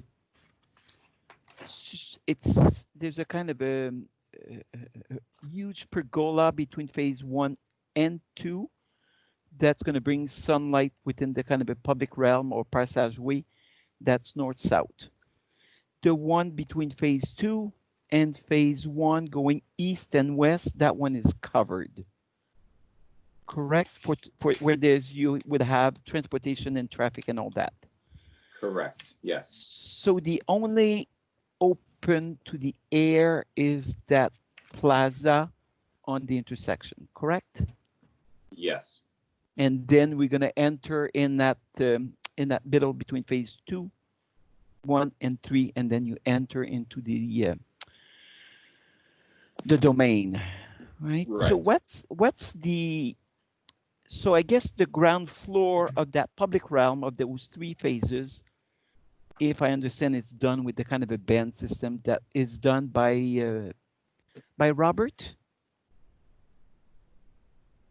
Yes. And okay, and then within this, then the extension of that will be extending it. I'm just trying to understand the logic and taking the band and doing it on the corner of Yonge Street as that. What is the program on the ground floor of the other building of phase 3 overlooking, right? One is the hotel. What's the other ground floor? It's retail, restaurant, or animated, I guess? Yeah, it's animated. It's retail, restaurant. It's still to be determined. There's a residential lobby that's in there, but it's primarily retail and restaurant space that would be facing this, the same way that the hotel is facing this space as well, with its kind of bar lobby area. Super, just to animate the space as much as possible and along also the lakeshore. All right, okay, thank you. Thanks, Claude. George? Yes, I have a couple of questions. One is very detailed. How high is this steel edge on the planter beds? They are about 4 inches at most. And then the other question, can we go to a plan, one of the early plans? What one did I have? Page 7.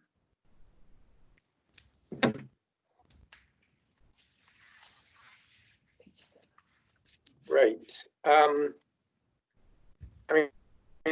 I was noticing that there's an alternation between the trees, but allowing for the alternation, there's a double tree row coming up the east side of Yonge Street in front of the Phase 1 building. But when we get into the zone of this triangle, it goes from a double row to a single row. And I was kind of puzzled that the double row didn't continue. And I was wondering, is that because the approval for this is separate outside the dotted red line and inside the dotted red line? In other words, why doesn't the double tree row continue?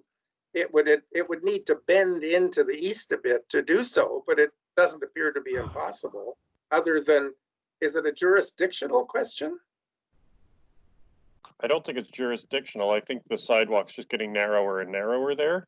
I see what you're saying though, George. If you bent the line of trees, maybe you could create a little more space, but then there's also a TTC stop that is just leave the TT stop where it is. Just move the red line over so that the swath of sidewalk maintains its width adequate to take the double tree row all the way up to Lakeshore. Why can't that happen?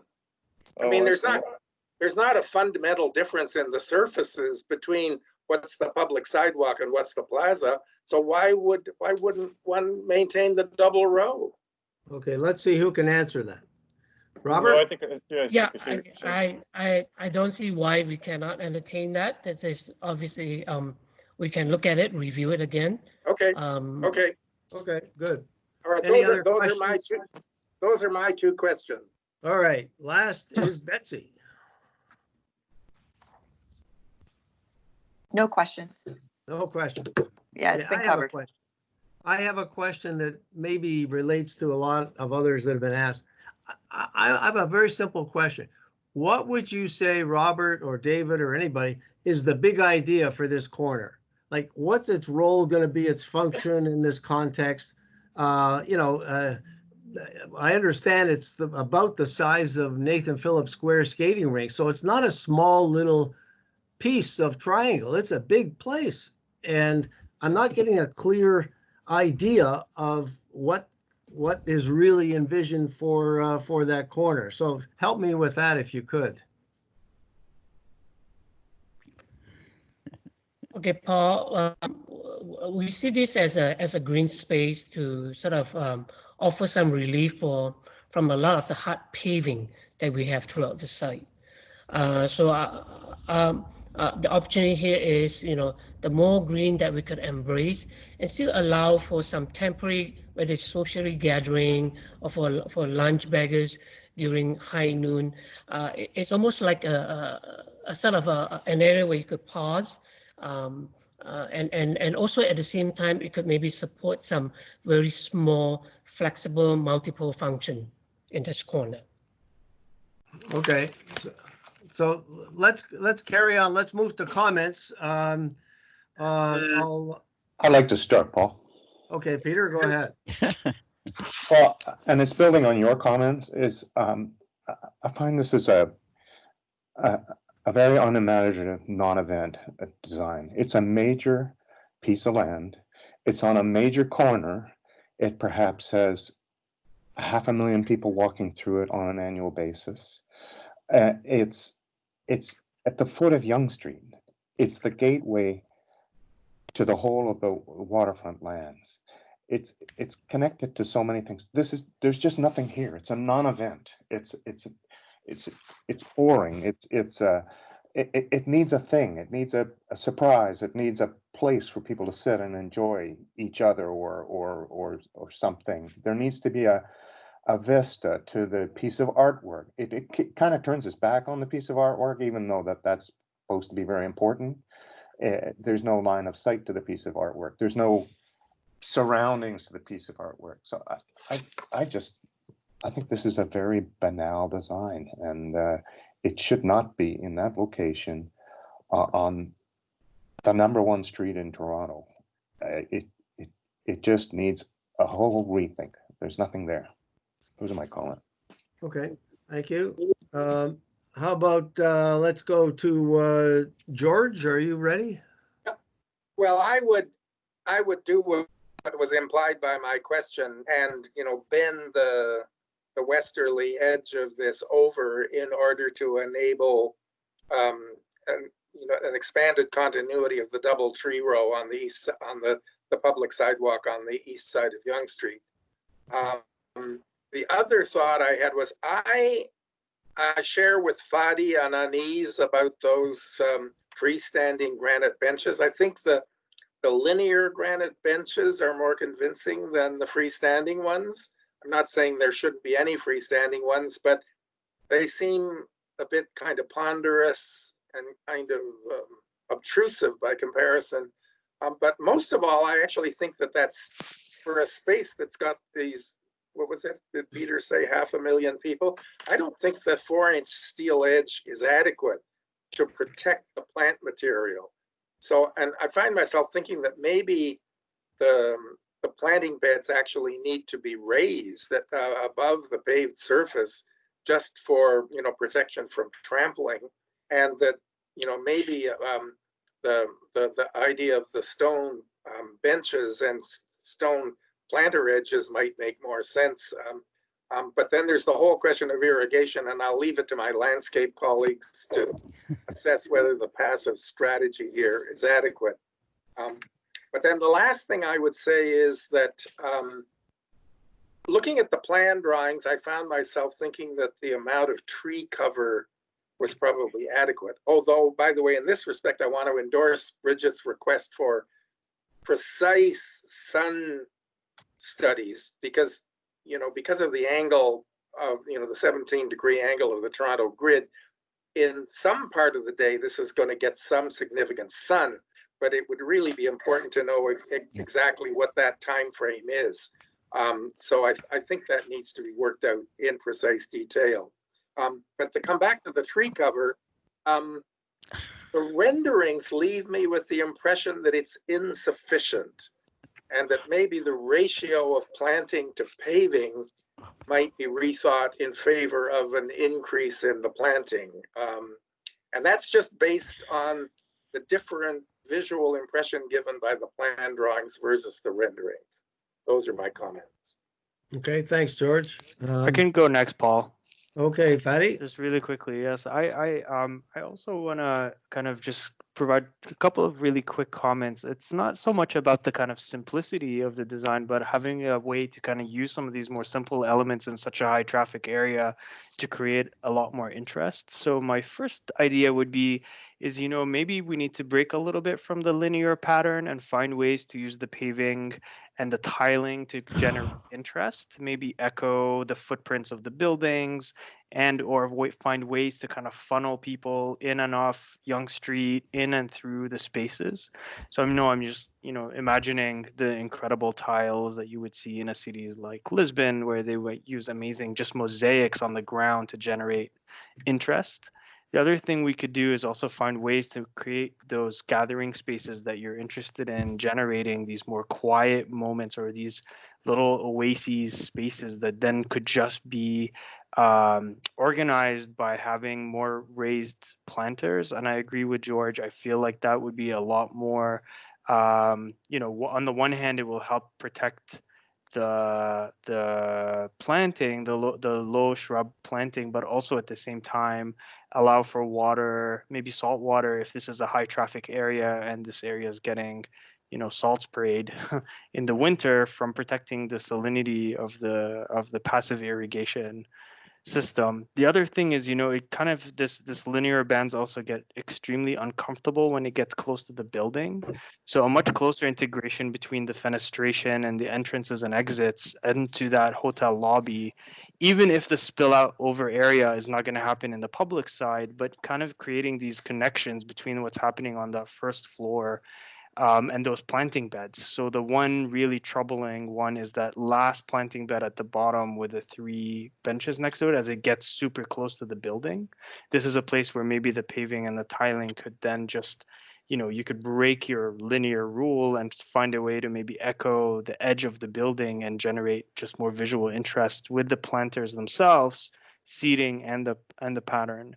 And another maybe layer to add on top to help break the linear pattern is with the solar and wind studies. So maybe you can kind of begin to overlay some of the shadow studies and find those little rooms where you would think either trees would not survive and or where people might want to gather in the shoulder months to sit in, whether it's because it's more comfortable from sun exposure or in more shade to kind of keep us away from the winter. So I would say you don't really have to have a lot more things, but you could work a bit more with the things that are already there, whether they're the paving tiles, the planters, or the benches, and let the kind of building footprints and entryways and exits help shape a little bit the graphic nature of the elements on the site. Okay, thanks, Patty. Let's go to Bridget. Okay, can everyone hear me? I would say that there are 2 elements that are really part of, for me, Waterfront Toronto's signature. One, the continuity of the public realm, and 2, the bold integration of public art. I would say this space doesn't really address either from my perspective at this point. I want to just underline that I don't really want to see this project without very careful sun, wind, and noise studies that will help us to understand how, in this very complicated site, you actually create habitable spaces that people actually want to spend time in. I'm very disappointed at the poor representation of the drawings. First of all, I would say the relationship between the public realm and the adjacent buildings is really poor. The plans, the one that we're looking at right now on the screen, does not show any glazing. It does not indicate where there is a canopy or upper story above. So in a way, the area that I understand the public art is to be located actually has a roof above it, connecting the 2 buildings on either side, but that does not show up in this drawing that we're looking at. I would say also the rendering shows solid walls, not glazed walls. And then the plan also shows solid walls and doesn't indicate glazing.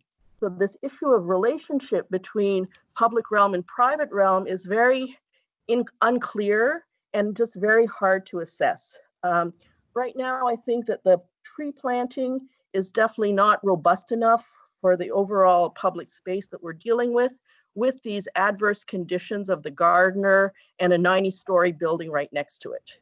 Right now, for me, the public art is totally nebulous and ill-formed and actually has the promise of helping this idea of gateway to happen, but right now it doesn't exist at all. I feel it's essential for Waterfront Toronto's public art group to actually be part of the conversation, particularly because gateway is such a it's been bantered around, but I think not evident. I totally agree with Peter that Yonge Street is like the longest street in Canada, and this is an insufficient response to something that is close to the terminus of Yonge Street.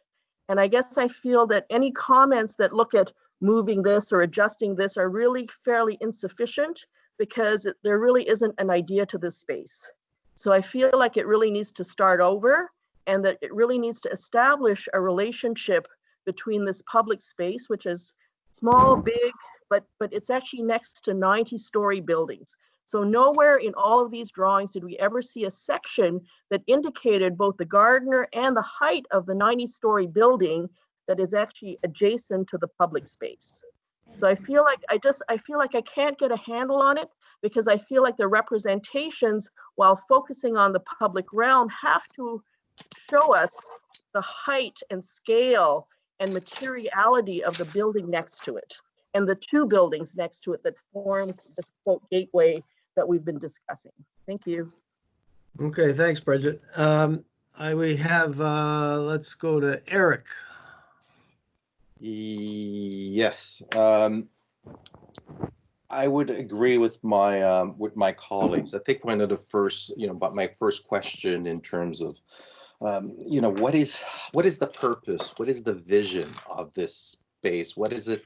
What function does it really really have? And I don't think, I think we all collectively feel that we don't actually, it feels like it's just a little bit arbitrary, the way things are positioned, the way that's treated. It doesn't feel like it takes into consideration the adjacencies of the existing buildings, of the highway, of the shadow. It doesn't take into consideration or the climatic, it doesn't respond to climatic condition. I think that also that, it's in the context of the overall precinct. I mean, it probably needs, I could see a lot more planting, a lot more green surface, something maybe a little more, I mean, there's a question about that needs to be looked at. I mean, it could be more of a really dense area with more soft surface. How does it, for example, there are seating right now that are fronting directly onto the highway. Is that really, how does the space organize? Should there be a stronger response to the highway edge in terms of how do you actually plant against it? Do you actually I don't get that kind of response. So I think there needs to be a stronger planting strategy that respond to these edges. There is the diagonal. I know Robert mentioned that it was not impeded. It's a fairly free flow. There is a lot of people that I think will be going through that. So I think that even understanding that level of circulation, the dimensionality, the width, is something that is quite crucial. There is, like as Brigitte mentioned, it took me a while to understand. I think the drawings, I think we need to have some better perspective, better sets of drawings, understanding the condition along the edges. It's hard to kind of understand how this whole relationship works. And the other thing I would really, this is one of the piece of the public realm that is part of that bigger pinnacle, the One Yonge Street site. Right now it feels very much like an isolated moment, and would really like to see the bigger picture. What's the whole palette? I'm assuming there is some coordination that happened between the various pieces, but I get a sense of, okay, this is one piece, but really there's probably 10 more pieces if we look at the overall, at the north block and the south block, and then how it gets to connect with the LCBO site. That is something that the next time it comes around also needs to integrate the full public realm landscape master plan that is associated with this project. Right, I'll just keep it at that. I believe I have George and Betsy, I think, left. No, I've spoken. You've spoken. Okay, my apologies. Betsy. Yes, thanks, Paul. I concur with my colleagues. There isn't a whole lot I have to add. Just the call for a landscape that can match the scale of the building and the position that this park has relative to its position at the beginning of the waterfront promenade, essentially. So that's it for me. Everyone did a great job putting their thoughts forward on this. Okay, thank you. Have I left anybody out? I don't think so. Paul. Claude. Yep. Claude. Yeah, just a few words. I don't want to repeat, but I may say it differently, maybe to trying to maybe generate some idea. as Peter said, this is Yonge Street, the longest street. I would also add that this is the brand of this building is pretty phenomenal. I love the One Yonge Street. You know where you are in the city right away. So this is where east start, west start, north and south split. So this is a kind of a unique place in the city. It's a very strong brand, One Yonge Street. Wow. The concept of the strip in landscape, totally overused. It could be anywhere. So I think that needs to be tossed out. And instead of doing the strip, maybe we should be thinking of a huge dot that says One Yonge Street, and it's the beginning of something, right? That would expand, that could grow east, west, north, and a little bit south. And when I look at the drawings, the circulation diagram that I mentioned, where you have 500,000 people coming in, right? There's a pinch point that does not work. You need this fluidity. It needs to be very urban, but at the same time, intimate. I think the shadow and knowing where the sun comes in would be helpful.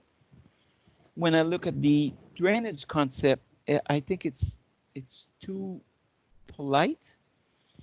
The section with the trees worries me. I think the entire site should be soil with silvicell, and the trees that you're gonna put there, they're gonna grow and they're gonna become huge.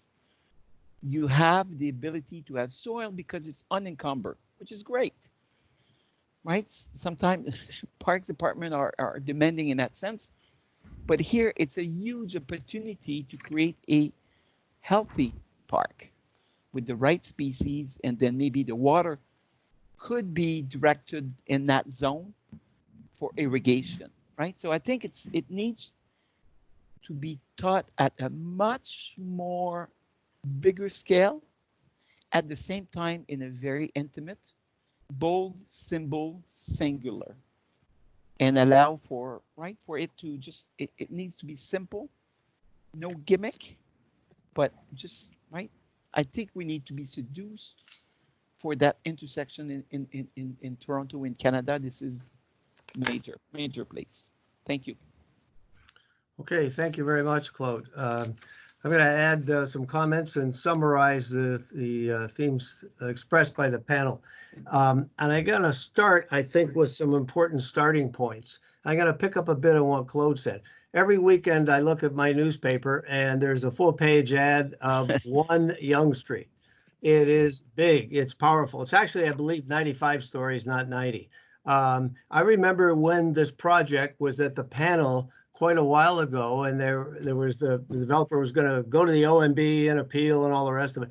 I remember, I think what we said is, no, don't do that. Don't do the legal route. Let's try and work out a master plan for this enormous LCBO site. And that's by and large what was done.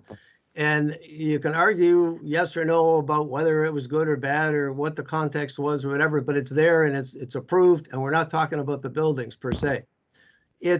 I recall also when this project is built, I believe somebody at the time, we had a joint city and urban design panel with the Waterfront, said it's going to be equal to the entire population of Aurelia, something like that. It was enormous. And the magnitude and the scale was really driven home.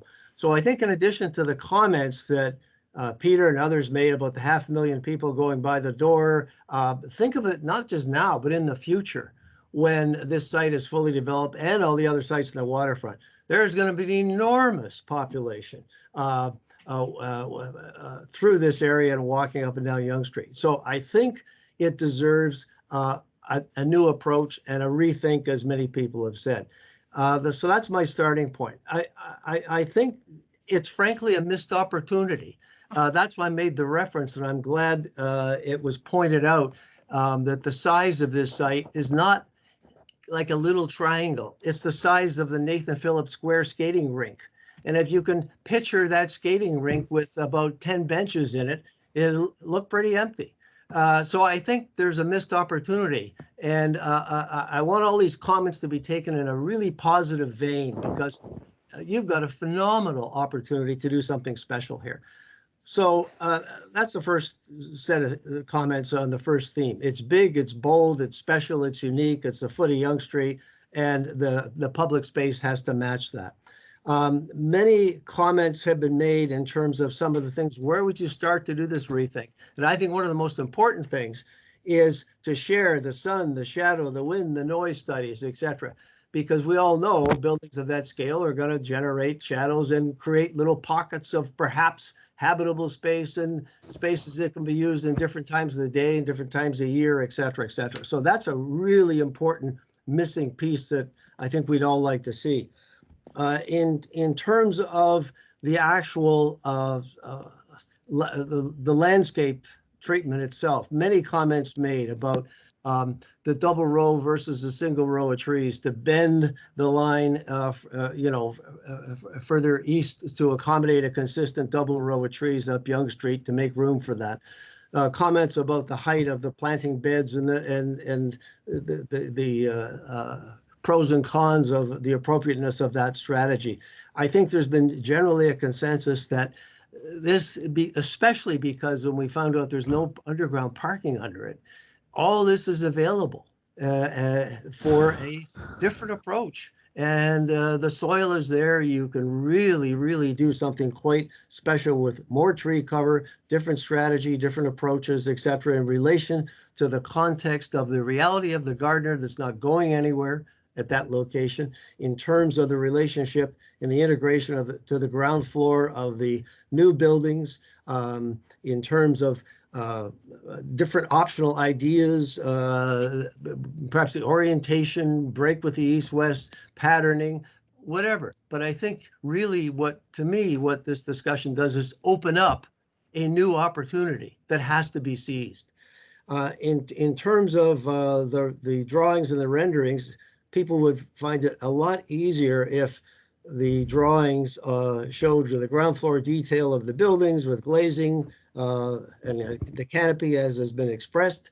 That's not what we see when we look at the drawings. The role of the public art is another part of the missed opportunity, how that can be integrated into the space through vistas and lines of sight, etc. The relationship of the public and private realm in this whole area of Lower Yonge Street. And I think the basic fundamental question that I think I'll come back to is where I started, is what's the big idea for this corner in the context of this site where you're putting Aurelia or whatever the appropriate small Ontario town is next to it? What's the purpose? What's the role? What's the function? The activity, the variety. What about safety? Daytime, nighttime? Volume of pedestrians going through there in terms of the four-season usage. All these kinds of questions I think are still outstanding. So I think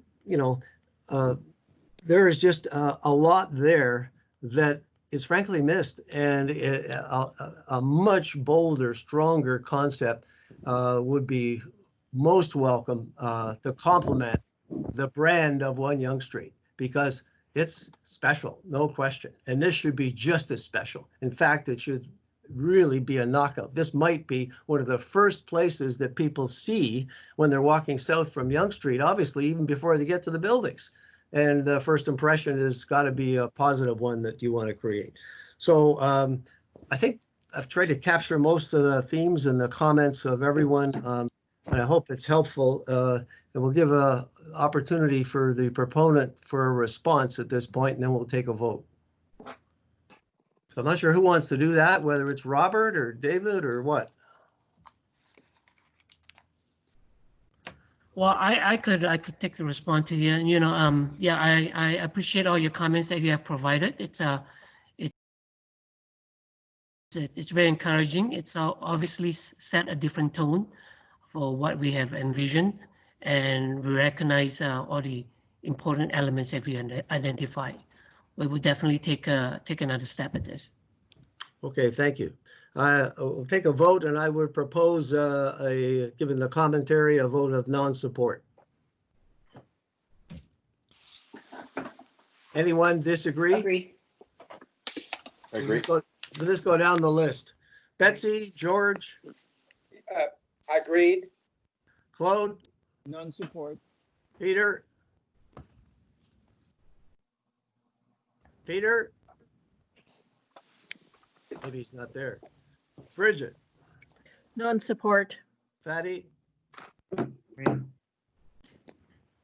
Eric? Non-support. Okay, and I would vote the same. So it's unanimous. So that concludes this item, and thank you very much. And again, I want to emphasize these comments are frankly positive, constructive, because they open up a fresh opportunity that will go with the brand of 1 Yonge Street. So they should really be embraced. Thank you very much. I think so. Okay, so let's resume, everyone. Welcome, Meg. Good to see you. Thanks. This You is guys are all very brave. yeah, this is Very our brave. last item of the day, and very appropriate. You're going to kick it off, and we understand this is basically a version of what you shared with the public over the last several weeks, but it's only here for information. So Yeah. We Yeah, want we to- wanted to share the outcome of our very extensive evaluation that we conducted with leadership from Waterfront Toronto, our subject matter experts, some of our external advisors, as well as our evaluation committee, which had on it Steve Beattie from KPMG, Mark Conway from NBLC, and Sheldon Levy from all kinds of wonderful things, as you know. So we wanted to share the outcome, and we've got a few presenters, as you know. I'm going to do, Jed's going to take you through the agenda. I'll do a quick intro, followed by Christina, and then the pillar leads will take you through each of the questions. And it you know, is- can I just interrupt? I just want to make a comment because I don't know how familiar all the panel members are with Meg, but Meg is our Chief Development Officer, and Meg has been doing an incredible job managing this whole Sidewalk Labs negotiation. That's kind of become her entire life, and I think she's had to deal with a lot of challenges, and I'd say has done a remarkable job of sort of protecting public interest and keeping this whole ship together. So thanks for joining us, Meg, and you get to do this with the board tomorrow. Yes, we do. So, well, thank you, Chris. That's very nice of you to say that. It is a team effort, as you all know, and I think the panel is pretty familiar with the project, so we won't go into too much detail on the intro. But Jed, why don't you take us through? And Jed's driving, so I'll say next for each slide. But why don't you take us through the agenda? For sure. So I'm Jed Kilbourne, Director of Development Planning for Waterfront Toronto. So Meg's going to give a quick project introduction. A lot of you are going to be familiar with this. We wanted to stick as close to what we presented to the public as possible, just partly out of consistency's sake, but also to give you a flavor of how we've presented our evaluation to the larger public. So that's going to be run by Meg and Christina Werner. And then we're going to go into the breakout by pillar for each of the elements of the innovation plan. And for complete communities and inclusivity, Leslie Gash and Caroline Kim are going to present. Sustainability, resilience, and climate positive, Eireann Barter and Ray Tasaka. New mobility will be Pina Malazzi and Alex Moreu. And economic development and prosperity will be Christina Werner and Vance Lockton. We'll have some time for question and answer, and then comments following that. Are all those people working for Toronto Waterfront? Everyone Yes. who's presenting is Waterfront Toronto. And I'm going to encourage all of the pillar leads to introduce yourselves before you start your slides. Would be great, so the panel knows who's talking. So, okay. Perfect. Well, let's just jump right in there, Jed. Yep. There you go. So you're all very familiar, I think, with the project. They've been before you. Sidewalk has come before you a few times. So you know the early parts of this slide. We selected them in 2017 as our innovation and funding partner. A lot of work went on over the next 18 months. They working on the MIDP and Waterfront Toronto working on our goals, objectives, and how we would evaluate the MIDP. It was published it was actually the end of June, and we did a round of public consultations in July. But when Sidewalk published the MIDP. If you'll recall, we put a letter out by Steve Diamond that basically said we have some issues that need to be resolved. And those threshold issues were in fact resolved at our October 31st board meeting. But that allowed us to do the technical evaluation. If we hadn't resolved those issues, we would not have progressed into the technical evaluation section. And as I mentioned, we did have a lot of support during the technical evaluation from our subject matter experts and others. And it was a heavy lift, given that the MIDP, as you know, was 1,574 pages. So a lot of work went into that technical evaluation. And then Hey, Meg. yes? Sorry to interrupt, but is your camera off? Are you just being camera shy? Oh, well, you know, okay, my camera's on. If you don't want to turn it on, we won't make you, but. No, it's okay. Oh, no, that's better. Wait, I'm gonna blur my background only so you don't see my wine. So you don't see my wine fridge. We're all talking about having wine already, Meg, so nothing to worry about there. Okay, good. Good. So as you know, February, and I think maybe a few of you were there. I think, Paul, I saw you there. The February 29th public consultation, we had it on Leap Day, which was really exciting. And I think it actually went very well. And so today we wanted to present what we presented to the public to you all, just for sort of your information. And then, of course, we have the May 2020 board meeting where they will determine whether or not we're going to continue on with Sidewalk. We're heavily into negotiations and working with Sidewalk to try and see if we can come up with something that we can move forward with. So go ahead, Jed, to the next slide. So you know, for the public in particular, this was an important slide, but I will reiterate for the design review panel why Quayside is such an important project to us. As we've seen, flooding down in the lower Don, crazy storms all over the place at different times of the year. You know, we really are struggling in cities. We aren't really well set up to handle extreme weather events. It's an aging population in cities, more people, I think something like 85% of people will live in cities by 2030. And in Toronto, we have skyrocketing housing prices. So it's getting harder and harder for people to live here. And we all have experienced rush hour in Toronto, and it gets longer and longer every day. So we'll except maybe this past couple weeks. But it's not all doom and gloom. We have an amazing economy. We're one of the busiest construction cities in the world.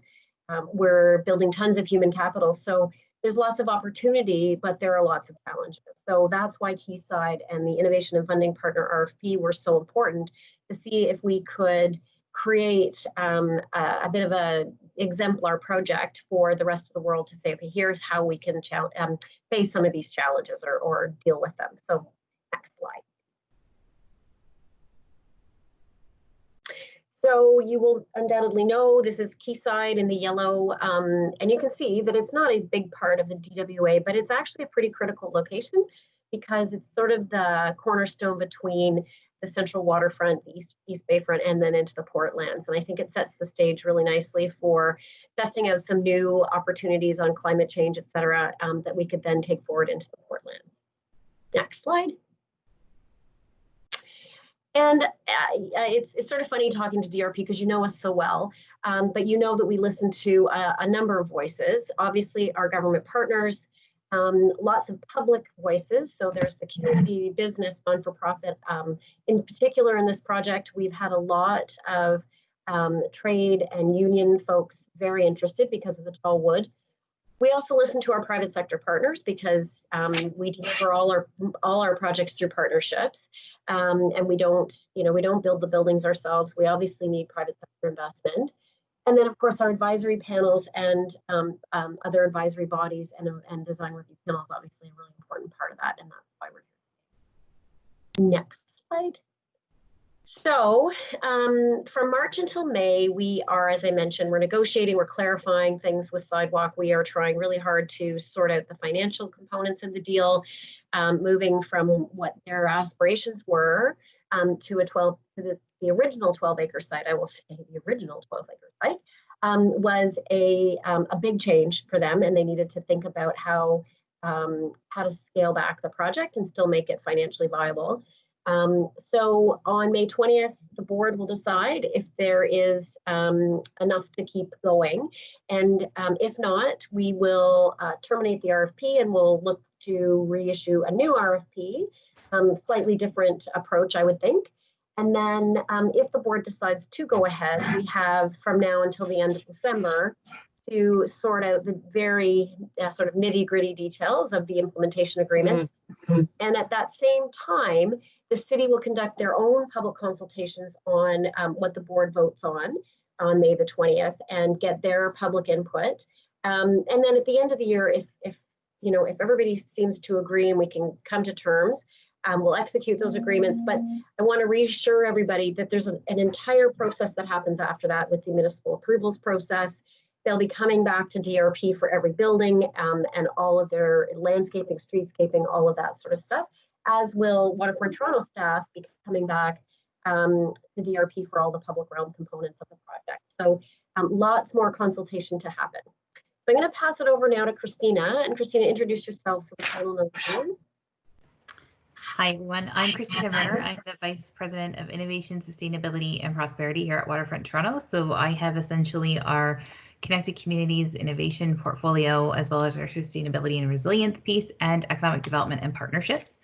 So I'm going to walk through some of the key questions that will help to inform either a yes or no answer by our board on whether or not to move into the next phase. Essentially, there are 3 questions that we feel we have an answer that would lean towards yes, and then 3 that are still a bit of a work in progress. In terms of whether or not these solutions raise the bar in terms of meeting the urban challenges that we presented, the commitment to meet the development plan and align with the East Bayfront and Keating Channel precinct plans, as well as the comprehensive approach to data collection and use, we feel like we've landed on a yes there. But we are still working through the notions around sufficient controls and partner implementation risk, as well as answering whether or not Sidewalk Labs is contributing enough to make the project work, and if our proposed investment in the solutions is appropriate. And so this was some of the areas that we were really looking to the public for their feedback on at the session on February 29th. So what you're seeing here is really the answer to how we analyzed the first question, which is around raising the bar on the urban challenges. And we like to refer to this little diagram as our House of Commons diagram that outlines those solutions across the various different pillars that we've either supported with Sidewalk Labs or another private sector partner delivering those solutions, or those that would need policy and regulatory reform, perhaps things like tall wood and so on, to bring them to life. But we still were supportive of their approach. Those that we see a need or an alignment potentially with a source of government funding that's worth exploring, and those that Waterfront Toronto itself sees enough merit in that we would be willing to contribute an investment on our own. And then there were some solutions that we did not support, and those are the 16 that you actually see the X's through. You'll notice a little halo around a number of those. Those are the ones that are actually digitally enabled in some way, shape, or form to help optimize the efficiency or delivery of those solutions. The next question, well, I guess there's the little warning or caveat that we have there, that support for those solutions does not mean that we've approved moving ahead with the project or a partnership with Sidewalk Labs, and that support for certain solutions may change based on the feedback from the public, support from Sidewalk, public policy priorities, and support from the governments. Next, Jed. Question 2 is around the alignment with the East Bayfront precinct plan and Keating Channel precinct plan. And again, that is a yes.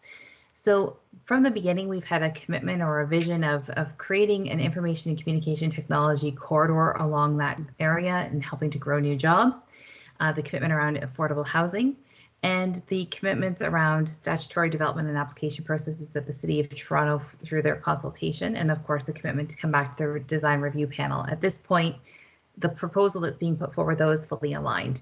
Question 3 is around data and digital governance, and we'll talk a little bit more about that in a few moments.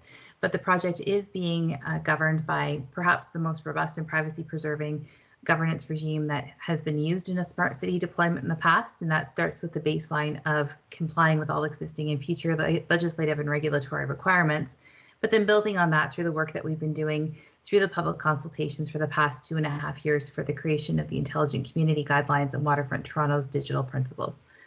Next, Jed. With regards to the sufficient controls and whether or not we've managed the risks for the implementation of this project, this is one of the ones that's still a work in progress, and we're looking at a number of different mechanisms to be able to manage that depending on the element of the project. It's not necessarily a traditional one-size-fits-all in terms of the remedies and backstops that might be required, but we are looking at things like ensuring that the costs and liabilities that would be covered if the solutions would fail, looking at the impact of project delays due to the regulatory barriers that may not be able to be overcome, and looking at how we overall can control and manage risk to Waterfront Toronto and the public should there be a change of relationship between Alphabet and Sidewalk Labs. We're also looking at how the risks need to be managed through perhaps a slightly different lens that Waterfront Toronto has done in the past. We're undertaking a preliminary human rights impact assessment at the present time that will help us look at that dimension of the project as well and ensure that those measures are put in place. Next, Jen.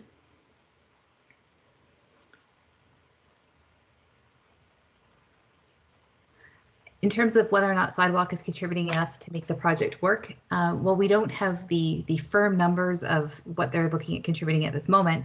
I think if you look at the quantum even of which projects would be supported or which elements of the project would be supported by Sidewalk Labs or private investment versus those that Waterfront Toronto and or government might be investing in, you'll note that there's a significant amount of significantly more private commitment that's required to bring this project to life. There are a number of unique things that Sidewalk Labs is proposed to introduce to this project, things like funding for the business plan for the feasibility for the Urban Innovation Institute, the Venture Capital Fund, their support for being able to deliver advanced infrastructure in the area, and also looking at some of the commitments around workforce development, such as the commitments around hiring 10% of construction hours from equity-seeking groups. And they've already entered into a relationship with the Ontario Teachers Pension Plan around the infrastructure piece through the Sidewalk Infrastructure Partners Program. Next. And then the final question really looks at whether or not our investment in the solutions, the public investment in the solutions, is appropriate. And this gets back to how Waterfront Toronto typically would invest in some of these pieces already. So if you look at the land value of approximately $590 million, proceeds from that sale will need to go to things like land servicing, affordable housing, and environmentally friendly solutions, such as pneumatic waste and permeable pavement potentially. The first two items are things that Waterfront Toronto would typically make an investment in, or the public would make an investment in. And then some of the innovations are perhaps new to the table, but we've long been leading in terms of market transformation for sustainability and through our intelligent community program. So the question is whether or not this is the next logical step for Waterfront and whether or not that's appropriate for a public agency to make those investments. Next, Jed. So I'll hand it over to Leslie, who will take over from here. Thank you.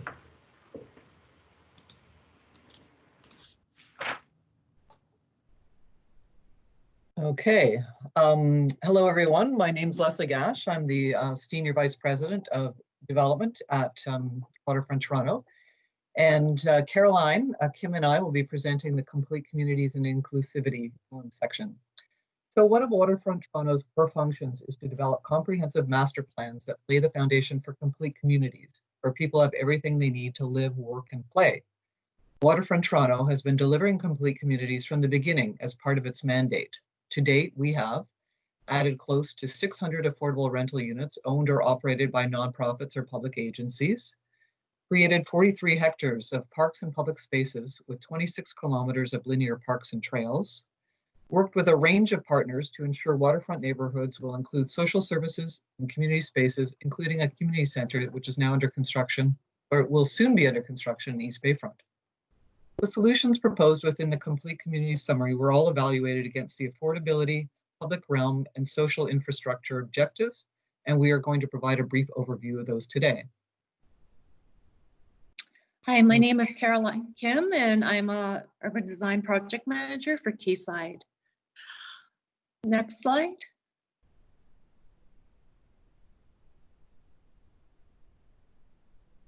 Leslie? Oh, it's not working. Oh, weird. Okay. Did you do that, Jen? I think I did, but you had control. We're sorting this out. This is everyone's first time doing this, so we apologize. Okay, well, we'll try again. Okay, so addressing urban challenges. So this one you're doing, Caroline? Yes. Yes. We are working this out.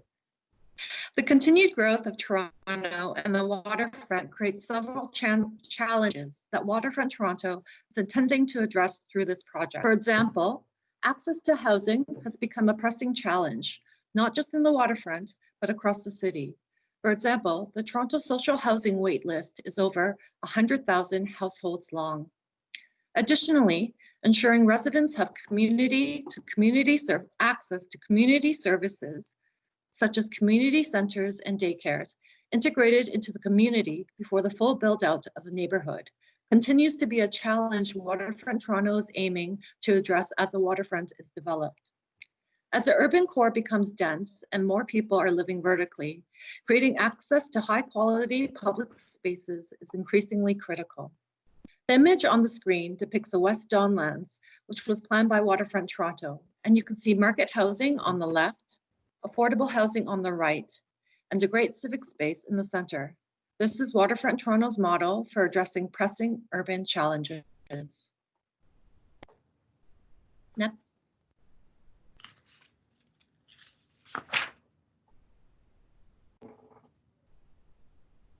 Oh, Leslie, I think you're muted, Leslie. Leslie, you're muted. Okay, sorry about that. I'm going to just give a brief summary of public feedback to date. So throughout the public engagement process, Waterfront Toronto has received feedback on the project. The following slides illustrate a few examples of supportive feedback and concerns on materials presented in previous public consultations. For example, under supportive feedback, for affordable housing, many participants supported having affordable housing and asked if the amount proposed could be expanded. Under social infrastructure space, there was an interest for more space for social services. However, more clarity was needed on what would be provided. It was important to the participants that community facilities were kept open to the public and provide flexible hours to cater to different users' needs. On the consideration side, under family units, participants shared concern about the small unit sizes and said it was important to provide affordable family-sized units. Under public realm, participants expressed some support for innovations, for example, 3D mapping and GreenWave, that it can improve the quality of life and public realm experience in the area. However, participants wanted to understand more detail on logistics, mechanics, and implementation of proposed innovations. And if you're looking for a summary of the consultation feedback, it's publicly available on the Quayside TIA website.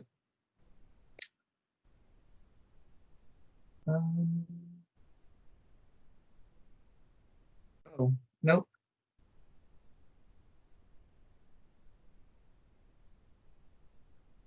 Sorry about that. So for the summary of the evaluation results, of the total 160 solutions proposed by Sidewalk Labs, 16 were complete community solutions.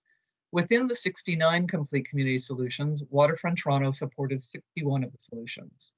Support for certain solutions may change based on feedback from the public, support from Sidewalk Labs, who need to agree with Waterfront Toronto on implementation terms, public policy priorities, and support from governments, and also from our advisors like DSAP and DRP. Each of these solutions have been categorized within 4 varied degrees of support, and we'll discuss some examples in more detail. Under affordable,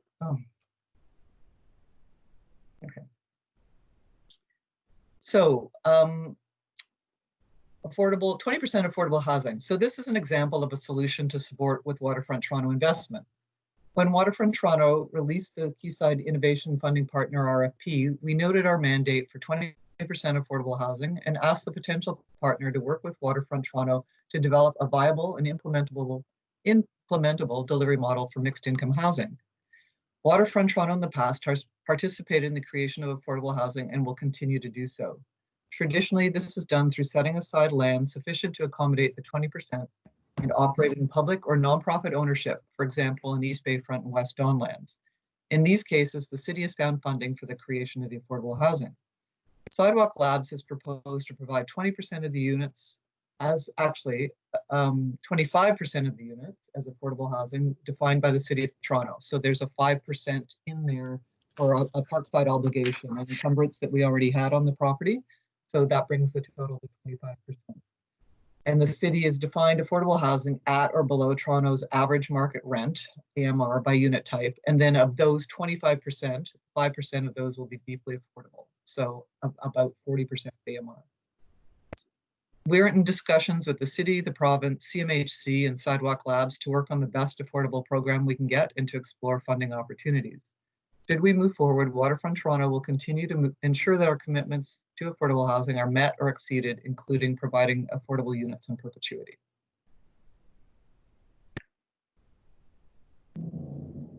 Care Collective. So this is an example of a solution to support by advocating for government funding. The Care Collective is a dedicated space focused on health and well-being programming and services similar to a community hub. Community hubs, which exist in Ontario, make it easier for residents to access the health, social, cultural, recreational, and other resources they need together in one location. They can be located in a physical building or accessed through a digital service.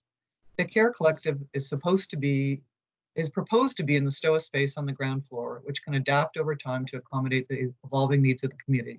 Caroline's going to talk about the STOA in the next couple of slides. In Quayside, Sidewalk Labs plans to be a catalyst when it comes to promoting health, not a direct service delivery provider. Waterfront Toronto has indicated support for the Care Collective solution and would work with Sidewalk Labs and our government partners to deliver this solution.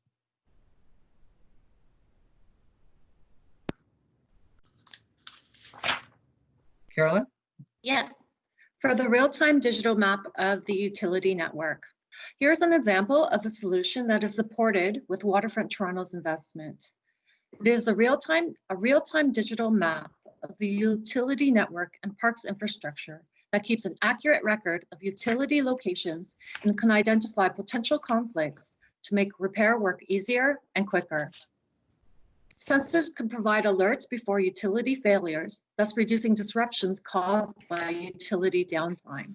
A mechanism by which a higher level of maintenance of publicly dedicated parks and public realm can be delivered at no additional cost to the city above their average. Next slide. And the STOA. This is an example of a solution that Waterfront Toronto supports, and the STOA can be defined as an open market hall that is located in the building ground floor. The STOA can support a range of uses from retail to restaurants to light manufacturing in response to changing demand.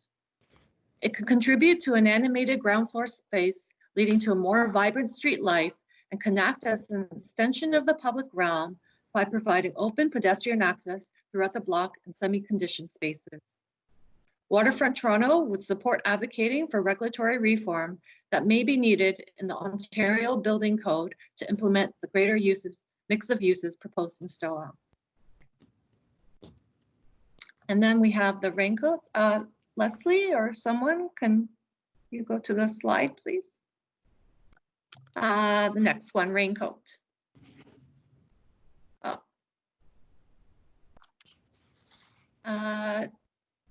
Next one. Sorry, I'm trying.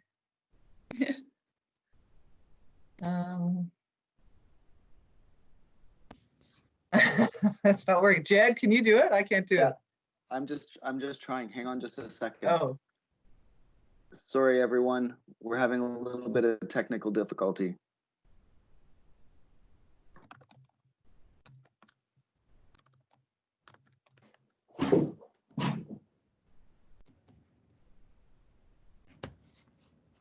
Hold up.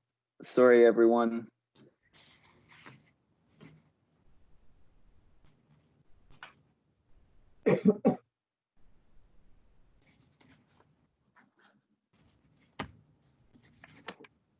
Caroline? Yes? Sorry, everyone. Hang on just a second.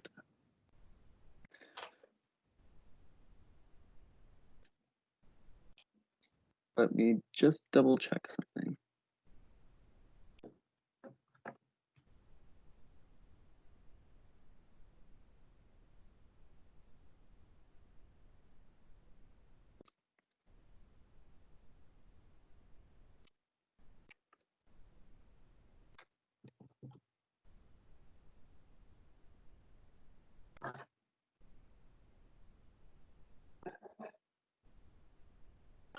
Caroline, Yes. we'll come back to your slides. I don't know where they went.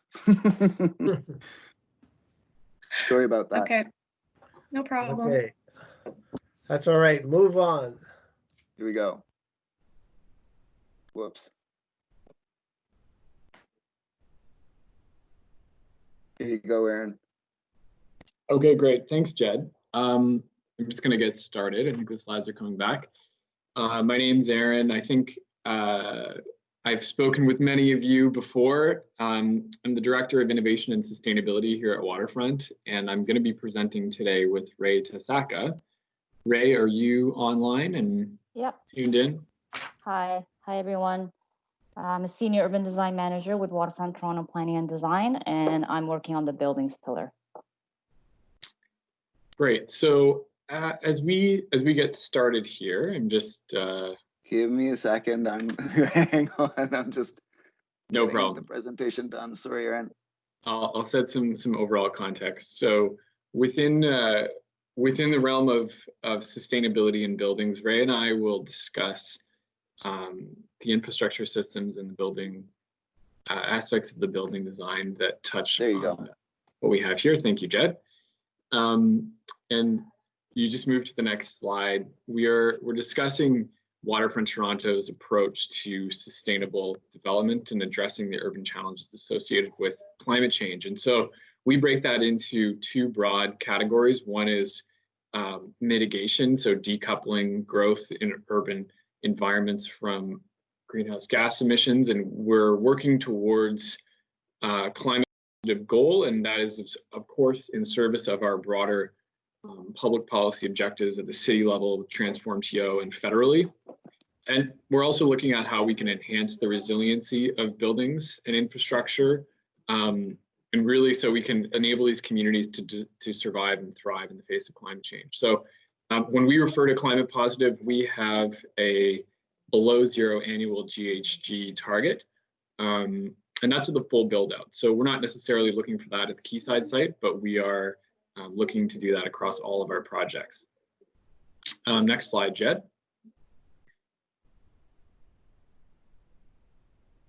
So we've heard quite a bit already to date, and this is only a summary of some of the highlights of what the public has given us in terms of feedback. And I will note as well that there's more feedback coming shortly from our February 29th meeting.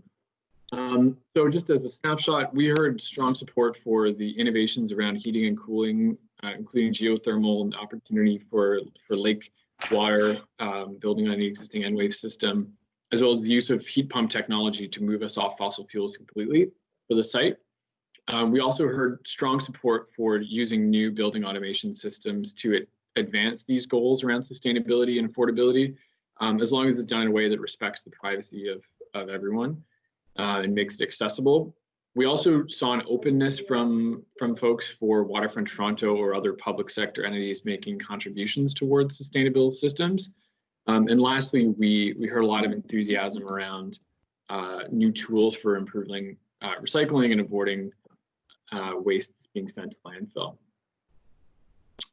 Ray, I'll pass it over to you for Sure.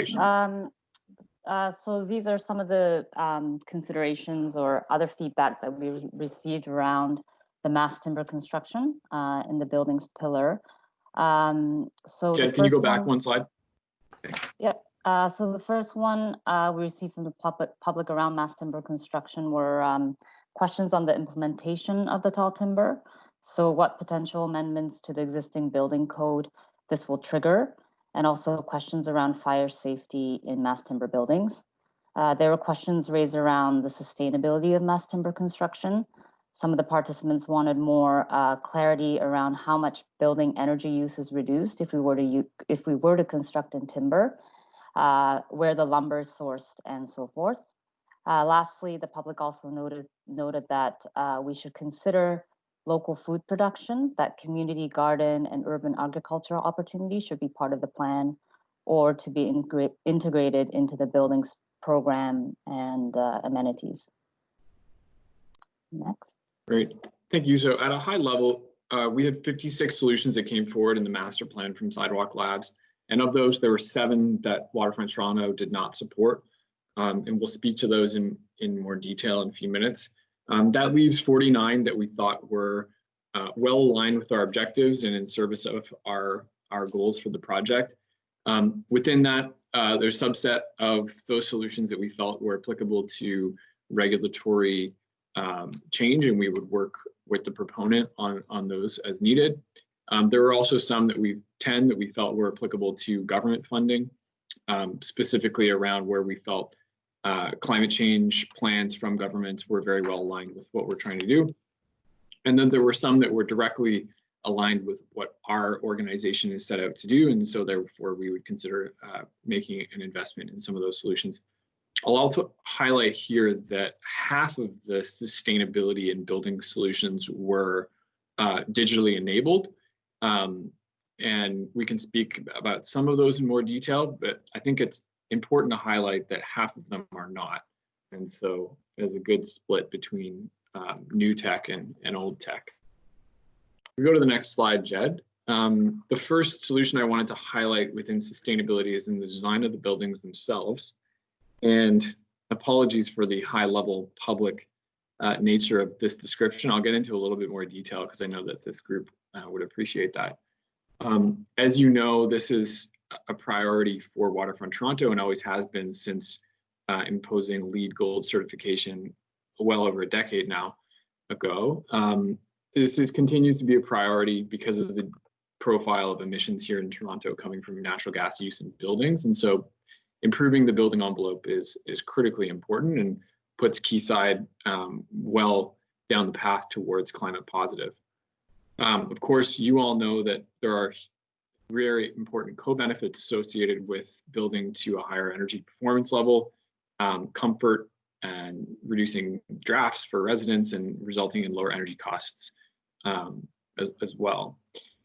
Specifically, we know that this is a stepping stone towards where the city's going with a lot of the existing standards. And so our understanding is that Quayside will be built to a Toronto Green Standard Tier 3, and in rough numbers would have an EUI of about 75 kilowatt hours per meter squared. But I think what's really important and what comes through very strongly in the proposal is because it's an all-electric heat pump based system, the proposal is to focus on both the energy supply with infrastructure and also the design of the buildings, which brings the greenhouse gas intensity of these buildings down to 2 kilograms per meter squared, which is well within Toronto Green Standard Tier 4 category for greenhouse gases. And that's important to note because it is indeed aligned with our priority outcome for the project as Waterfront Toronto. And so we feel like the focus is on the right place there.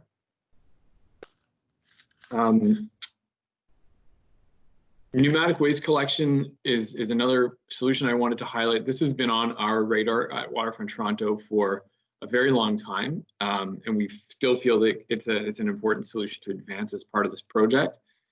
This is a solution that we are supportive of advancing and perhaps also making an investment in directly. For those who are not familiar with this solution, it's vacuum tubes that are used to move waste within the community and to send it to one central collection point. So there is a waste management benefit in that you are reducing contamination and ensuring that your compost and organics and recycling and landfill waste are kept separate and collected in a central point. But there is also a huge urban design benefit in avoiding bins and garbage trucks on the internal streets. Now, Quayside is not a huge site, but the consolidation of those services in one place would have a benefit there. And of course, this is a proven solution. Many of you, I'm sure, have seen it in places like Stockholm and Barcelona, and also several here in North America. And so we think it's an applicable solution for the site as well.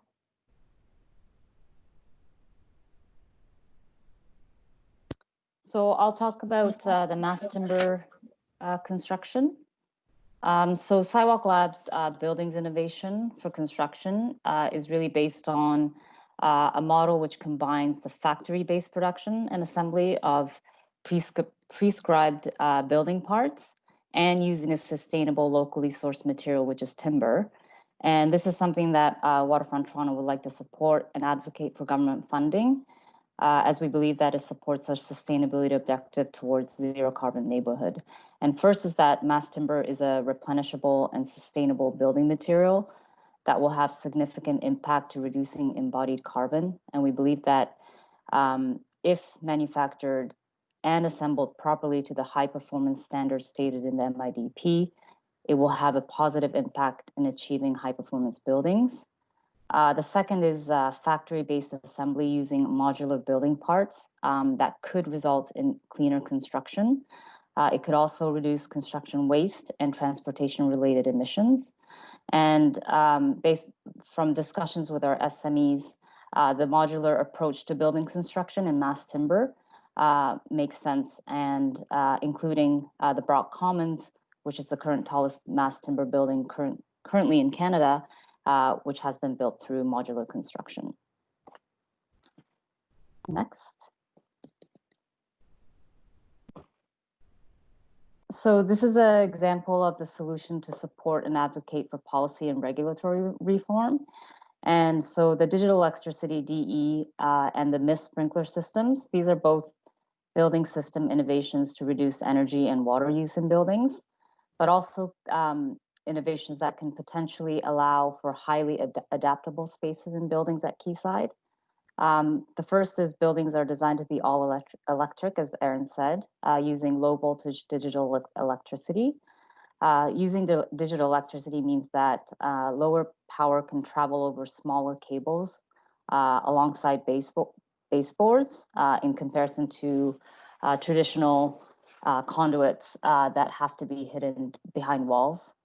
In addition to digital electricity, mist-based sprinklers, so these are high pressurized sprinklers, are also part of the innovation, and they use a tenth of the water in comparison to typical sprinkler. And both of these systems, we think that it contributes to allowing walls to move freely, so allowing this interior spaces to be more adaptable, reduce the risk of fires, and also allow faster renovation times.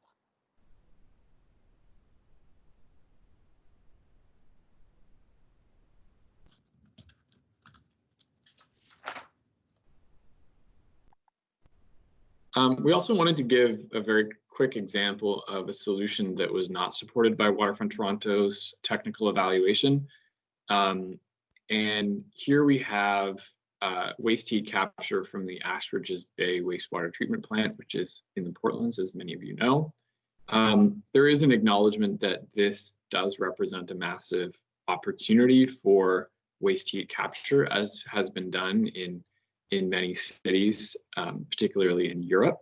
But we know also that this is not an appropriate source of heat for the Quayside project. Practically speaking, it doesn't pencil out for us. And so we were not supportive of including this in the project. But that being said, we do think that there are opportunities for sewage waste heat recovery in other potential configurations. And so while this is not something that we will be proceeding with, we acknowledge that there could be future opportunities more close by. So with that, that is a very high level summary, and there's a lot more there, but we hope that that at least gives a flavor of our evaluation. Okay, over to Pina. Hi, everyone. Can you see me? Yes, I think so. Hi, everyone. I'm Pina, and I work on the design team at Waterfront Toronto and have been the pillar lead for mobility for the Quayside team. I'm joined by Alex Mariu, who is our project manager for transit and transportation. Alex, is your camera on? Are you there? Hello. Good. Hi, Alex. Next slide. As you are aware, Waterfront Toronto, since its inception, has been committed to the delivery of transit on the waterfront and undertook extensive planning in this area, including leading the environmental assessment for the Eastern Waterfront Transit Line, We've successfully delivered both one of the first new LRT lines in Toronto on Cherry Street and a revitalized complete street on Queens Quay, which I know this panel has been involved in. Our team established a series of objectives for this project around mobility. The primary objective is to reduce automobile emissions in order to achieve our climate positive targets that we just heard Eireann talk about for the projects. Some of the strategies for achieving this can include reducing automobile dependency, which can be a financial burden, and also by providing safe and reliable alternatives, and accommodating electric vehicle infrastructure, which reduces by reducing the barrier of owning one through infrastructure. We also set as an objective reducing congestion, particularly, and you can see in the photo, there's a congestion I think we're all aware of in our urban streets, but also curbside congestion as the demand for curb uses for deliveries and ride-hail services begin to increase. I think we wanted to really look at how we could be more efficient on the curb. But also we've noticed that the Martin Goodman Trail along Queens Quay has had extensive congestion. We're seeing volumes as high as 600-700 bikes per hour in the peak, AM PM peak, using the cycling trail. So what can we do to make that more comfortable? We also set it as an objective to provide affordable mobility options for those who live and work at Quayside, to ensure safety by applying Vision Zero principles and reducing confusion for all users, and to remove barriers to accessing and experiencing the waterfront for all. Next slide, Jed. We received public feedback throughout the process. We received very positive support for prioritizing the delivery of the approved transit plan, for our commitment to climate positive and sustainable modes of transportation, and for the commitment to improving cycling infrastructure on the waterfront. The public has generally asked us to ensure that Quayside does not feel disconnected from an access perspective from the rest of the city. I think that's also feedback we heard from the panel. We've heard about ensuring that we prioritize vulnerable users when we're evaluating the innovations, that we ensure safety and accessibility for all users, especially as it relates to curbless street design. And something we heard quite vocally in our consultation was to ensure that innovation doesn't increase the cost of mobility for users. Next slide. Of the 160 solutions, 32 of these solutions were mobility solutions, the red dots on the slide.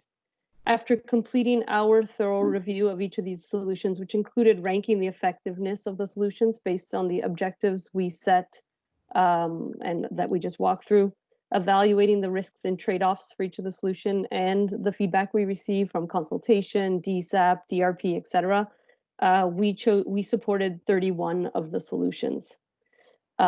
Each of these 31 we supported in 3 different ways. First of all, we supported solutions where we would advocate for regulatory reform, and 6 of the mobility solutions landed in this particular bucket.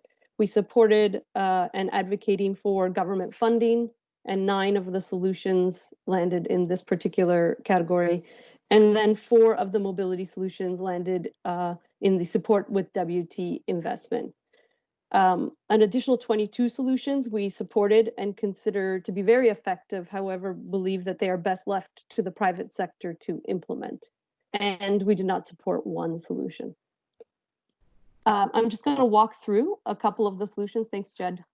Starting with the wayfinding beacons. The wayfinding beacons are broadcast signals located within the public space, both in and outside of the buildings, which aid people with low to no vision in using a wayfinding application, so something like Blind Square, to orient themselves in the community. This technology is actually already being deployed as a pilot being led by CNIB at the Yonge and St. Clair intersection, including within the subway station there. And we have spoken to CNIB and they are very excited about the potential to deploy this here at Quayside. So Waterfront Toronto supported this innovation with investment, given how important this is in achieving an accessible community at Quayside, which we believe is a very important priority. Moving on to the next innovation or solution. This is expanding active transportation network. This solution is about closing the gap in the cycling network and bringing bicycle infrastructure to the front door of each of the buildings in Quayside.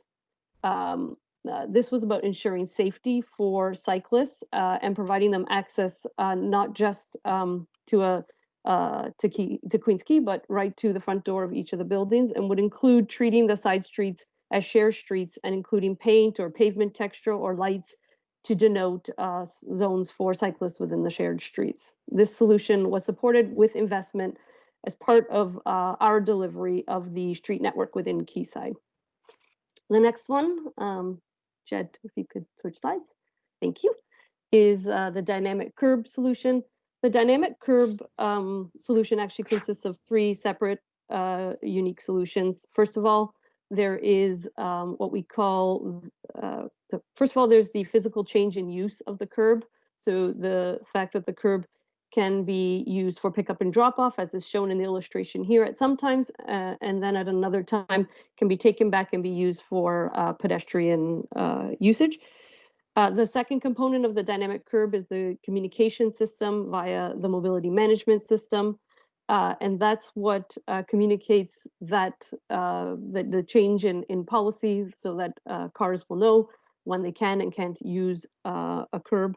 And then the last component of it is the pricing. So that component per the MIDIP is around pricing the curb so that you can help and make good decisions. So you know, if there's a high demand for the curb, the price might be higher, and that might discourage someone who has chosen to take their route to Quayside via a car, and they might pick another mode. The solution generally is about enabling an efficient use of the curb, using embedded lights, digital signage, movable furniture to allow the curbside pickup and drop off when there is demand, but to take back the space for pedestrian usage during peak pedestrian periods or during a festival or lunchtime, etc. We imagine that the solution actually has two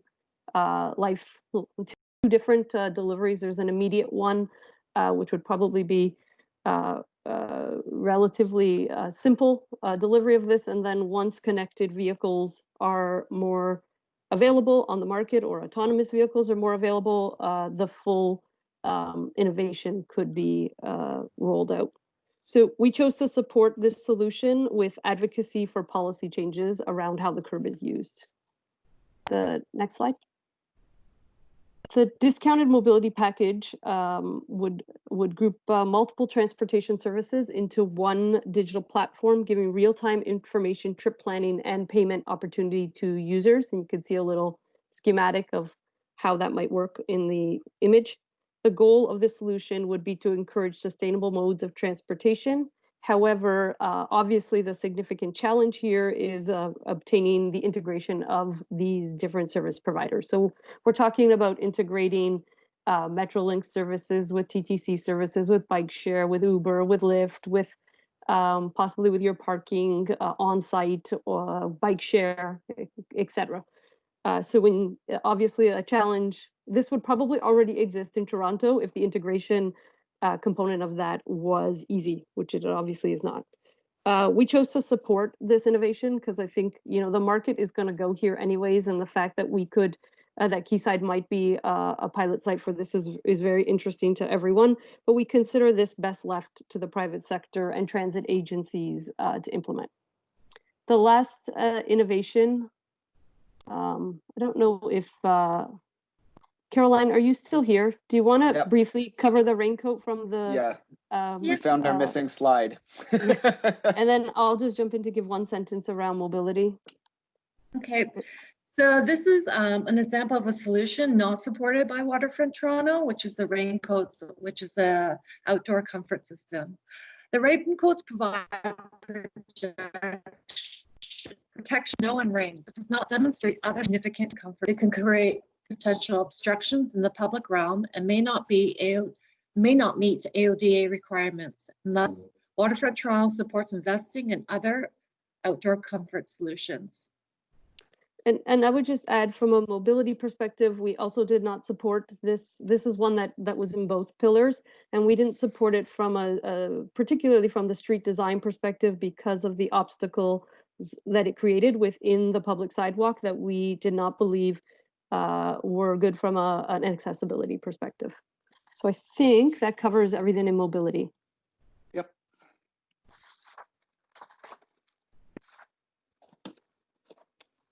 Christina.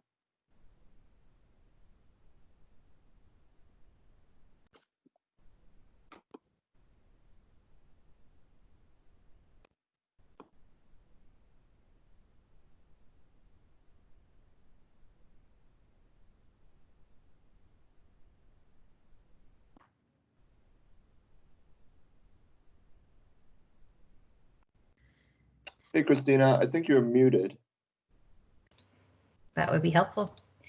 Okay, so we are really looking at how the proposal would address some of the key economic and social benefits that we were looking for in the project. And this was building on Waterfront Toronto's commitments around creating this innovation corridor in the East Bayfront neighborhood, and really looking at how we could create a contribution that would be meaningful both locally as well as nationally. And when we looked at how Quayside is situated, it's really an environment where this urban innovation cluster should be able to be established and thrive. It's purported to be a very large cluster that's growing globally. So it's an opportunity for Toronto to really harness that economic opportunity.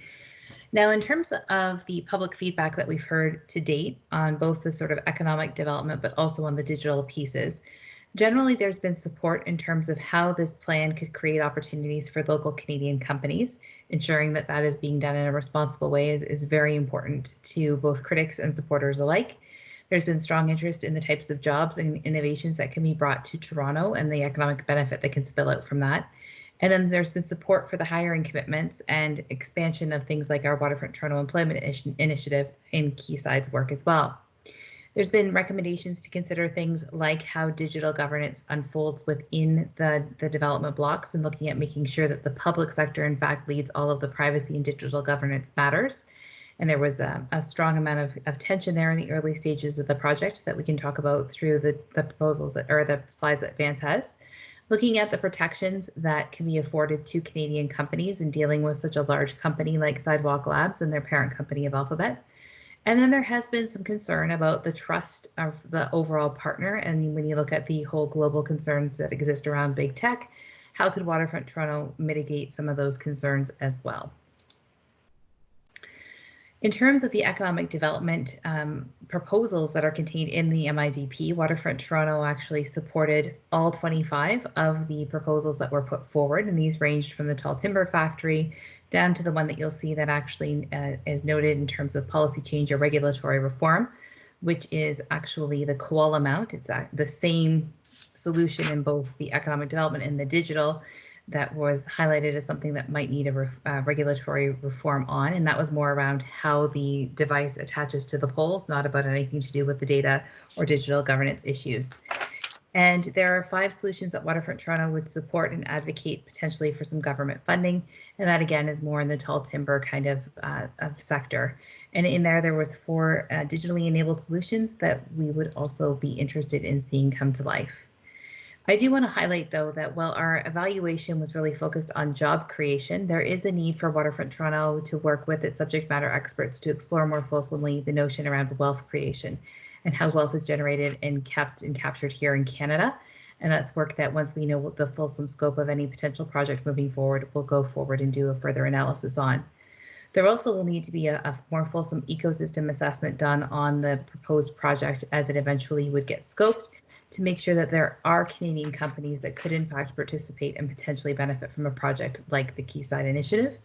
And then re-evaluating and re-establishing the economic impact of the project on the smaller scale of the 12 acres. The initial documents that were put forward from Sidewalk Labs really did focus on the larger scale. So we just need to recalibrate and make sure that we're assessing the economic impact appropriately as well. So one of the things that, of course, we were supportive of and that you've heard a bit about already would be around the mass timber buildings and the modular construction and the ability to grow a new sort of timber-centric industry that would have Quayside as a catalytic force behind that, and the investments that Sidewalk Labs is proposing to make in the creation of a tall timber factory and the supporting supply chain underneath of that. Of course, having Quayside as sort of the first customer is highly beneficial to them. And one of the things that they need to be able to demonstrate is whether or not there's a sufficient need for that type of product in Ontario to support an Ontario-based tall timber factory. And from there, I will hand it over to Vance to talk about some of the responsible digital environment solutions that have been put forward by Sidewalk Labs. Vance? Okay. So we had, there were 15 solutions that we called kind of enabling digital. Again, these were largely focused in two kind of areas. So one was around digital infrastructure. So essentially, like how we can provide connectivity, advanced connectivity to all users. And then there was kind of the second bucket that was around Sidewalk Labs kind of internal compliance mechanisms for and commitments as far as how they're going to meet some of the obligations put on them. So next slide.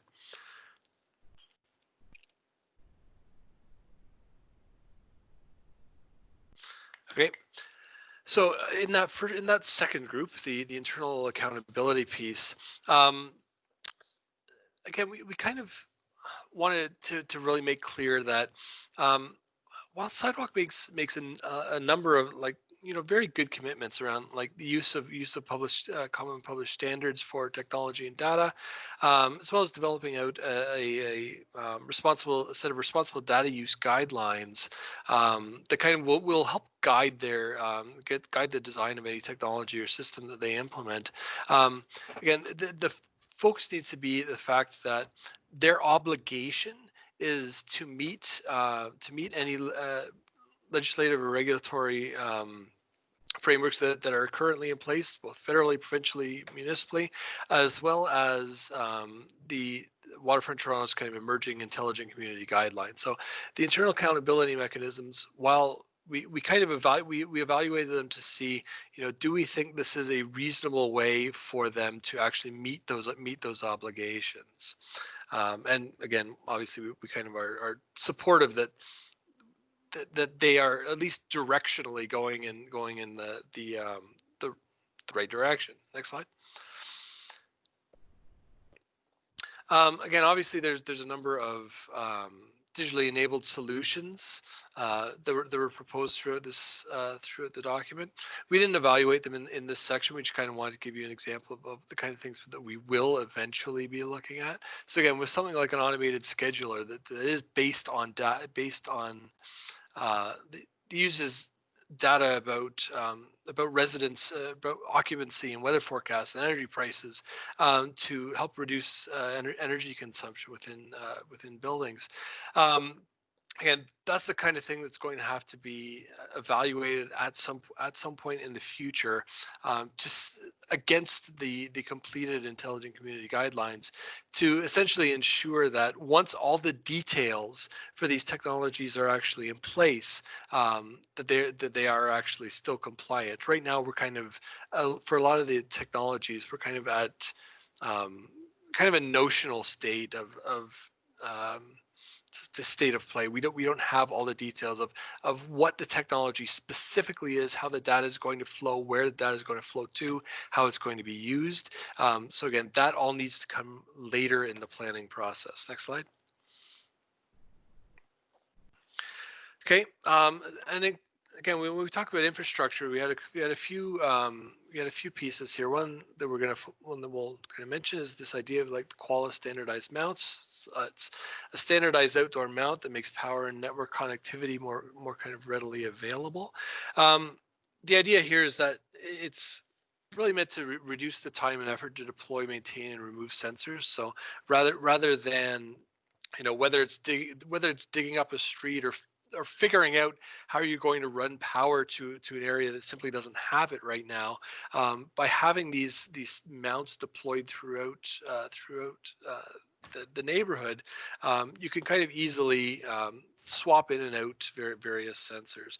And the kind of in the background, there's kind of the ability for the system to kind of automatically authenticate the devices that are connected to it, so that city managers kind of have more control over the sensors in the public realm, as well as like doing things like automatically encrypting data. So next slide, and I think it's back to you, Christina.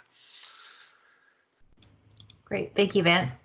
So now we're going to talk just briefly about some of the partnership considerations that have been evaluated, and hopefully we'll address some of the concerns that have been raised by the public over the course of the past 2 years. Next, Jed.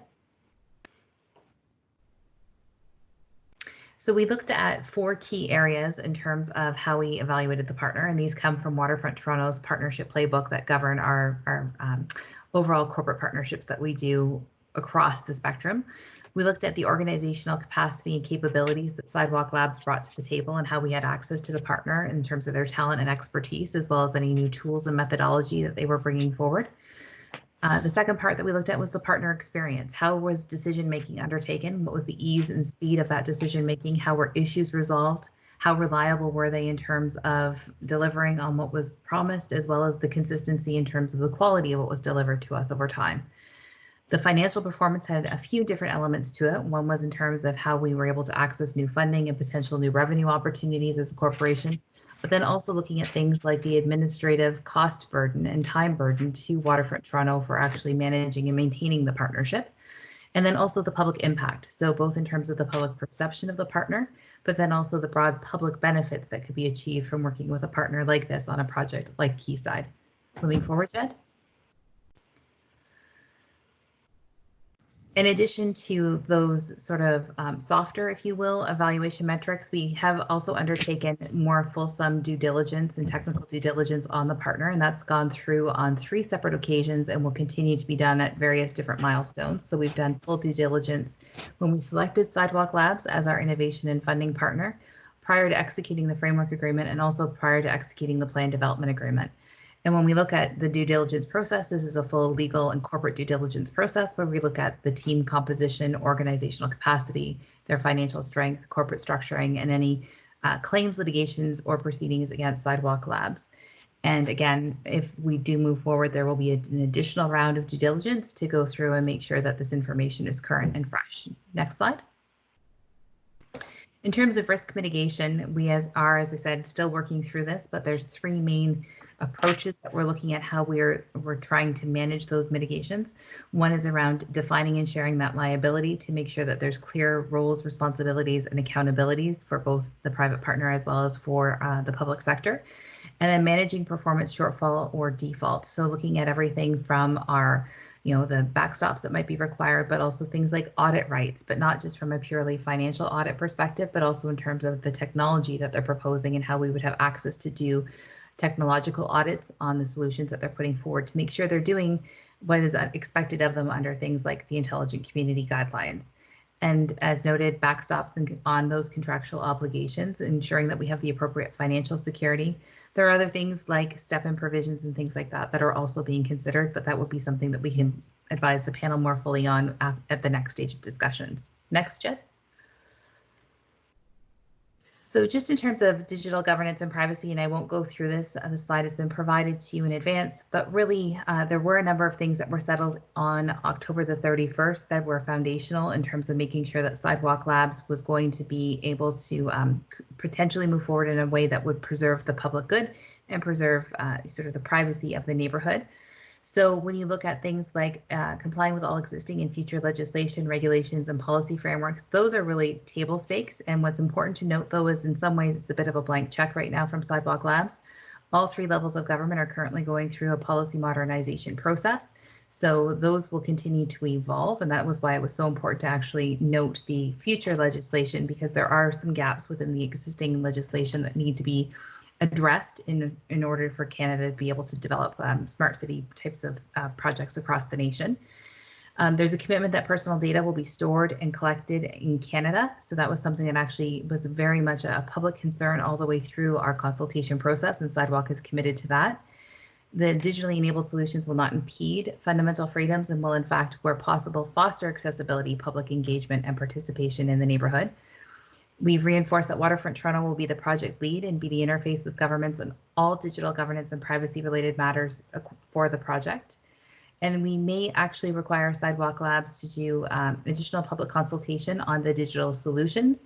And there may be some additional consultation through council that would have to be done as part of sort of the development approvals process, and that's still to be determined.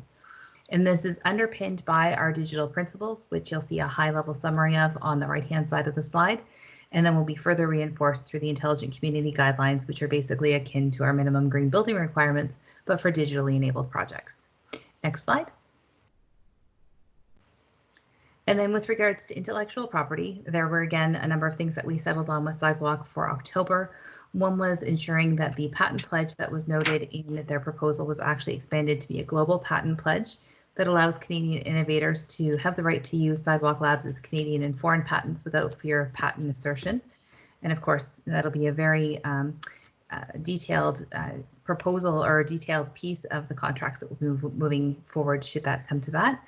The revenue share, so products and services that are piloted in Waterfront Toronto's facilitated testbed area, we would be entitled to a percentage of the revenues on those products as they go forward globally to deploy those to benefit the public sector yet again for the contributions that have been made. And then we've also confirmed Waterfront Toronto's rights to use site-specific IP that's been developed over the course of the last 2 years, regardless of whether we move forward with Sidewalk Labs or another project partner. There's also a series of commitments that Waterfront Toronto is making and will be pursuing as part of this initiative through the conversations that we've been having with industry and with the ecosystem. One ties back to the patent pledge and looking at how we can strengthen the non-assert provisions within it to clear the way for Canadian companies to scale and have the freedom to operate and compete globally. The second is around procurement and how we can ensure that there's fair and transparent procurement processes that, again, don't bind Canadian companies into provisions that make it inflexible for them to expand globally. And then the third deals more with the Intelligent Community Guidelines and common practices that will evolve from here in working with government stakeholders and standard setting bodies on data and IP related issues so that this project is both informed by and also benefits a far greater group of individuals than just simply what's happening here in the waterfront. Next slide. And that is the end of our presentation on behalf of the Quayside team. So thank you very much. Thank you for a very comprehensive, full presentation. I'm not sure, I'm going to ask Chris how you want to proceed. Do you want to go through our normal questions and comments, or do you want to just go to comments, or what's your desire here? What would be most helpful? Well, I mean, I think it could be pretty open. I think, you know, obviously let's start if people have questions. Yeah. Because I'm sure there's a lot of questions. Okay, well, let's give it a shot. I think we're probably not worried about time. It's almost 5 o'clock now, so as long as everybody can hang in for a little longer here. Yeah. Okay, let's start with questions. So let's go down a list, see if anybody has questions. Betsy? That was incredibly comprehensive, and I'm very reassured at this point that Waterfront Toronto has been doing all the due diligence required on all these pieces. I guess I have my first question is overarching on the pieces that you've rejected. Some of them came through in the presentation, not all of them. Are any of them pieces that are material to what we've already reviewed and discussed at the design review panels? And that could go for something that's been either accepted or rejected. Well, that's a little hard to say. I mean, I think it's just an evolution. I mean, can you be a little more specific? Well, like the raincoats, for example, have been rejected. So presumably we won't be seeing those again at a design review.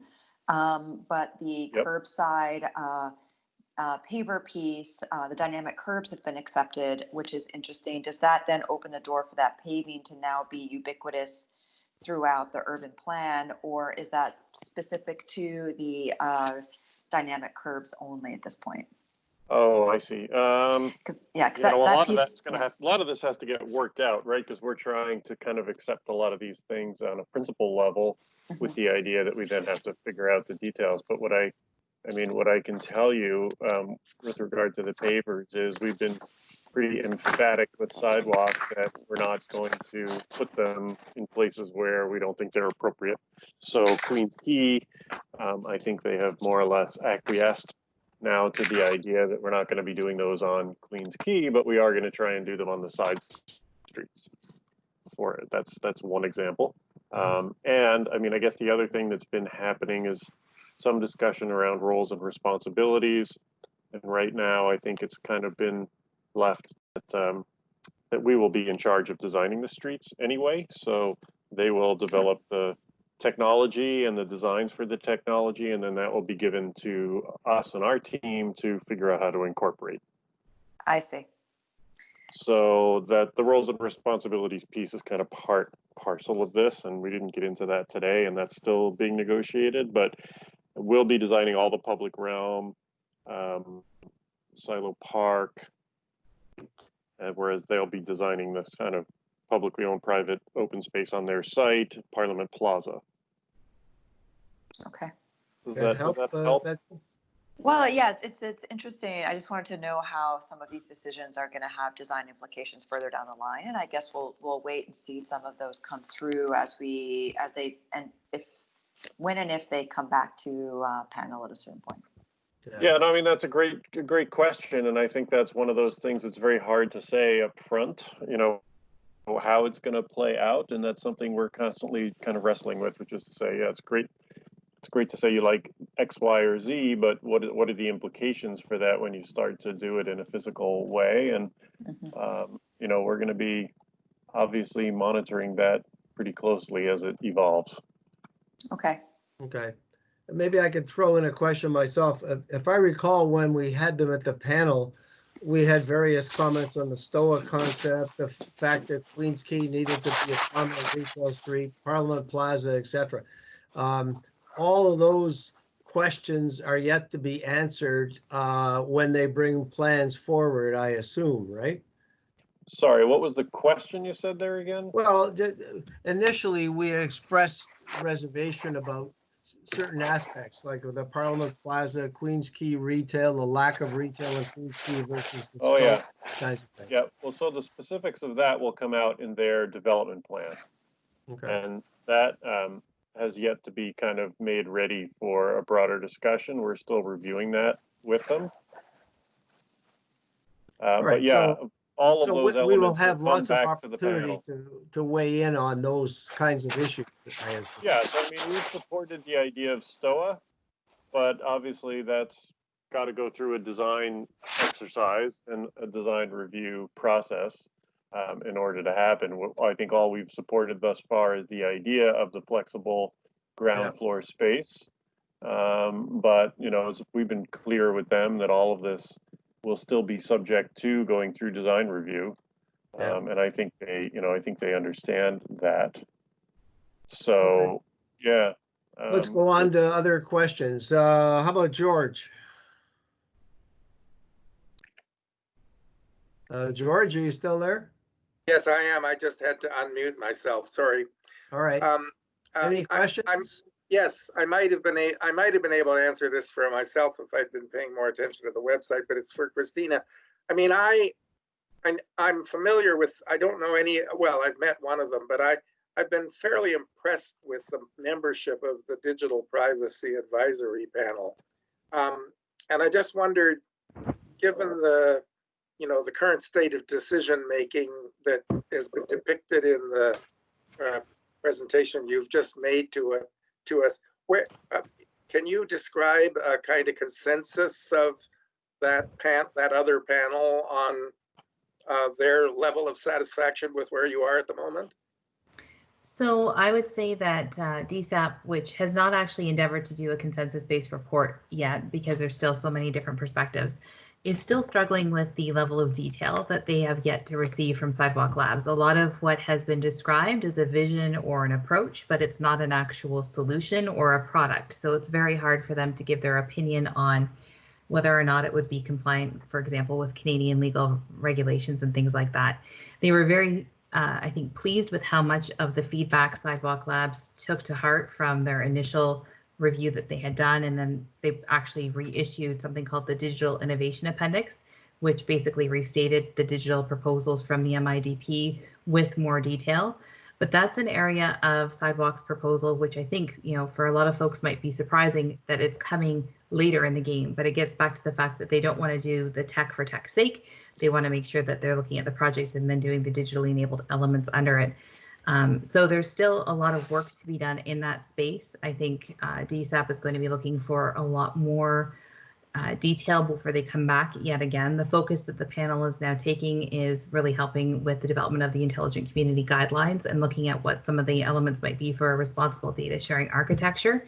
But they still have, I would say, a palpable level of frustration with what has been delivered to date. Vance, did you want to add to that at all? No, I think that's pretty much covered it. It's just about trying to work through the details. George, you have other questions? No, that's it. Thank you. All right, Claude. Not really. I guess it makes me feel more comfortable as well, like Betsy's saying, and also what Chris is saying, that there's a kind of, it's not, the whole thing is not done deal, and the public realm is not based on what we saw in that Bible in 4 books that was given to us. And I understand some of those will be reevaluated through a kind of a whole design process led by Waterfront to make sure that it's integrated with the last 15 years of work that's been on the waterfront. So it's actually fitting in better than what we saw in that large document. Okay, so you have comfort, but no real questions. Yeah. All right, Peter. Yeah, I'm not sure whether it's a comment or a question, but I spend a lot of time with developers, and there's certain things they do that make me understand they know what they're doing. And I'm wondering, has anybody at Waterfront Toronto seen a preliminary pro forma from Sidewalk Labs? Has anybody, is anyone at Waterfront Toronto convinced these guys know how to go from talk and thick documents to actually building? I don't get it. I've got this sense of disquiet that every time I hear more about it, their proposals doesn't go away, it just gets bigger for me. Okay, Chris, can you? Chris, do you want me to take this one? I was going to bump that one to Meg. Yeah. All right, Meg, yeah. So Peter, totally understand your concern. Sidewalk Labs as an entity is a super collection of very, very bright people who have lots of good experience, but as an organization themselves, they haven't done any development. So I'm not sure if the panel has ever been advised of the fact that we are in the process of working up a request for proposals to bring on a developer partner. So it'll be a competitive process. Sidewalk will be part of the evaluation, but it will be led by Waterfront Toronto, and we will help them select a partner that we think can actually turn this into reality. And that has been the case since the RFP that we put out to select the innovation and funding partner. It was very clear that we anticipated going out for development partners after the fact. And once we had thought through all these terrific ideas, but to make them a reality, they really do need a development partner, and they recognize that. So we're working on that process right now. And I think that one of the, we can't say it has to be a local developer, but we can certainly say that some of the expertise needs to be with the City of Toronto, with the processes here in Ontario and in the City of Toronto. So there will be likely some familiar faces on that team for the panel. And we anticipate that, as Chris and others have mentioned, all of this is going to come back to the panel on a site-by-site basis, and you will see how all these things evolve. And I think you'll have more confidence once we have that development partner on board. Okay. Any other questions, Peter? No, I think that helps a lot. That All right. Yeah. Let's go to Bridget. Yeah, first of all, it was really great to hear from so many people on the Waterfront Toronto team. Even though I think we've seen people, sort of maybe presenting one or two projects here and there, it was just really nice to see the breadth of areas of expertise. And I thought that for me, the kind of due diligence from the Waterfront Toronto side was really appreciated. I think overall, it's a very ambitious kind of idea for a new community. And I think it's really key that Waterfront is part of this. And I think it's, and yet the due diligence is kind of essential. I think you answered one of my questions. I wanted to understand what we would actually be seeing at design review. And I guess what I'm understanding is that they would come to us on a site-by-site basis as they choose to develop the properties. I guess, is that correct? That's the form that we would be. Yes, but I think before that, they'll come with a revised kind of master plan for the site. Okay. And then they'll come, on a project by project. I mean, it might not be one building. If they're building 3 buildings at the same time, it might be those 3 buildings. Well, however they're phasing it, they'll bring chunks of it forward. Okay, and then it was also helpful to understand that there would be a developer working directly with Waterfront Toronto as well as Sidewalk Lab. So that's a kind of piece that I don't think I understood in the equation.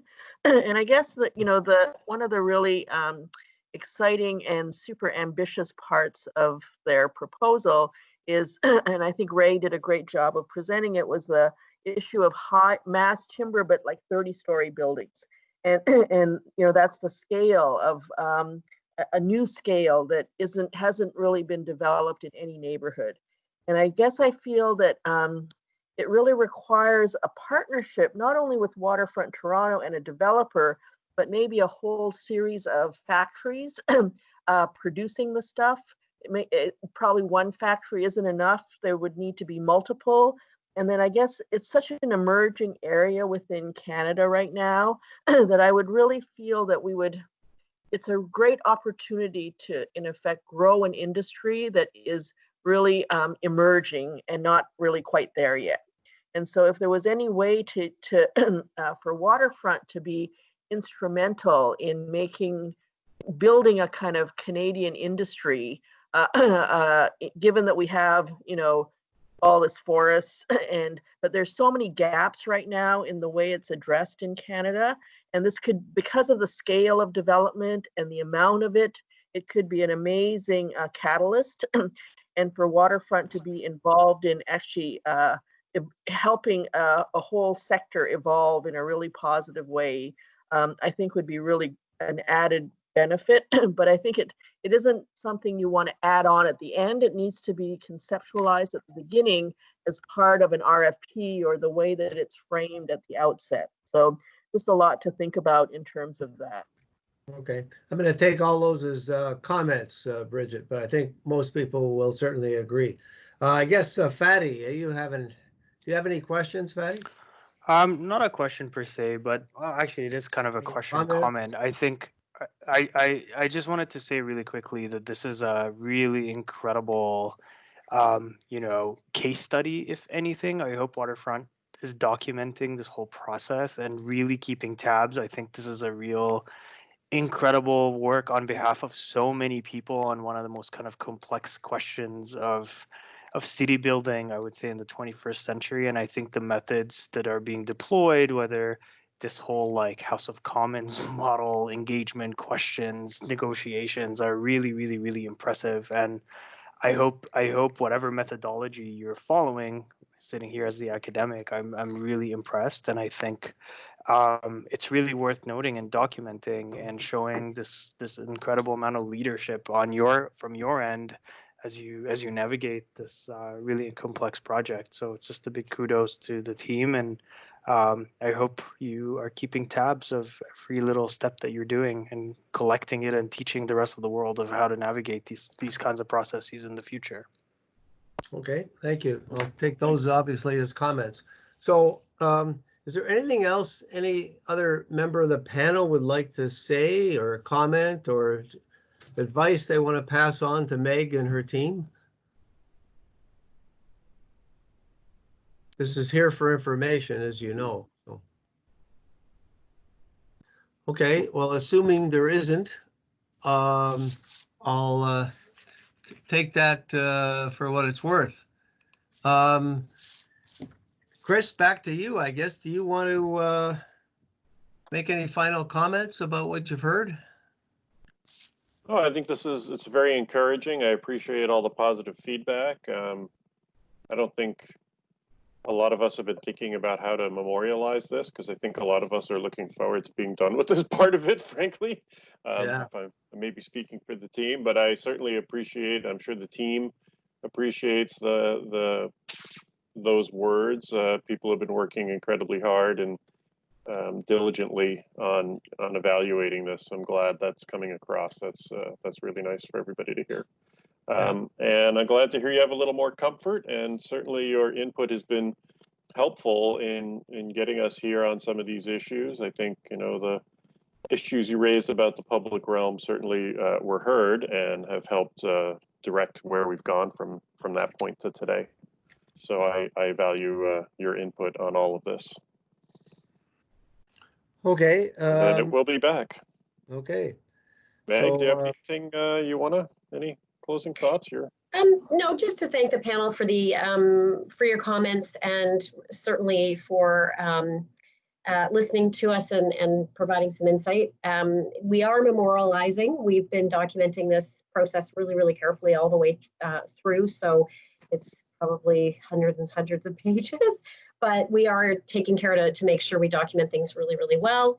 Anyway, we just look forward to bringing the project back should the board decide to keep going. Meg, try not to make it longer than the sidewalk MDIP. For sure. That's a good one, George.